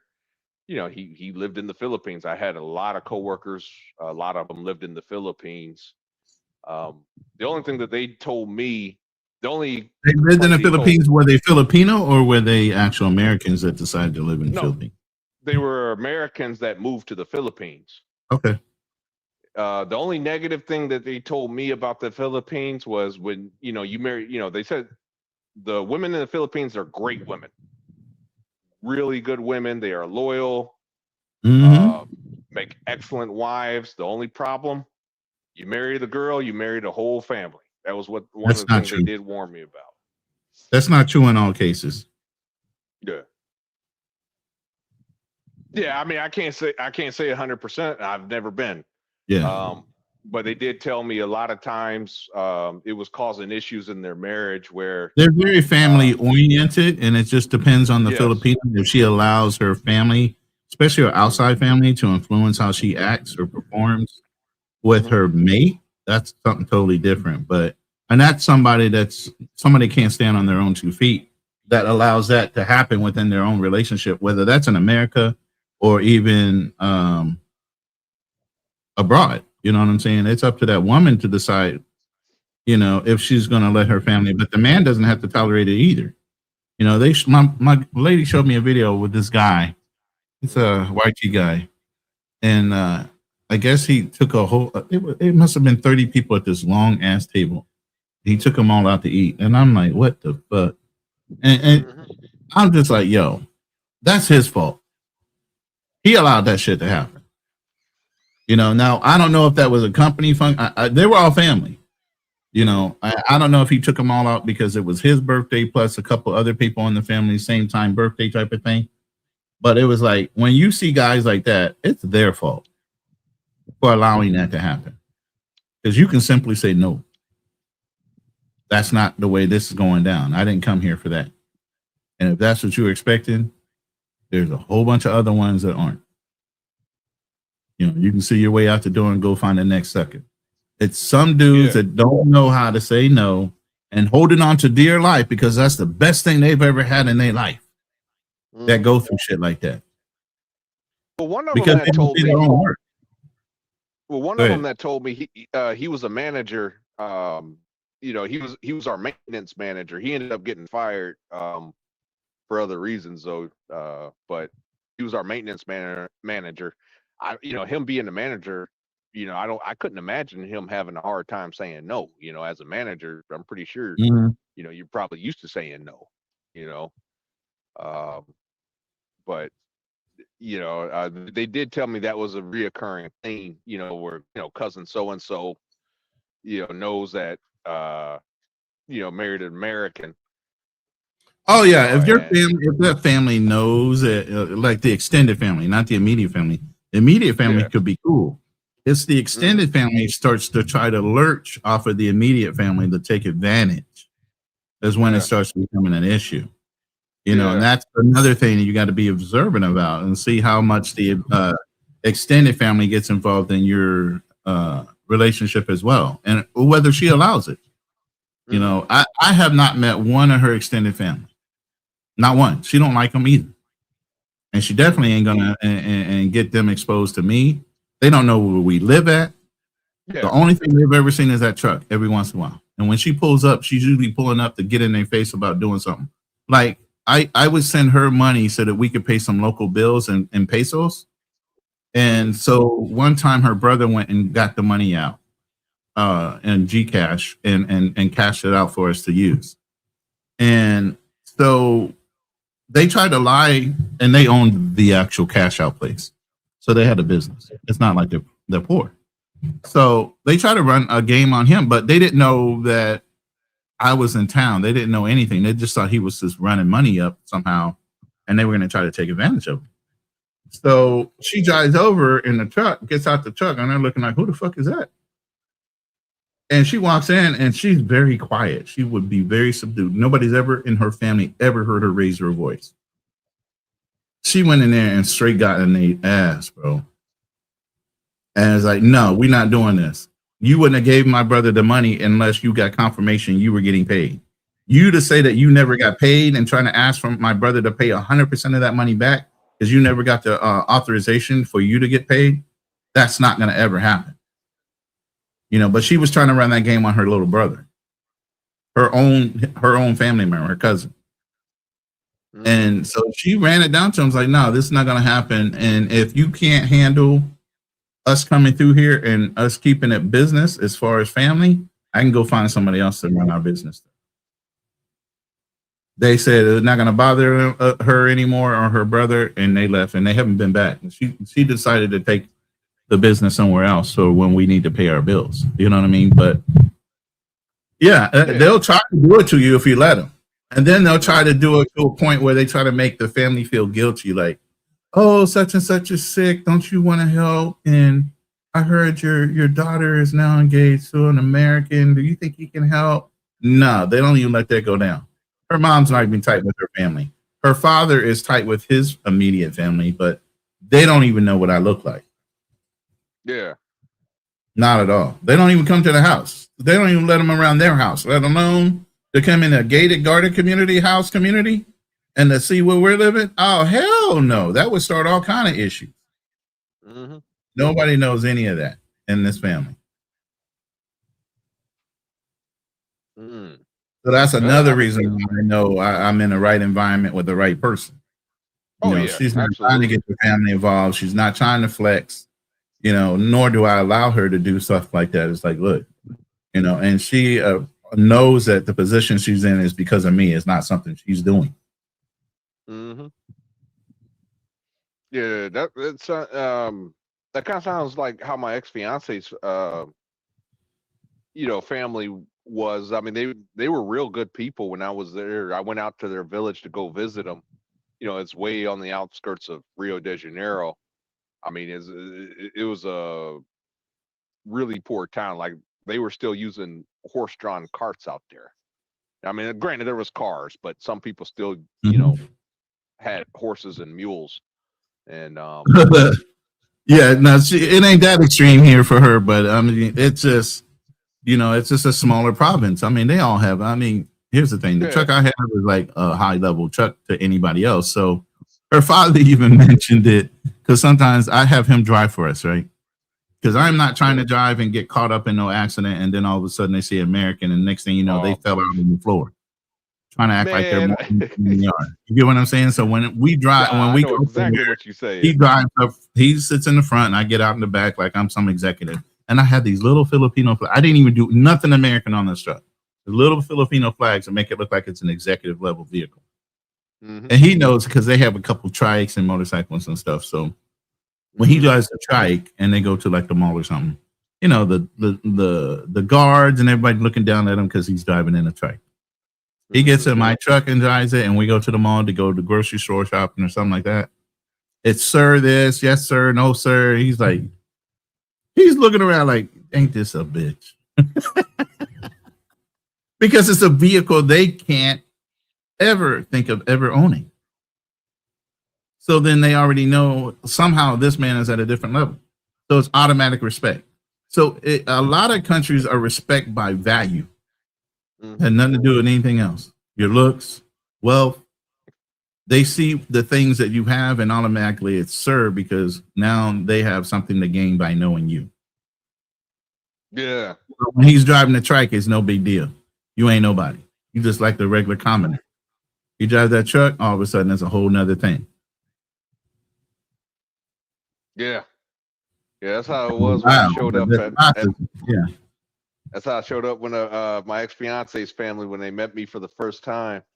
You know, I showed up with a you know, I rented a vehicle, you know, we drove out there, you know, and you know, her family didn't have a car, you know.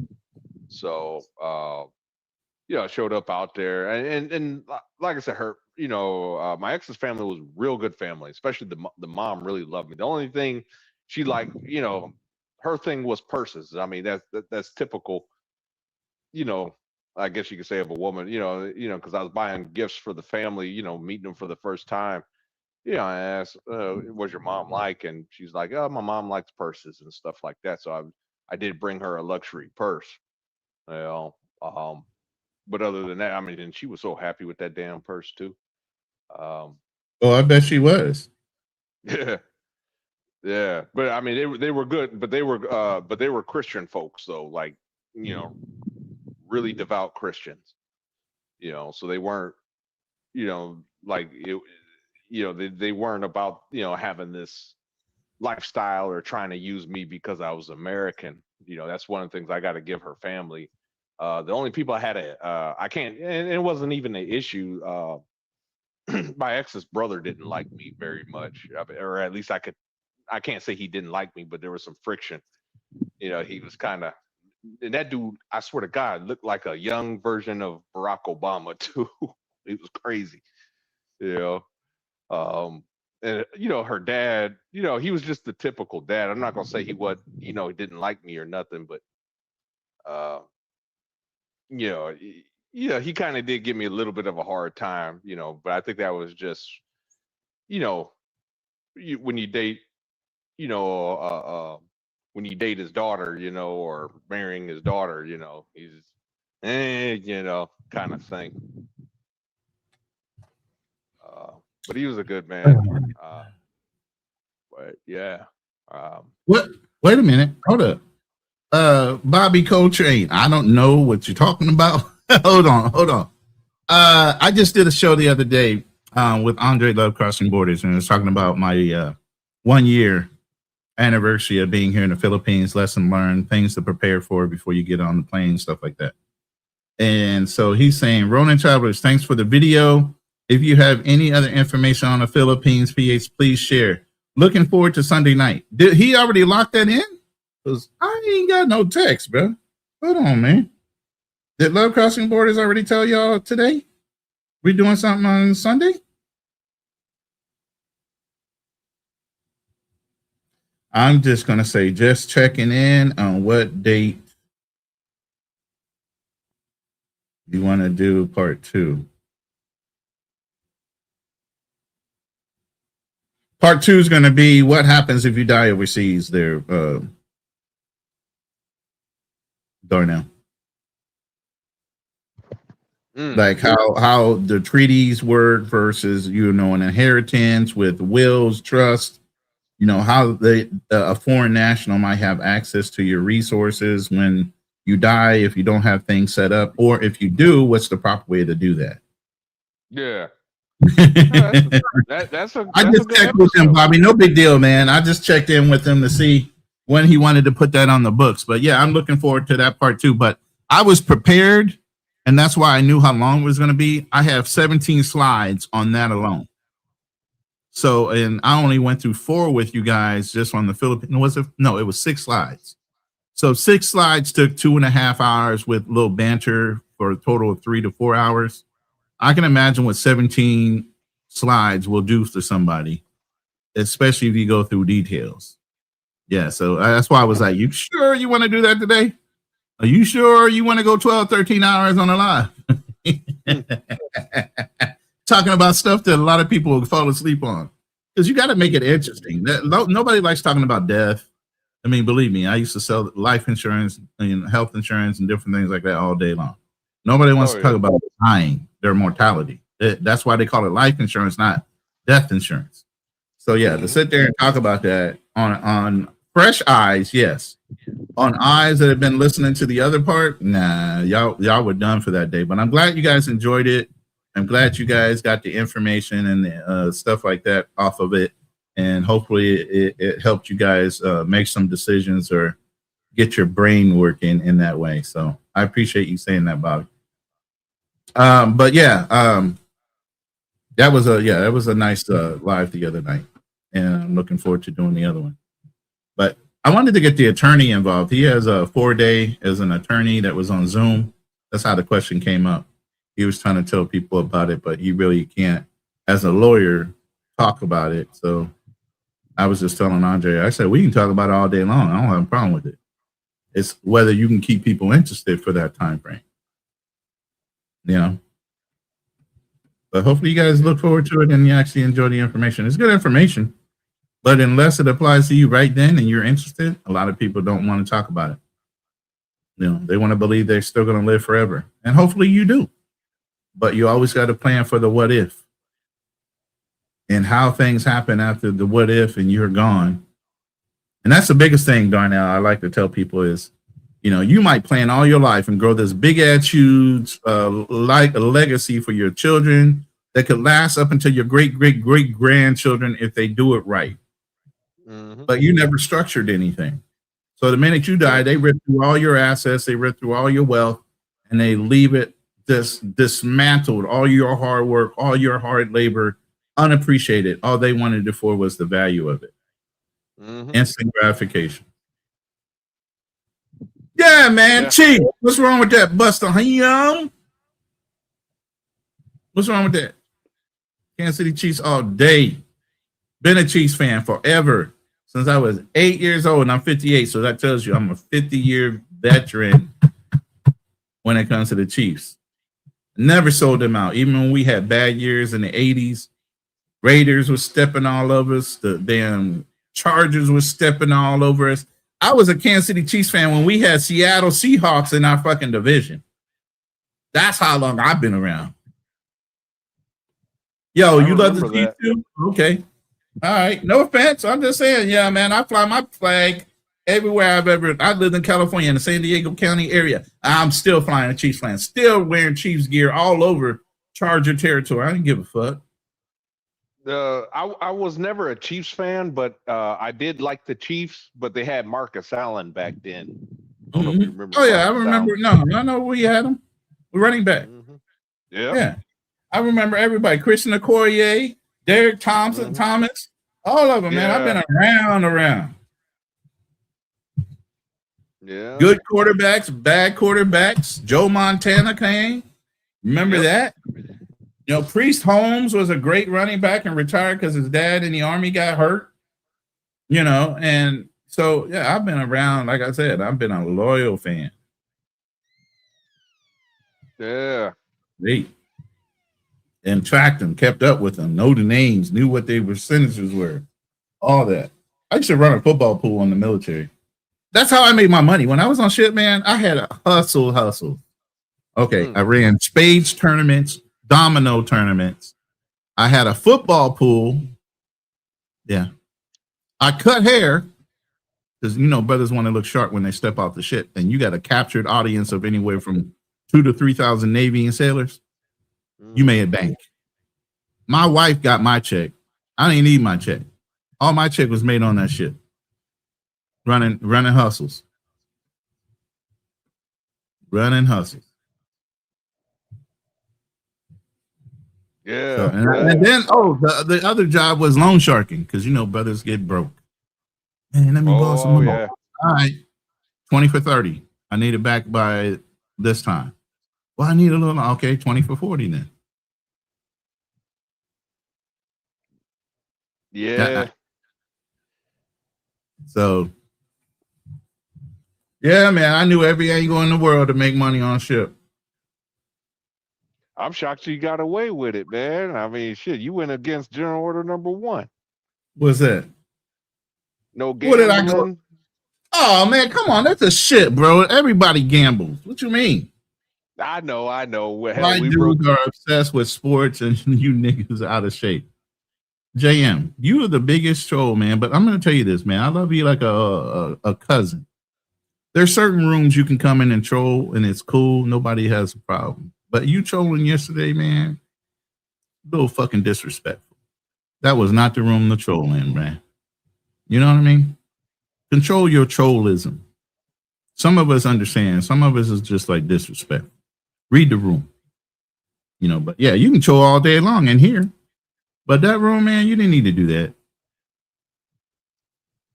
Yesterday, I was on the live with, I'm going to tell you the instance. I was on live with Andre. And we were talking about the Philippines. And I told him, I have a website, Ronin Travelers. And yeah, you know I do AI. AI gets better and better. Each time I can redo my likeness, I redo it. Before it used to be atrocious. Y'all seen them. They look like cartoons and everything else. Now they're getting better and better and better. And he was like, trolling yesterday. Now those pictures look like you on your Facebook. Okay, fine. I mean, on my YouTube. So what? You got to say that in the room? You know what I mean? Who cares? Was that necessary? You know, I get you're used to being in the J Rillo rooms, maybe, you know, even Razor Ray's room, smoke rooms, but some rooms aren't for that. I even have people that are professional trollers, like B-Dub will come in the room, and his whole persona and attitude changes when he comes in rooms like this. You'll be surprised how people know how to shift themselves into being who they really are if they're in certain rooms that hold a certain standard. You get what I mean? I'm just letting you know. Certain rooms you can do that, and I don't have a problem at all. Some rooms, man, come on. Read the room before you make stupid comments. I don't want to block you. I don't normally block people. But that's just dumb. If you don't have nothing nice to say, you've heard that before, right? You don't have to say nothing at all. Just jump up out the fucking room.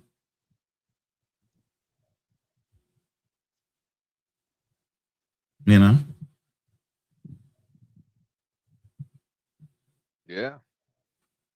That's definitely true. I had no idea about B-Dub switching it up like that. I just thought that was just his personality. No, B-Dub is actually a very intelligent man. What you mean? He can hold a great conversation. But if he's in a room where he can sell smoke and joke and smoke, he'll blow out smoke. I don't question B-Dub's intelligence at all. Never did. I just didn't know, his personality. That was the only thing. I did not like his personality, but I had no idea he switches it up. I had no idea. Maybe I owe that guy an apology. Yeah, I mean, like I said, it just depends on what day you meet him on. He can hold a high level conversation with you, or he can get right in the dumpster like JM here. You know what I mean? Yeah. Any given day, any given Sunday. I guess it just pissed me off. Show me $500. That used to piss me the hell off. You know what shut him up one day? He was in our room on Lion's Den, and me, Kano, and Fearless. And he came on our panel and did that, right? Yeah. Fearless reached over, pulled his bottom drawer open, and dropped a stack on the desk. That. And then had a backpack with some more on there. He said, "What? You in the wrong room." Like I said, read the fucking room. I remember that. You might be able to pull that in some rooms. You can't pull it in all rooms. Because you're going to walk in a room where somebody's going to be equal to you or better. Yeah.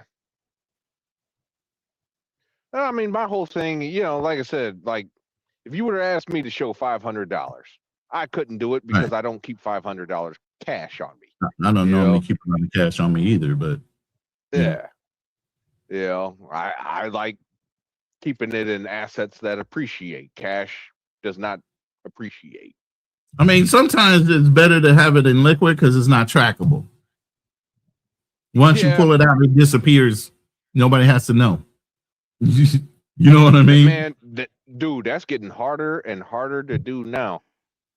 Like, because you got places here in Phoenix, they don't even accept cash anymore. I know it sounds crazy, but it's true. Yeah, nobody wants to track change. They don't have to count.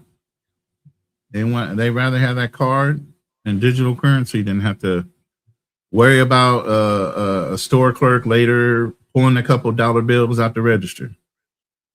Is that what that is? I didn't know that. Think about it. People skimming off the top, off the registers. Back in the day, that was a thing. You go to do your countdown. Maybe somebody forgot to get their change. Instead of you sliding back in the drawer, you slide it in your pocket. They're skimming the register. Yeah. Overcharging on something and then knowing that you overcharged and pulling it out the register after the fact before you do your countdown and balance out your drawer. Yeah. That was a thing.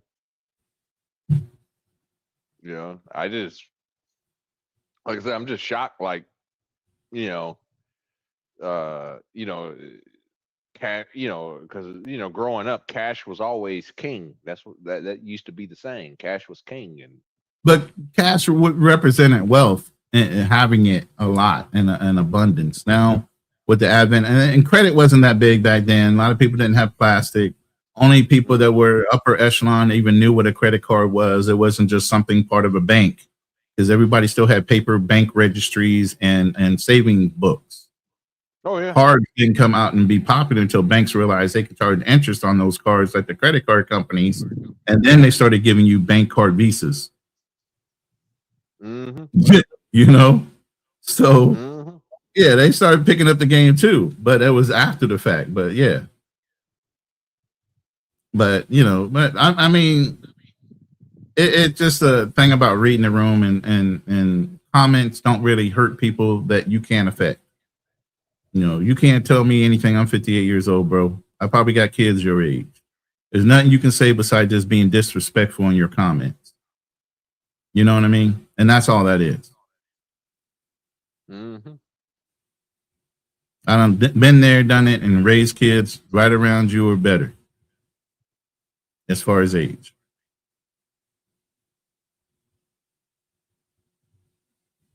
So, but anyway, I'm pushing 4 hours and 15 minutes here, so I'm going to go ahead and end the live.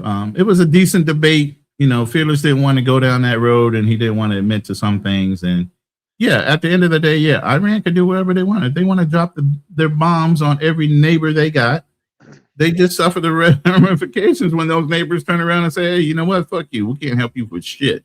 You're on your own. But or even worse, or dropping bombs back on you. But here's the problem with that is that it's kind of like it's a double-edged sword. It's like, okay, yeah, we don't get me wrong, we can destroy Iran, no problem. Yeah. But on the way out the door, I mean, they can create so much havoc. You know, they're already doing it now. You know, with the world economy. I mean, just look. Iraq was easy because it was flat land. What's true is Iran is full of fucking mountainous areas. They understand how to build tunnels and how to live underground. It would take decades to get through every inch of Iran, where we ran up through the desert right to the populated areas and into, you know, the headquarters in the palace, presidential palace of fucking Saddam within weeks. Mm-hmm. There's a big difference in the terrain. Well, I mean, I think we could do that. I think we could almost do the same with Iran, but the problem is, I think Afghanistan told us different because Afghanistan has a similar environment, topography, right? Yeah. They have a lot of caves and mountains and stuff like that they pack a lot into. Yeah, but we did take over every province over there. Now you're right. The mountainous provinces, we did struggle, but that was because the army, you know, I ain't gonna lie to and this is my thing with the army. I don't know why the hell we do this crap, but we always put the base at the bottom of the damn valley. And when you know the hill gives you more power and command. Yes. And the freaking Taliban used to lob rockets into us all day, and we couldn't. Yeah, that don't make no sense. Especially after you control the hills, why you wouldn't build the command post on top of a hill and control the I don't know what it is about I have no idea why the army doesn't think of that. Matter of fact, I ran into a Marine. I was in Dallas. I ran into a Marine because we were both in Afghanistan, and he was complaining about the same damn thing. He was a Marine, but sometimes he had to go on army bases, you know, sometimes. And he was complaining to me. I already knew where he was going when he said, I don't understand what it is about you fucking army guys. Why the fuck would y'all do that? We don't do that shit. We don't. Yeah. We understand whoever controls the high ground controls the area. Mm-hmm. You don't have to explain that to us but once. Yeah. Well, y'all kept repeating the same issue over and over. And that wasn't just Afghanistan. It was other wars too. No lesson learned, follow forward and pushing the envelope for the next battle. Y'all ain't lessons learned would never practice for the guys, man. They would never pass down. I guess not, man. But shit, I mean, that used to, man. I took more rounds at Cop Zarak. That was one of the places where that's where I started losing my fucking mind was Cop Zarak, man. Every time I got on top of the Hesco barrier to go fix something, boom, boom. You know, I used to get hit with rocks and stuff all the goddamn time. I got damn man. There used to be this captain, Captain Dittmeyer, man. One time I had to jump down in his arms one time, man. You know, trying to get down when they were. Damn, Darnell, you were that light in the ass. A whole grown ass man could catch you like a baby. Pretty much. Yeah. Don't say that out loud no more, man. Keep that to yourself. Yeah. Hey, I mean, shit. I mean, I'm over here taking cover. You know, Captain Dittmeyer come running out. You know, so the boom happened. I couldn't see shit. You know, I got dirt in my eye and stuff. You know, It kept the dip by. I was trying to get him to move out the way so I could jump down. Like, no, let me catch you, man, because I ain't gonna lie, it was kind of high, but I was willing to risk it. It was better than getting blown up, you know.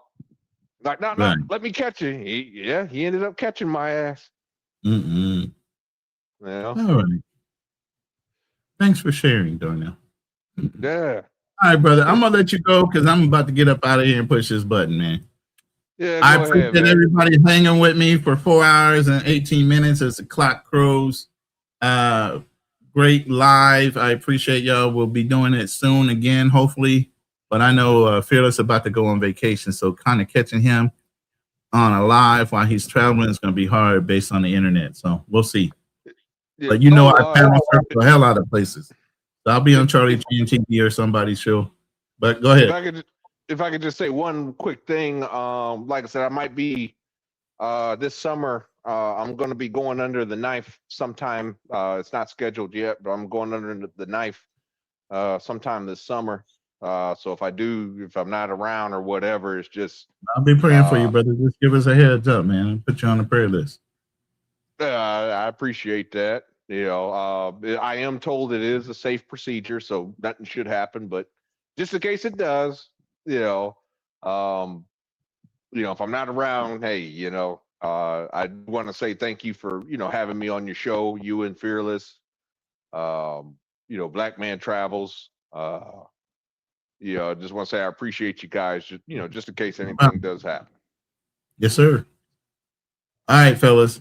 Everybody else, I'll see you later. We are. Yeah. We don't do rumors. We run facts. No smoke without structure. No noise without receipts. This is Hit Run! This is Hit and Run.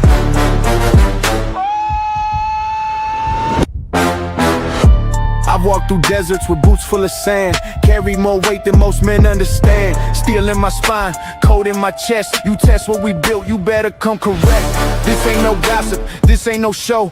We don't chase clout, we chase what you owe. Stand on the line, never cross it for fame. We say what we mean and we mean what we claim. Seen men fall when the lights got bright. Seen truth drown in a headline fight.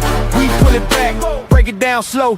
Facts hit harder when the ego go. I've seen too many lies dressed up like kings. Too many weak hands pulling fake strings. So we step in the ring, no mask, no bluff. If it's truth you want, we call it rough. This is Hit and Run! Stand your ground till the job is done. No retreat, no second guess. We break it down, expose the mess. Hit and Run! Hard truth, overloaded guns. Say it straight, we don't sugarcoat none. We hit the facts, then we run. Fearless from the field, learn how to bleed. Fourth quarter pressure is the air we breathe. Helmet cracked, ribs taped tight. Still showed up, ready for the fight. Boxing gloves, knuckles scarred. Discipline built in the backyard. Martial code, no cheap shots thrown. We don't bark loud, we hold our own.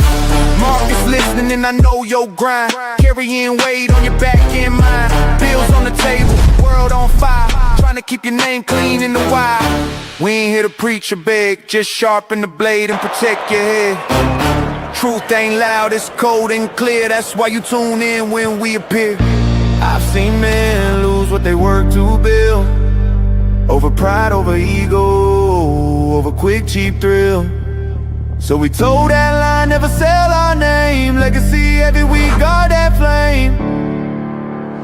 Yeah, yeah, yeah. This is Hit and Run! Truth weighs heavy, but we still stand strong. No mask on, no filter tone. If it's wrong, we call it wrong. Hit and Run! Built from discipline, sweat and blood. Facts hit harder than a loaded gun. We hit the truth, then we run. No emotion, just evidence.